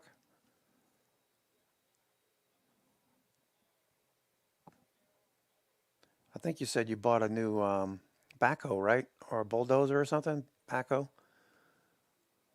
Facebook about to take out the highs again. All right, NVIDIA looks really awesome. Most of these stocks have got, see what I look for in a chart. Over the last few weeks, we had the pullback in the indices, right? We had like 4 weeks, 5 weeks. SPY, look at SPY. SPY weekly. This is what I look for. When I'm looking at all the different charts, you got this pullback, and then you don't. Once the pullback stops moving lower and you start seeing wicks showing up, that's your first sign that you should be looking for a reversal. Then, as you know, we're looking for the call wall to shift higher, which happened last Thursday. The call wall shifted up from 4,400 up to 4,500 in a big leap after OPEX for last week. We saw 30% of the Qs, the spiders, and the S&P big boys. 30% of the options expired last Friday. We came in, hedges, very briefly. We dipped yesterday, and then boom, we took off to the upside. All these charts took off. The Qs reversed as well. The weekly time frame. Look at this. Look at these wicks. Every single one of them showing you the same thing. All right, NVIDIA, Apple. So we're only just a week or two away from this reversal. Look at all these wicks in here. So that wick there, this wick there. So draw a trend line through the upper wick. That gives you a stop underneath that. But looking at the daily, you got closer stops, obviously. But these are all looking good is the point I'm trying to make. I know I'm belaboring it a little bit. But Costco looks good. Walmart looks good. Even TJ Maxx. TJ Maxx, I want to look at that one. I was thinking about buying some TJ Maxx. Not yet. Snap.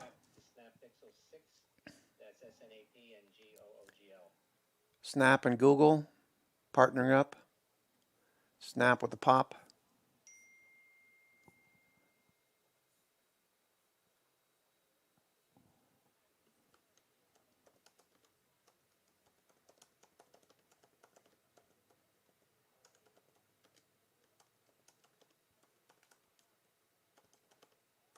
XM, Shobi, Maimo,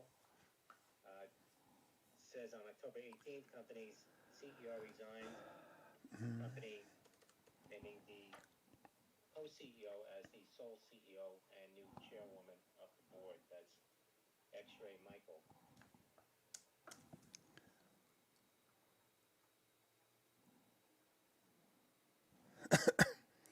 NVIDIA at the high of the day there, NVIDIA.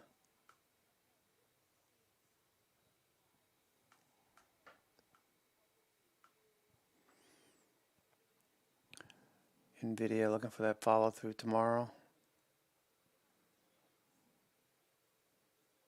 Very nice follow through.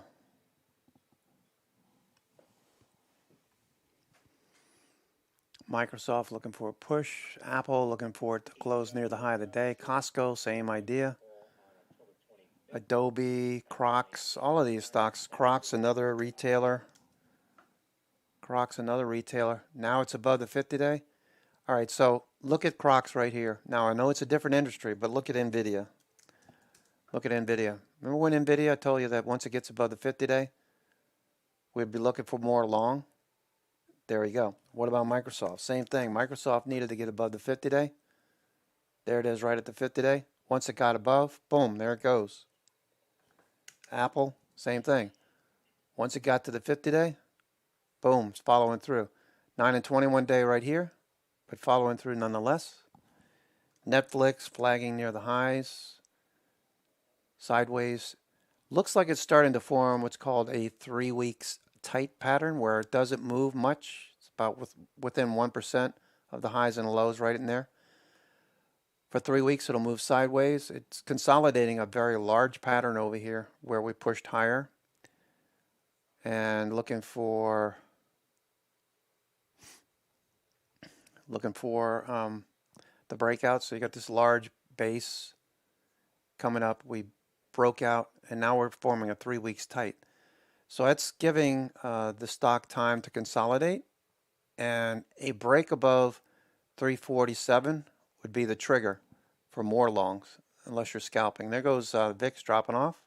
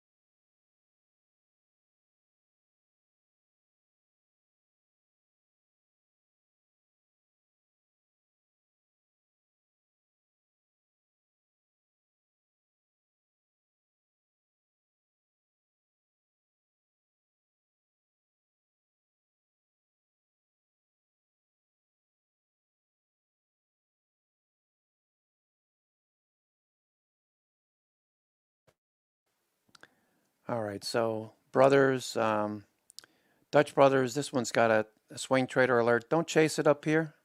All right, don't chase these. Okay, I got a swing trader alert just now. That's a big mistake most traders make. New traders is you chase it, you get excited, you get a breakout, and then you wind up tomorrow. This will be lower, maybe. Look for the dips to get bought. Buy the dips, sell the rips. If you just practice this one strategy, not chasing, being a little bit more patient, you're going to do fine. All right. So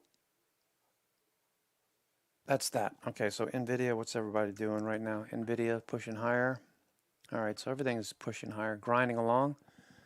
Got more blocks coming in. Largest blocks today, 251,000. Those were traded at 447.28. Says New York employers can drug test most workers for marijuana. State announces only objectively observable indications that employees' performance of essential duties or tasks. That for a marijuana moment now.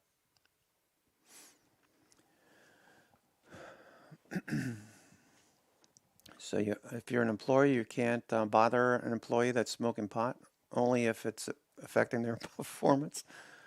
Is that what he just said? That sounds pretty funny. Costco watching for a breakout here. Costco. All right, so we're having a really good day. Harvest some of these gains. Harvest some of these gains. The reason why I say that should be obvious. The markets are not going to go straight up every single day. We've had 5 really good days since the reversal out of this inverted head and shoulders. 5 good days. This is not going to just keep going unrepentant. It's going to come back at some point, or at least build a flag or a handle, maybe. I mean, I don't know.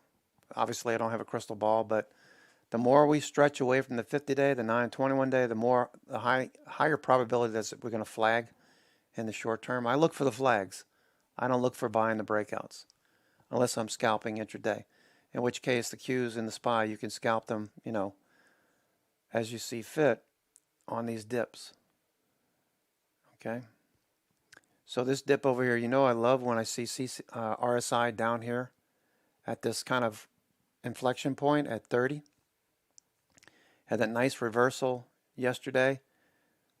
We shook out the hedges. The dealers no longer needed their hedges that they had on into Friday's OPEX with 30% of the Qs, the SPY, and the S&P options expiring on Friday. You come in Monday, you always expect to see a directional change or some sort of directional information from dealers. Very briefly, they took hedges off and on Friday, and then we dipped on Monday and then took off to the upside. We're blasting through major support, major resistance levels. Major gamma levels are behind us now.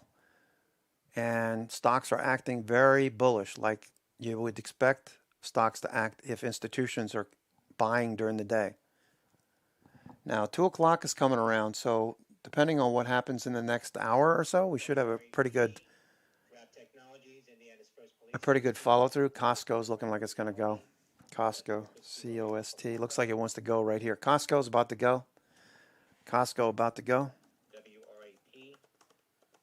Shares of WRAP getting a little pop here, $5.82. That's WRAP.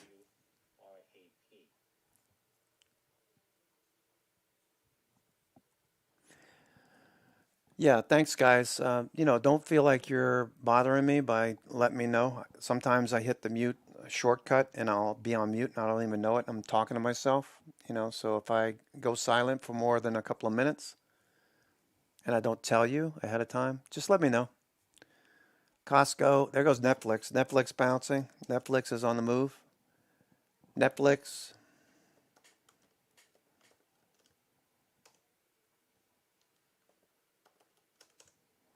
Netflix by the dip, following through. All right, this is like a turkey shoot.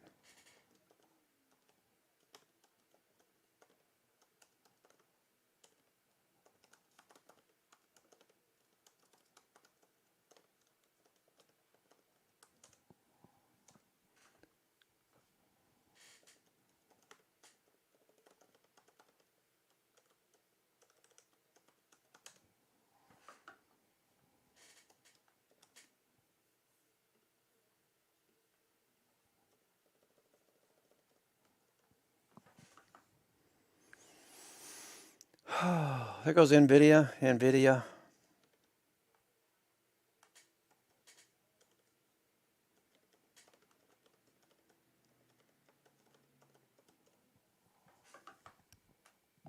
There, wow. Is it obvious?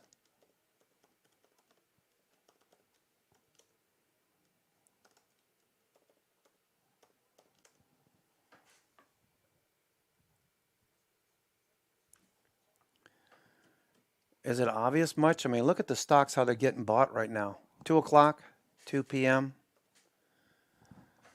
All right, so this is the time where I start to look for institutions to tell me what they're going to do. Well, guess what? They're buying. They're buying. Look at VIX dropping off here. That line right there, that's VIX. VIX dropping off means the Qs and the SPY should be popping off. There goes the Qs. All right, look how Q's moving away from VWAP. VWAP is positive. And volume, you know, while it's not picking up dramatically, look at some of the other names like NVIDIA. NVIDIA, volume picking up right there. All this looking really nice going into the close. 2 really bullish days. Tomorrow I'm expecting, if maybe we have a little bit of a red day tomorrow to start. Make people second guess. But, you know, for the most part, everything looks good. I'd be taking profits off into strength. If you got half dozen positions open and they're all FANG stocks, you know, maybe whittle it down to 3 positions instead of 6. Or if you have 12, maybe get down to 6. Growth looks really good. Growth, value, everything is getting bought. It's a everything rally, a Tom Lee everything rally. All right. I think he really shook Wapner up when he said that. But when everything is rallying, you're going to see all these sectors, growth, semis, technology, software, materials, energy, financials, industrials, everything is working. So you have pretty good odds of hitting the enter button to enter a trade on a dip and make money by the end of the day in this kind of environment. On these pullbacks, much harder to trade. So many of you, not many in the trading room, but many of you out there listening, get into this rut where you keep trying to trade the same way from September into October until we got the reversal.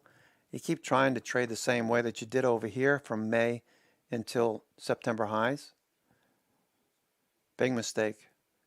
That's why we have the weekly video, and why we tell you when you've got 16 bullish indicators coming into this week, you got 3 neutral and only 1 is bearish. Hallelujah. Be aggressive. Be aggressive. Be aggressive. Sounds like a cheerlead. Let's go. Let's go. LETSGO. Be aggressive. Be aggressive. All right, so that looks good. S&P 1500. Okay, this has been on a buy signal. It briefly gave us a sell signal. In September when we had the pullback.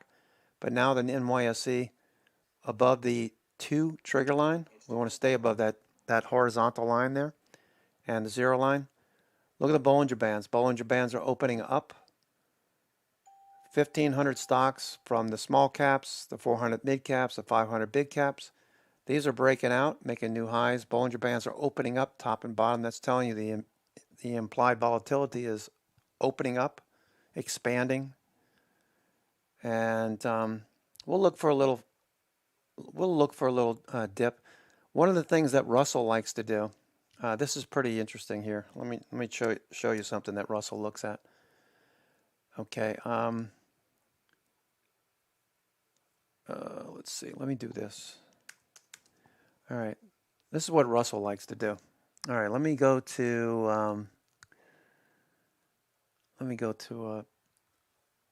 a basic chart. All right. Plain candlesticks. Okay. I'm going to throw some Bollinger Bands on here. All right. So this is something that Russell likes to do. Okay. So we're thinking about when do we anticipate the markets could reverse? Okay, generally, Russell likes to look at the upper Bollinger Band. So when he sees like 3 or 4 days outside the upper Bollinger Band, he starts looking for maybe consolidation or a pullback.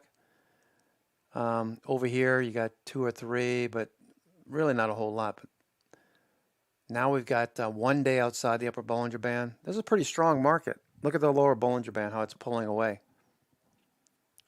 So you can apply that to the 4-hour chart. Probably gives you a little bit more information.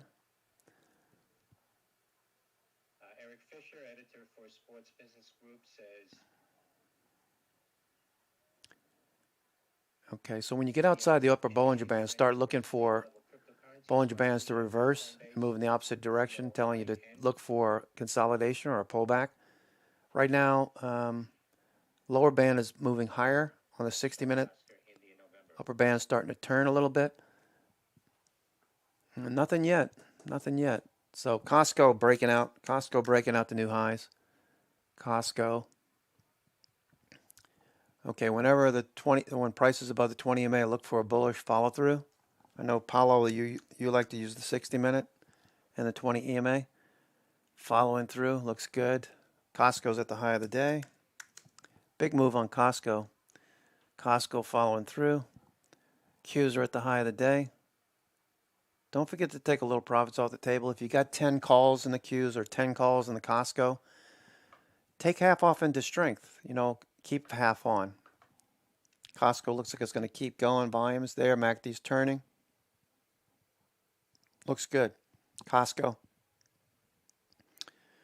Costco and Target, my two favorite retailers as far as trading.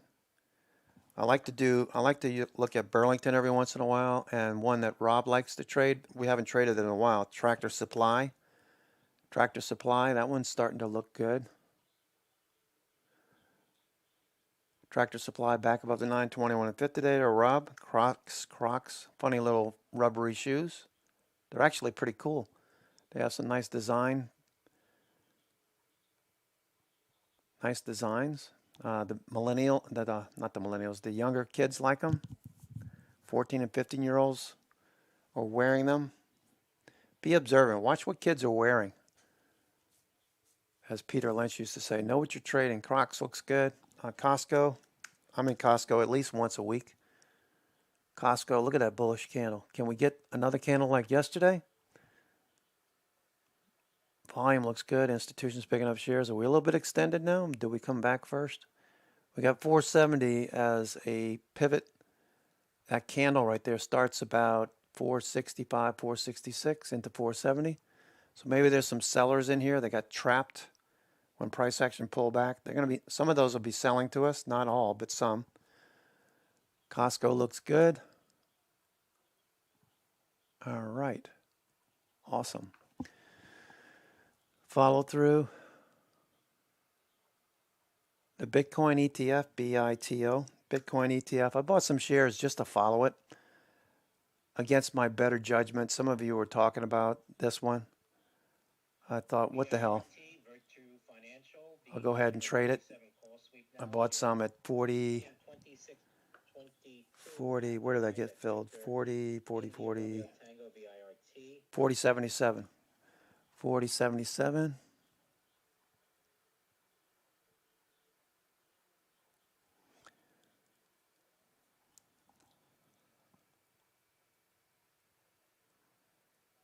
$40.77 is where I picked up shares this morning.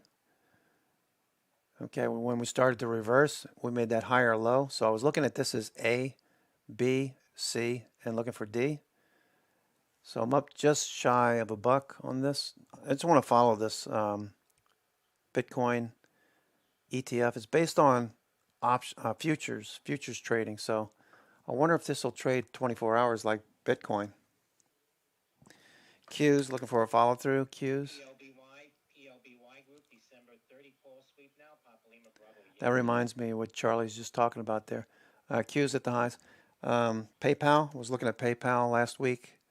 PayPal looks good. ABCD pattern on PayPal. Probably gets above the 50-day tomorrow. What's Nike doing? Nike, all right. So look for Nike to hop above the 50-day tomorrow or the next day. certainly this week. The momentum should carry it above the 50-day, looking for that to follow through. When it does, look at Nike at the 50-day. Now look at Lockheed Martin. See when it got to the 50-day, what happened? Pow, right through it. And then the 200-day, pow, right through it. Volume, that's institutions right there. Good to see them join you on the trade if you took Lockheed Martin a couple of weeks ago. What can I tell you? Everything is working. I'm like getting exhausted just thinking about it. Caterpillar's at the highs.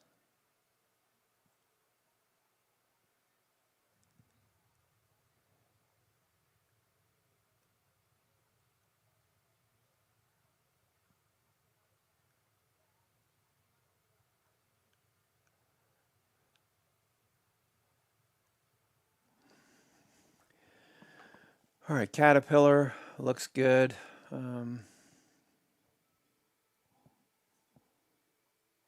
Caterpillar, really like Caterpillar. All right, so it's same idea here. Caterpillar, you see Nike's right there. Now look at Caterpillar. Caterpillar, same idea. It's going to come up to the 50-day. Most likely will get rejected initially.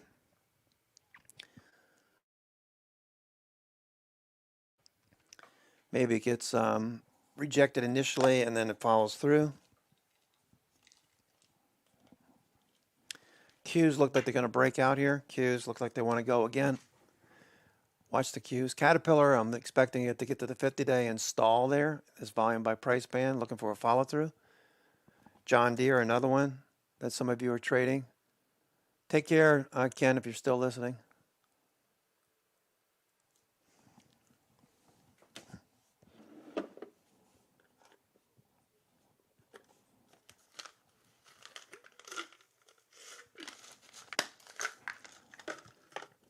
Forgot to take my vitamins. My wife is going to be giving me a hard time. Take your vitamins, old man. She wants me to stick around a while so she doesn't have to work.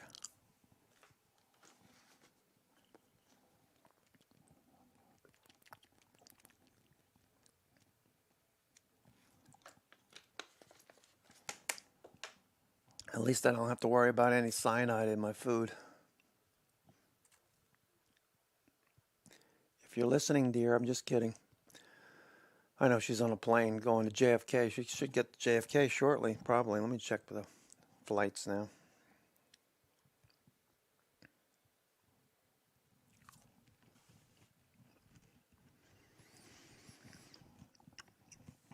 All right, Qs. 2 o'clock, we're seeing the Qs pushing higher. The FANG stocks pushing higher. I would expect to see these all move higher. NVIDIA continuation.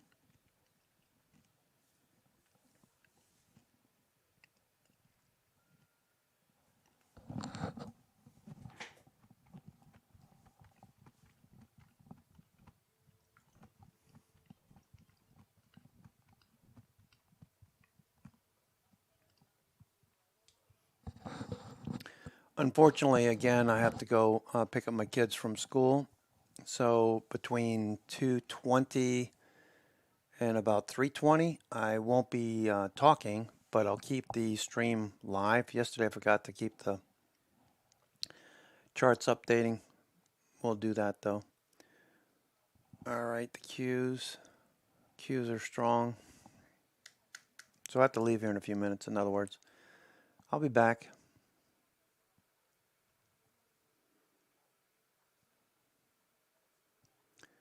Qs look good.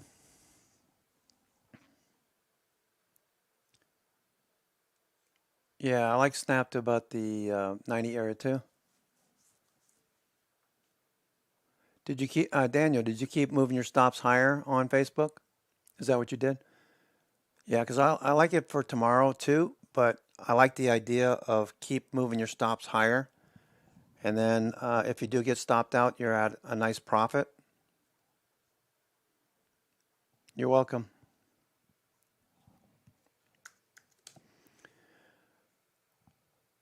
All right, so it looks like Netflix wants to go a bit more. Costco, nice follow through on Costco. Microsoft looking for the bounce. ATER is going. ATER.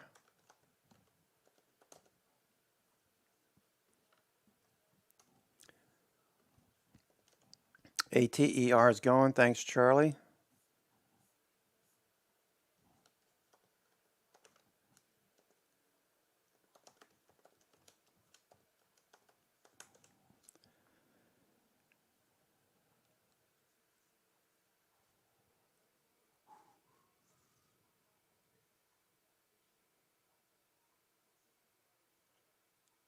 AMC, Alpha Michael Charlie, company CEO coming up on CNBC. Shares getting a pop. All right.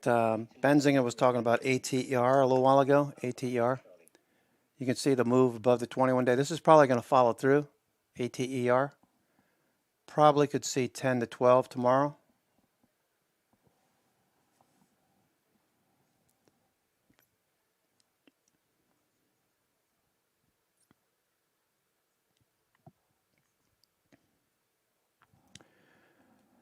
All right. ATER, follow through. Nice push. NKLA, The Verge reporting Nikola to proceed with $2 billion patent lawsuit against Tesla. That's NKLA and TSLA. Shares of Nikola spiking here, $11.77.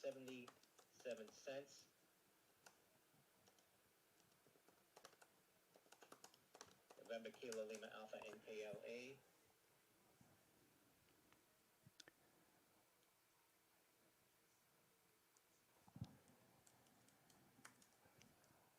Nice spike there. Don't chase it. Does look good for tomorrow. Nikola.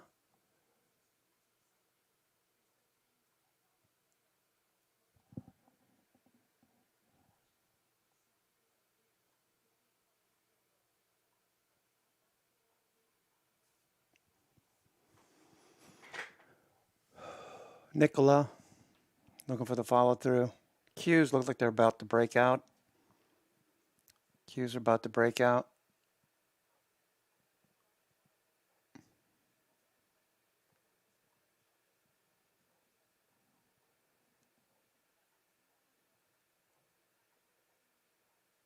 Qs look like they're going to go.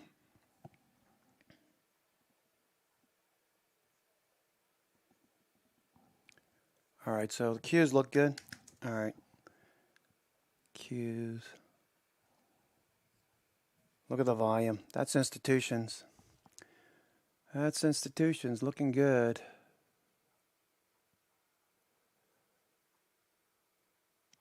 DD Global looking for an ABCD pattern here. DD. DD Global.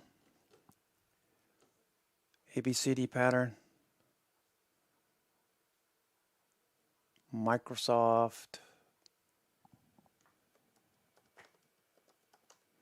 Microsoft ABCD pattern looking for a push higher. Netflix looking like it's going to pop. Netflix.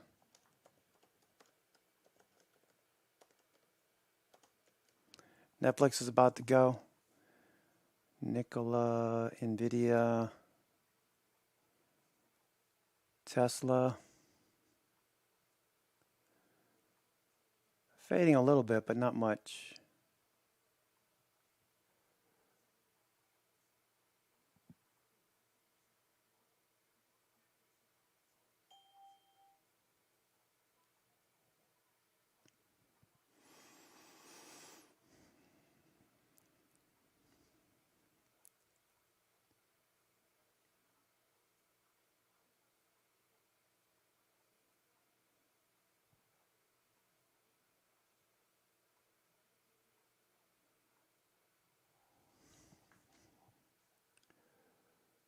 Nvidia, all right, Qs.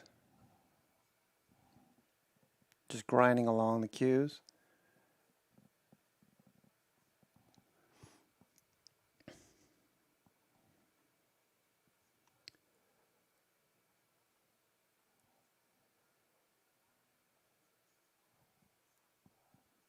All right, Nvidia, Nikola with a lawsuit against Tesla. Nikola's going.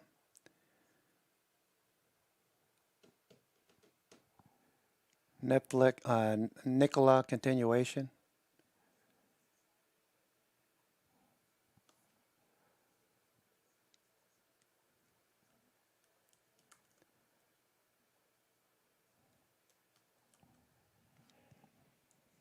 AMC company's chairman and CEO being interviewed on CNBC.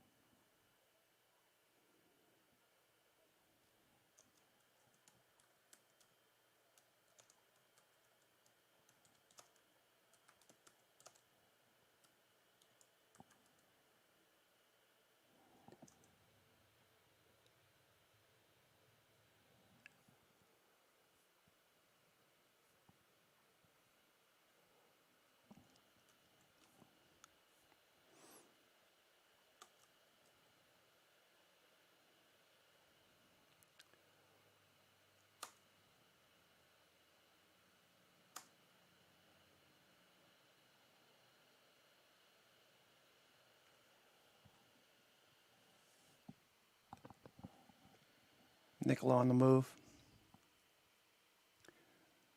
All right, what do they get going here? All right, that's pushing higher now. Nikola.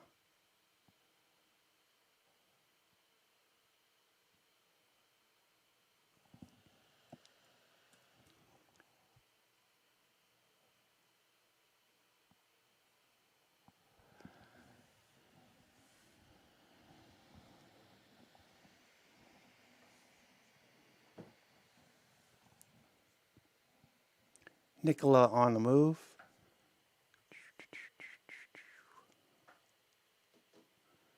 ATER continues to climb here. ATER.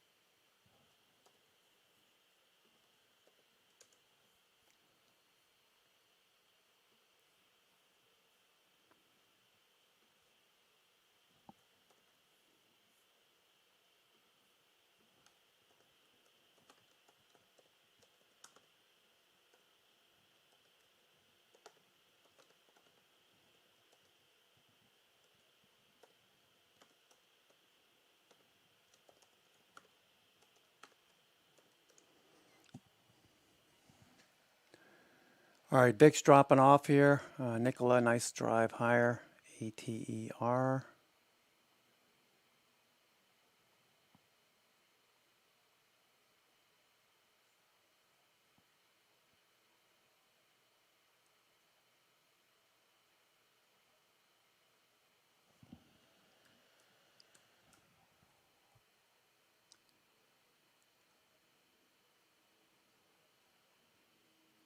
Netflix pushing higher. Nvidia looking for a push. All right, I got to get going here. I got to go pick up my kids. I will be back. Let me put the cues on here.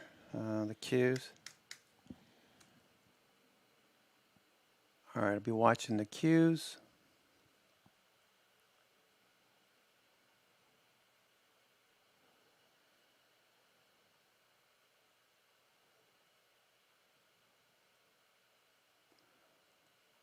Just so you know, I will be back. I'll be back around 3:15, 3:20. Got to go pick up the little kids while the wife is out of the country. She's arriving tonight at midnight, so take a late lunch break. I will be back. Let me just add the cues here. Cues.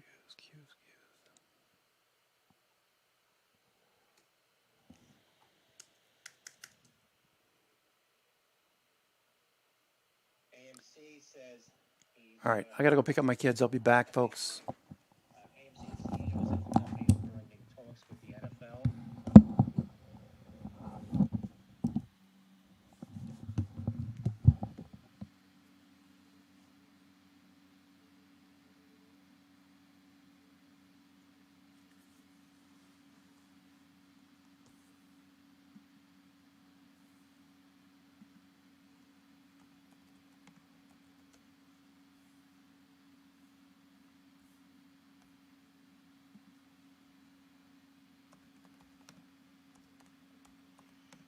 The AMC CEO says looking into getting into crypto.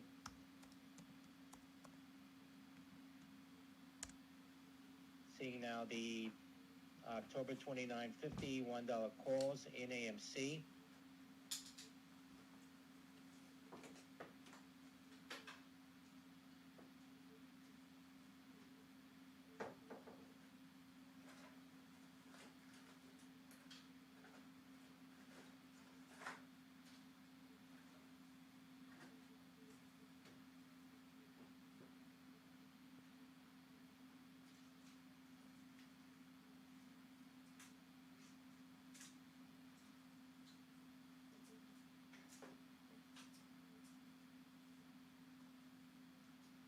AMC CEO says weeks away from announcing a new business line.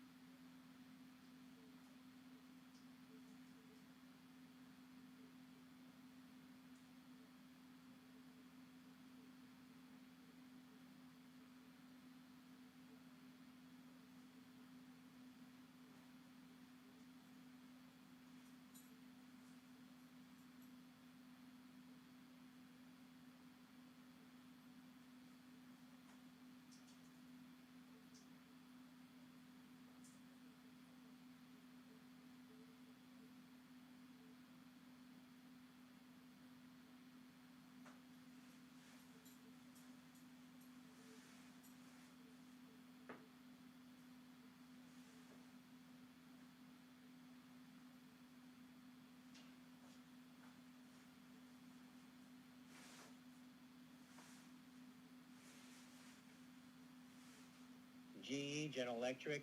GE says company is complying with U.S. executive order, which requires U.S. employees be fully vaccinated or receive a medical or religious accommodation by December 8th, as required in executive order. That's Golf Echo, GE.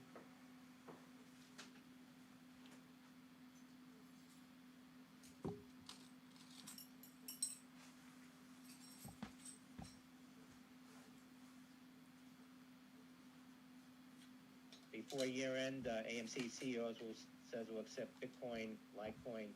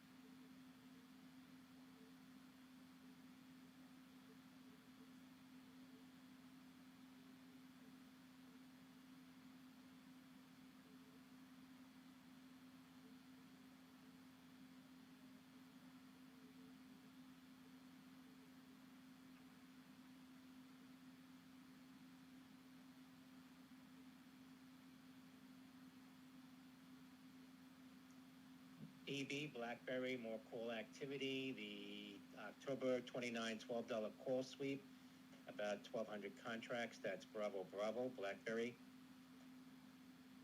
BB.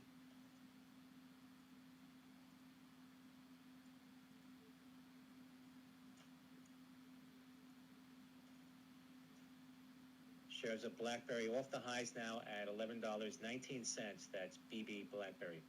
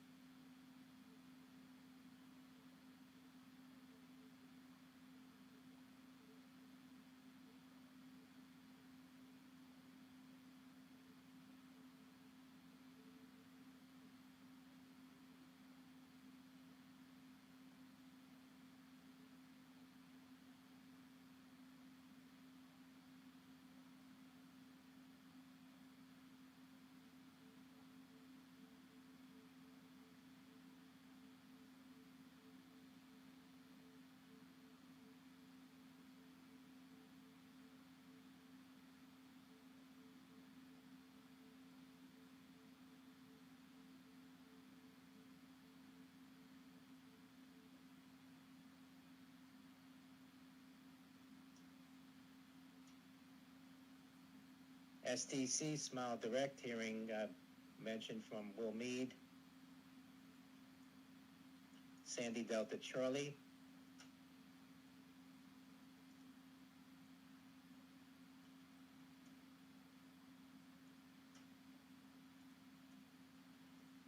shares of Smile Direct spiking here now.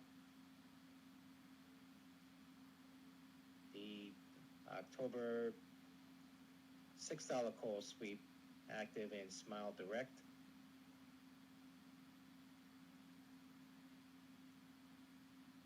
That's SDC.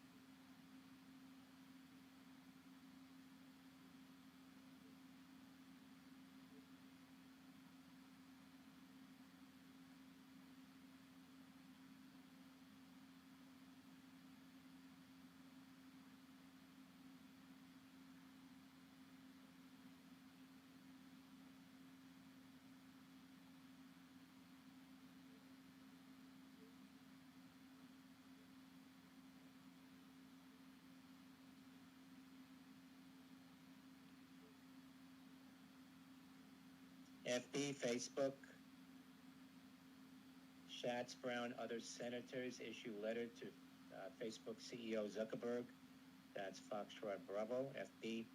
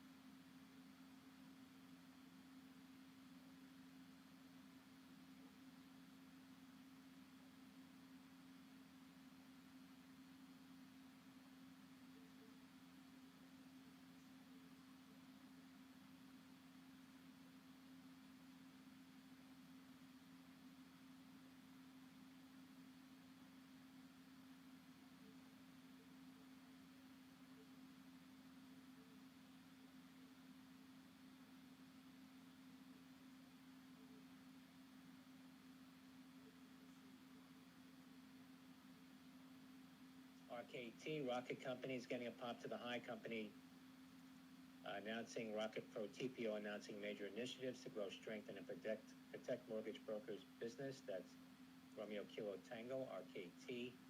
Share is moving to the high, 1706 on Rocket Companies, Romeo Kilo Tango.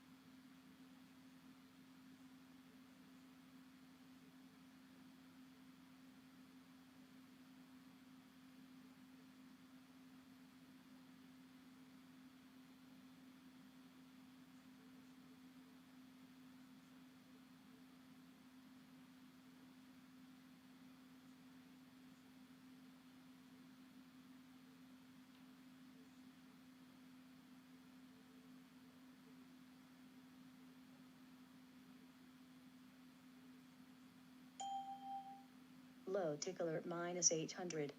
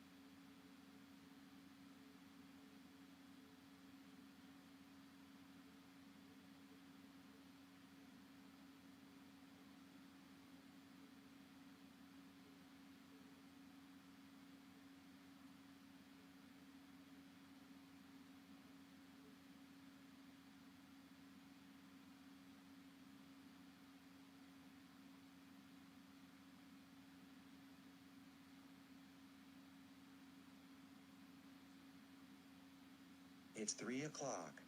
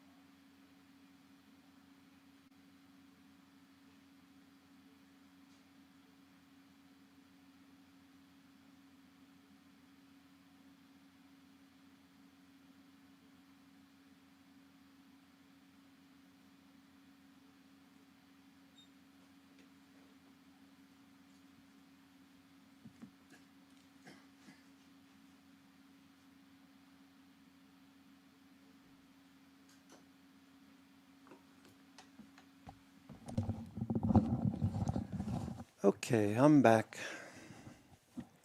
Looks like the cues did pop a few minutes ago.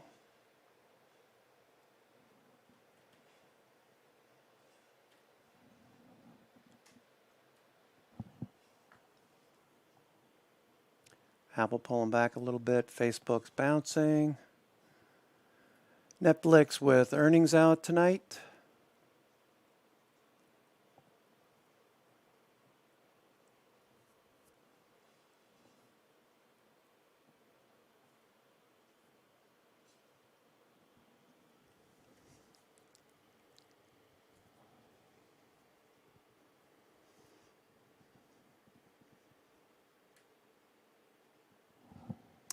All right, looking for another pop in the cues at this point.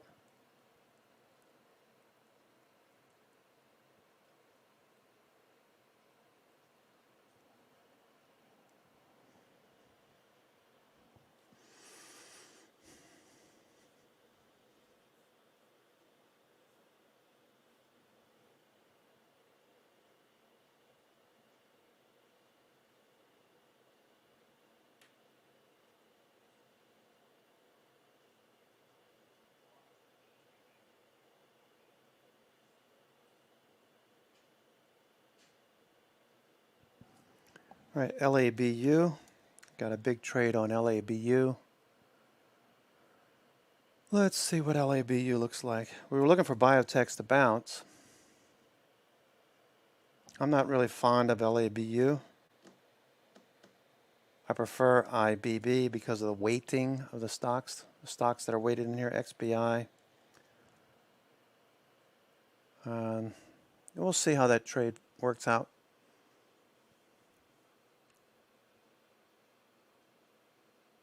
NVIDIA looking for the bounce. Microsoft pushing back up to the highs. Qs are starting to bounce. Looking for a bounce in Apple at VWAP. Looking for a follow through tomorrow. Facebook, nice bounce on the dip. Facebook might be a nice trade on the dip. It's 3:30, so I don't know that I want to take a trade this late in the day. Anything can happen overnight, but it's holding. Most likely will follow through. Maybe something on Facebook. Let's see what kind of options have traded today on Facebook. Facebook, it's flat. Friday's calls, maybe.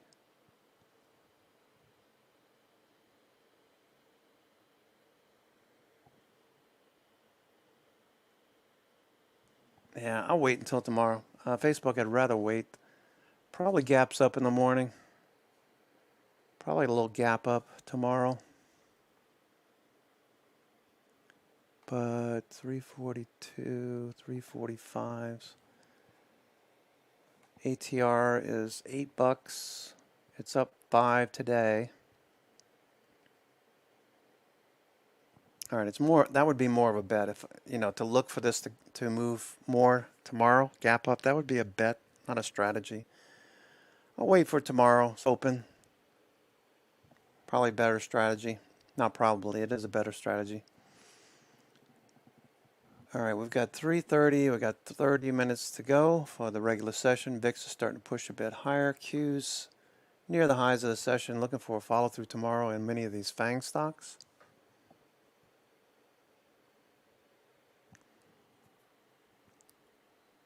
So the evening session after 2 o'clock looks like, pretty much everything was sideways. Some highs, we pushed the high, pulled back a little bit, pushed back up to the highs. Q's doing the same thing right now. VIX is bouncing.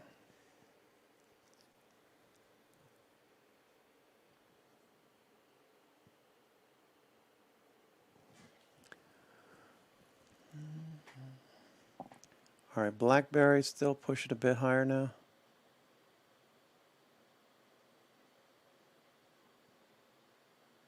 Let's see, BlackBerry, let's see what that looks like. BB for tomorrow. All right, looks like BlackBerry might follow through tomorrow.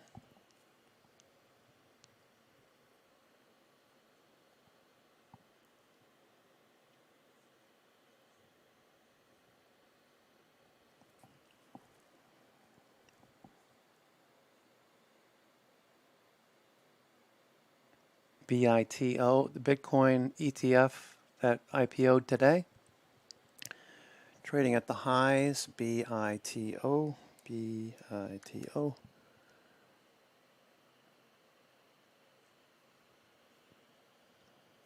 And we bought it down here on this higher low, right at 40 and change.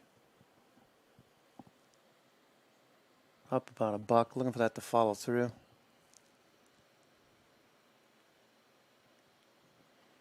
Caterpillar near the highs of the session.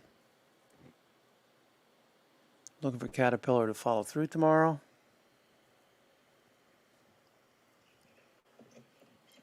Market on close and balance, $100 million on the sell side. That's nothing. 100 million on the sell side, that's not much of anything.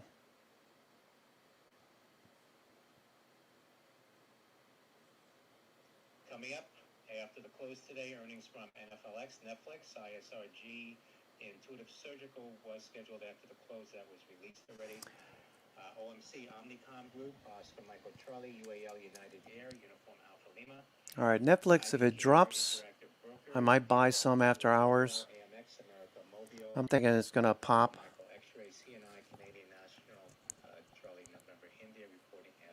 Facebook pulling back some more. Looks like profit taking. Yeah, I'm going to probably take Facebook tomorrow on a ABCD pattern or an opening range breakout, something like that. Maybe we get a nice little range in the morning on Facebook to trade. What I'm looking for for an opening range breakout is if we do something like this or like this, you get this opening range right around 10 o'clock, you put in the highs, it dips a little bit and then it takes out the opening range high on volume. I like to see that on Facebook. That'd be a strategy. Betting on Facebook that it's going to gap up tomorrow, that's 50-50. It could go either way. So I'll wait until tomorrow. Hopefully we get a follow through on Facebook. Caterpillar at the highs. Had a nice day today. Caterpillar, respectable $2.60, up 1.3%. Caterpillar is probably going to follow through tomorrow, I would think. Maybe in the morning it gives us an opening range breakout. Like over here and today. Opening range breakout 200. Takes off to the upside. All right, not a bad day. Not a bad day. Hopefully you guys had a good day today.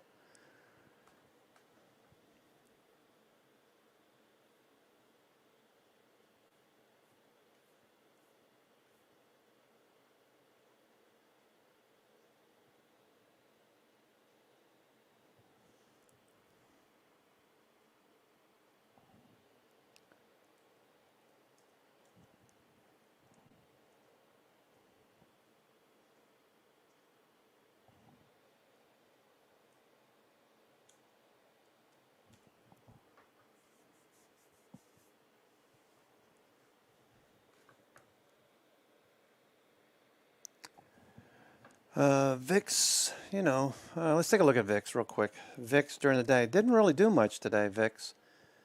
Just drifted lower. Now it's trying to base in this area. I wouldn't be surprised to see it here tomorrow as well. VIX is near the lows that we've seen all year. Okay, so in this area they start to find reasons to buy. Okay, let's look at some of the other things that could give us a short-term intra-week high, pivot high. Some of the things we would look for. All right, VIX is still looking good. It's green. Let's look at the NYSE. Put-call ratio. This is one of the things I'd be watching for. Put-call. Okay, put-call. Notice how many times it banged above the 1 area. Okay, while we were making that inverted head and shoulders. Okay, that low, lower low, higher low. Okay, so the only way I would look for a top short term is if this dropped down much more, down into 0.65. Anything below this level, we'll start to watch for a little short term top as we ease up to a double top. The most important thing, of course, is the call wall and where they position their options today. Let's see if they rolled that up at all. But that's, not 2 weeks ago, we hit the low of the low and now higher low and looking for a follow through. Article circulating today from PennyStocks.com mentioning the 4 best short squeeze stocks. LPTX, Leap Therapeutics mentioned in the Papa Tango X-ray, LPTX. Also BEST, Best Inc., Bravo Echo Sandy Tango, RIDE, Lordstown Motors, and GOTU go to Galtu Tech Edu. All right, so that's some penny stock traders. That's Golf Oscar Tango Uniform. Those need to see volume on those. I'm not interested, but if you heard that from Charlie, Best Inc., Short Squeeze, LPTX, Leap Therapeutics. Yeah, I don't see it. I don't see it unless this bounces tomorrow. ATER, that had a nice day. That pulled back to the 50-day over the last week and a half. Now we're trying to get above the 21-day and follow through.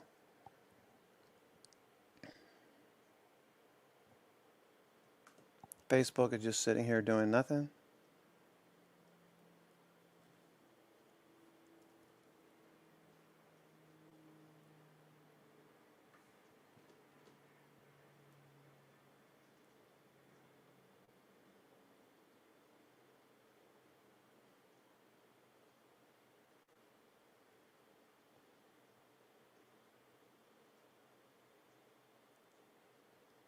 QuantumScape had a nice day today. QuantumScape should maybe continue. QuantumScape trying to get above 2550. Get above 2550. This should go a little bit more. It's just gradually grinding higher. Note the 9 EMA is starting to tilt upward. The 21-day as well. 50-day is sort of flattish. This is starting phase 2. This is marked down. This is phase 4 over here. Phase 1, base. QuantumScape looks like it's going to continue. Let's look at other stocks in the space, like Lithium Americas. That's continuing to move higher. Look at the lithium stocks. Those all look good. And to review what's moved today, large caps on the Dow Jones, Apple, Microsoft, Intel, Visa, Verizon, Merck. All right, so this is what we're looking for on Merck. We were looking for the bounce. We finally got the bounce. Tomorrow would be a safer entry, but Merck is probably going to follow through. Don't want to buy it here. Could move lower again tomorrow. But Merck, second day, Merck.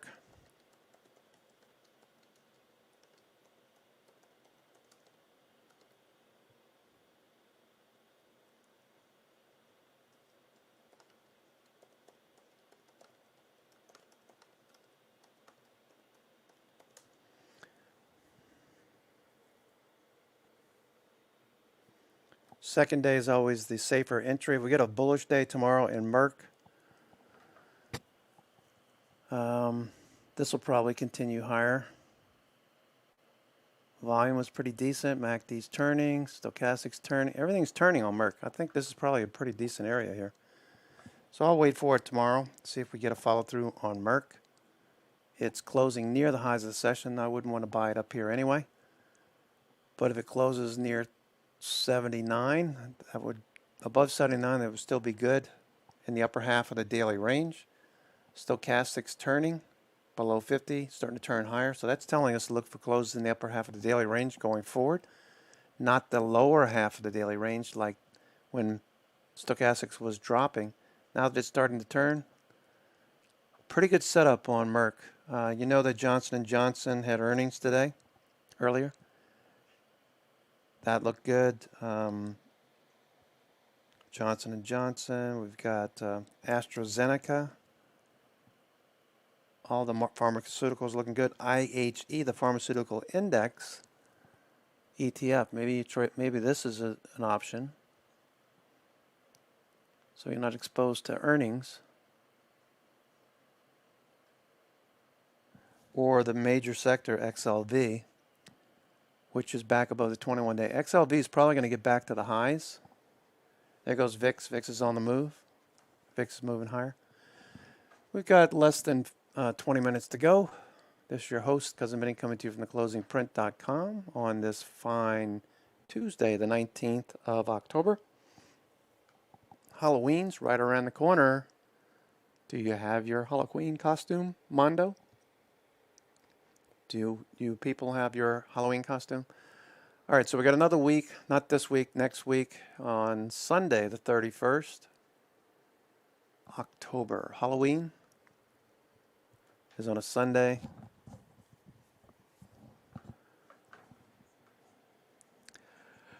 Q's pulling back a little more. We're looking for a follow-through tomorrow. Had a decent day today. I'm very happy with the second day after yesterday's bullish day. Not bad.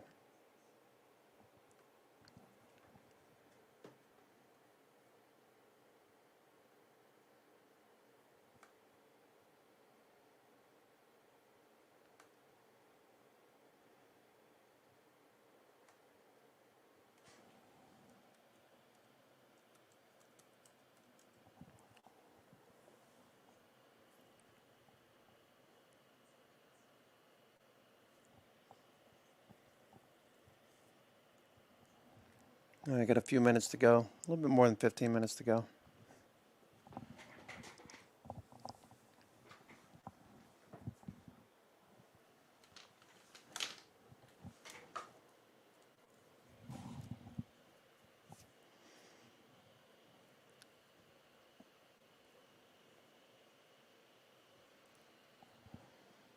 All right, we're drifting a bit lower right now.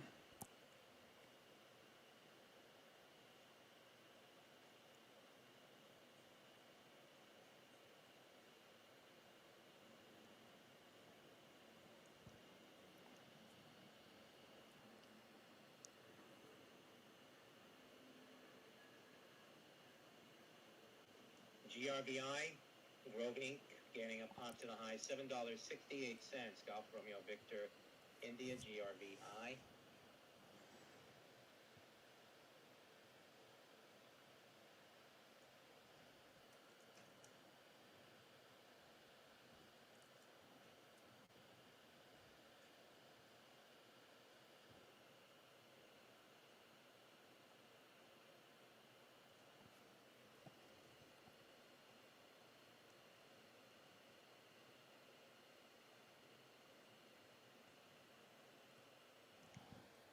All right.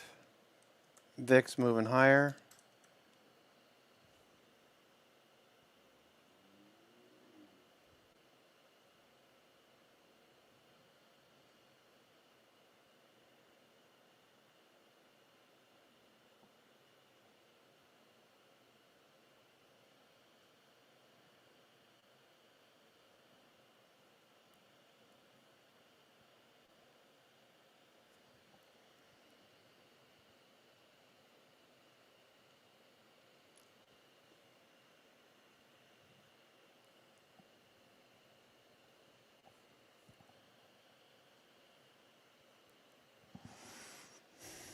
Yeah, the Q is just sitting here.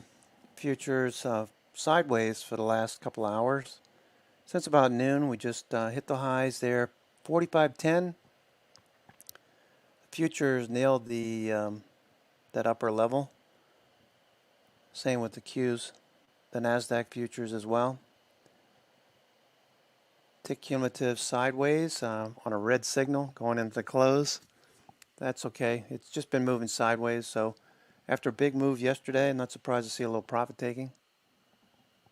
All right, let's see who's doing what.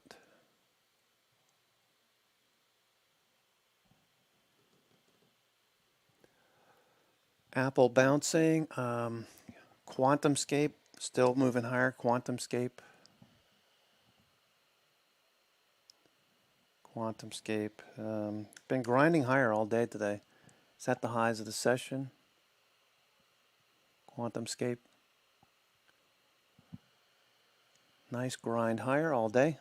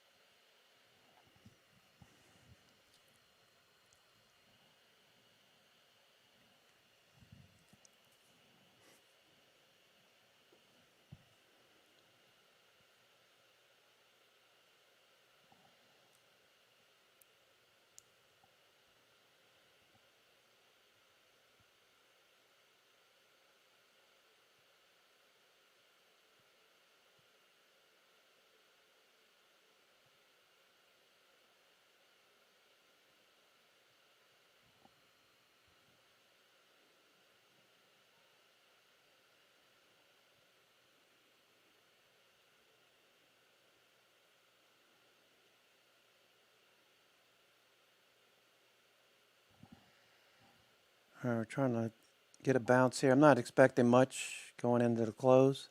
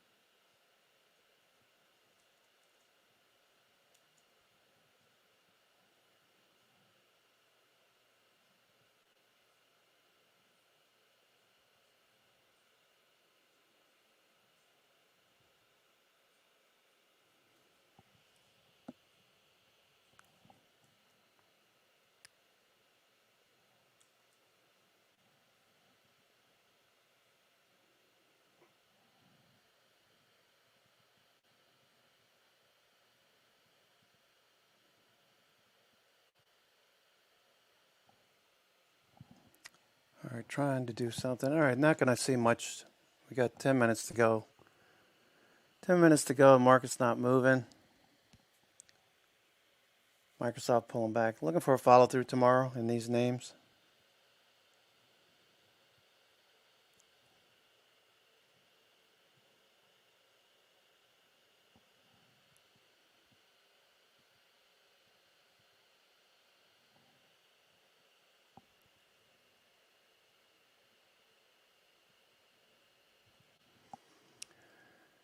All right. Tesla off $5.65.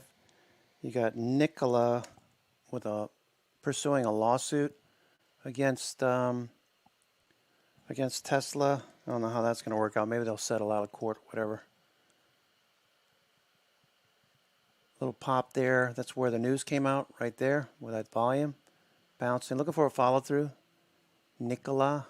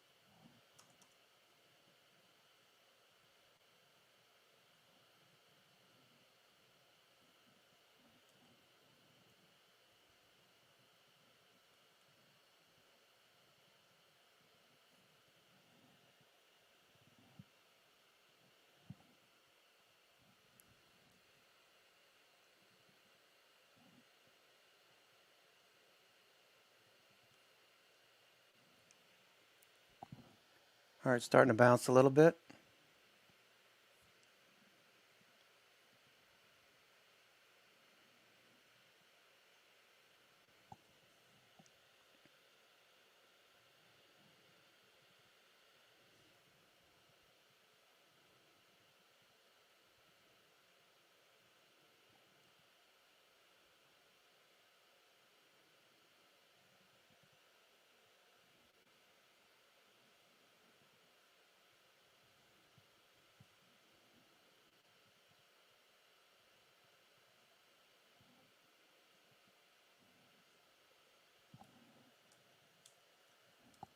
We got 6 minutes to go for the regular session. SPY and the Q's bouncing a bit. FANG stocks bouncing a little. Facebook's starting to bounce a bit.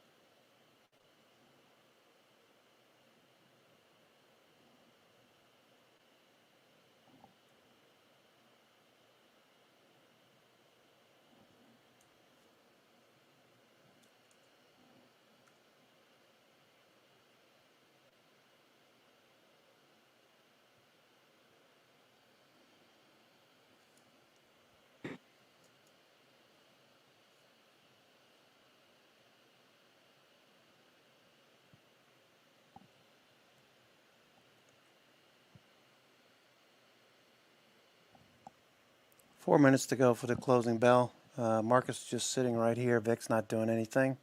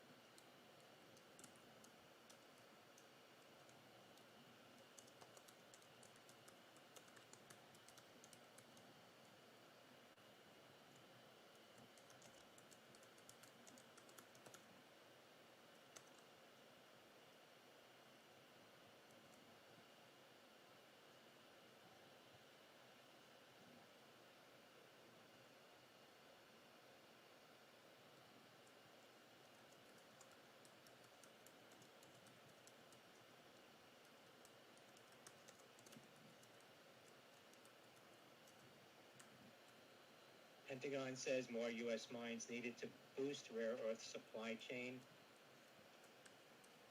Supply chain risk for rare earths cannot be resolved without a close partnership with industry, that according to the Pentagon.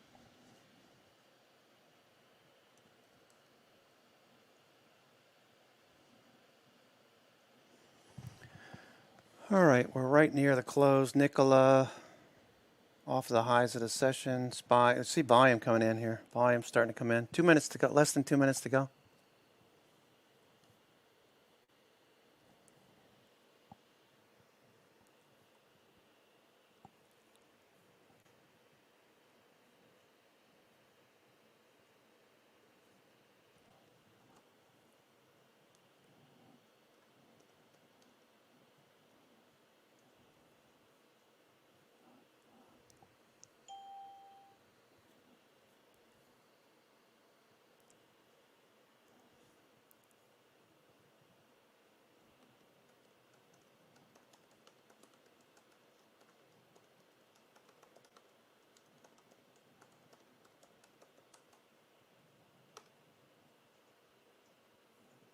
A report from Reuters, White House and Democrats nearing deal on reconciliation package could be announced in coming days. Top line numbers still not agreed. Affordable housing, home care for elderly could be cut.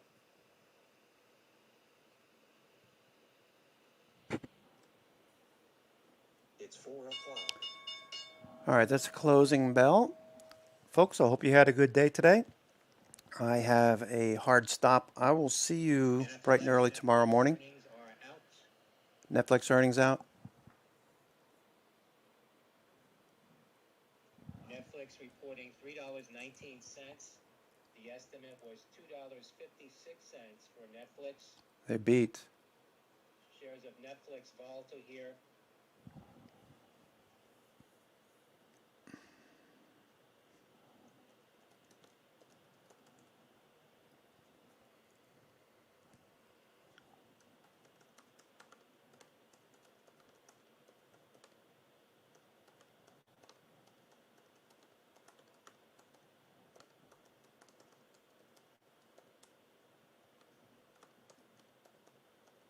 Netflix revenue of $7.48 billion. Oh boy, there goes Netflix. That's in line with estimate for Netflix.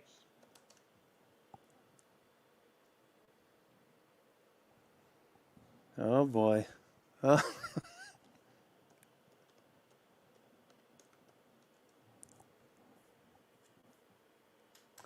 All right, so that's good. Good to know that Netflix beat. I'm so happy for them, really. All right, folks, I'm out of here. We'll see you tomorrow. Take care. I'll talk to you in the morning. Ciao.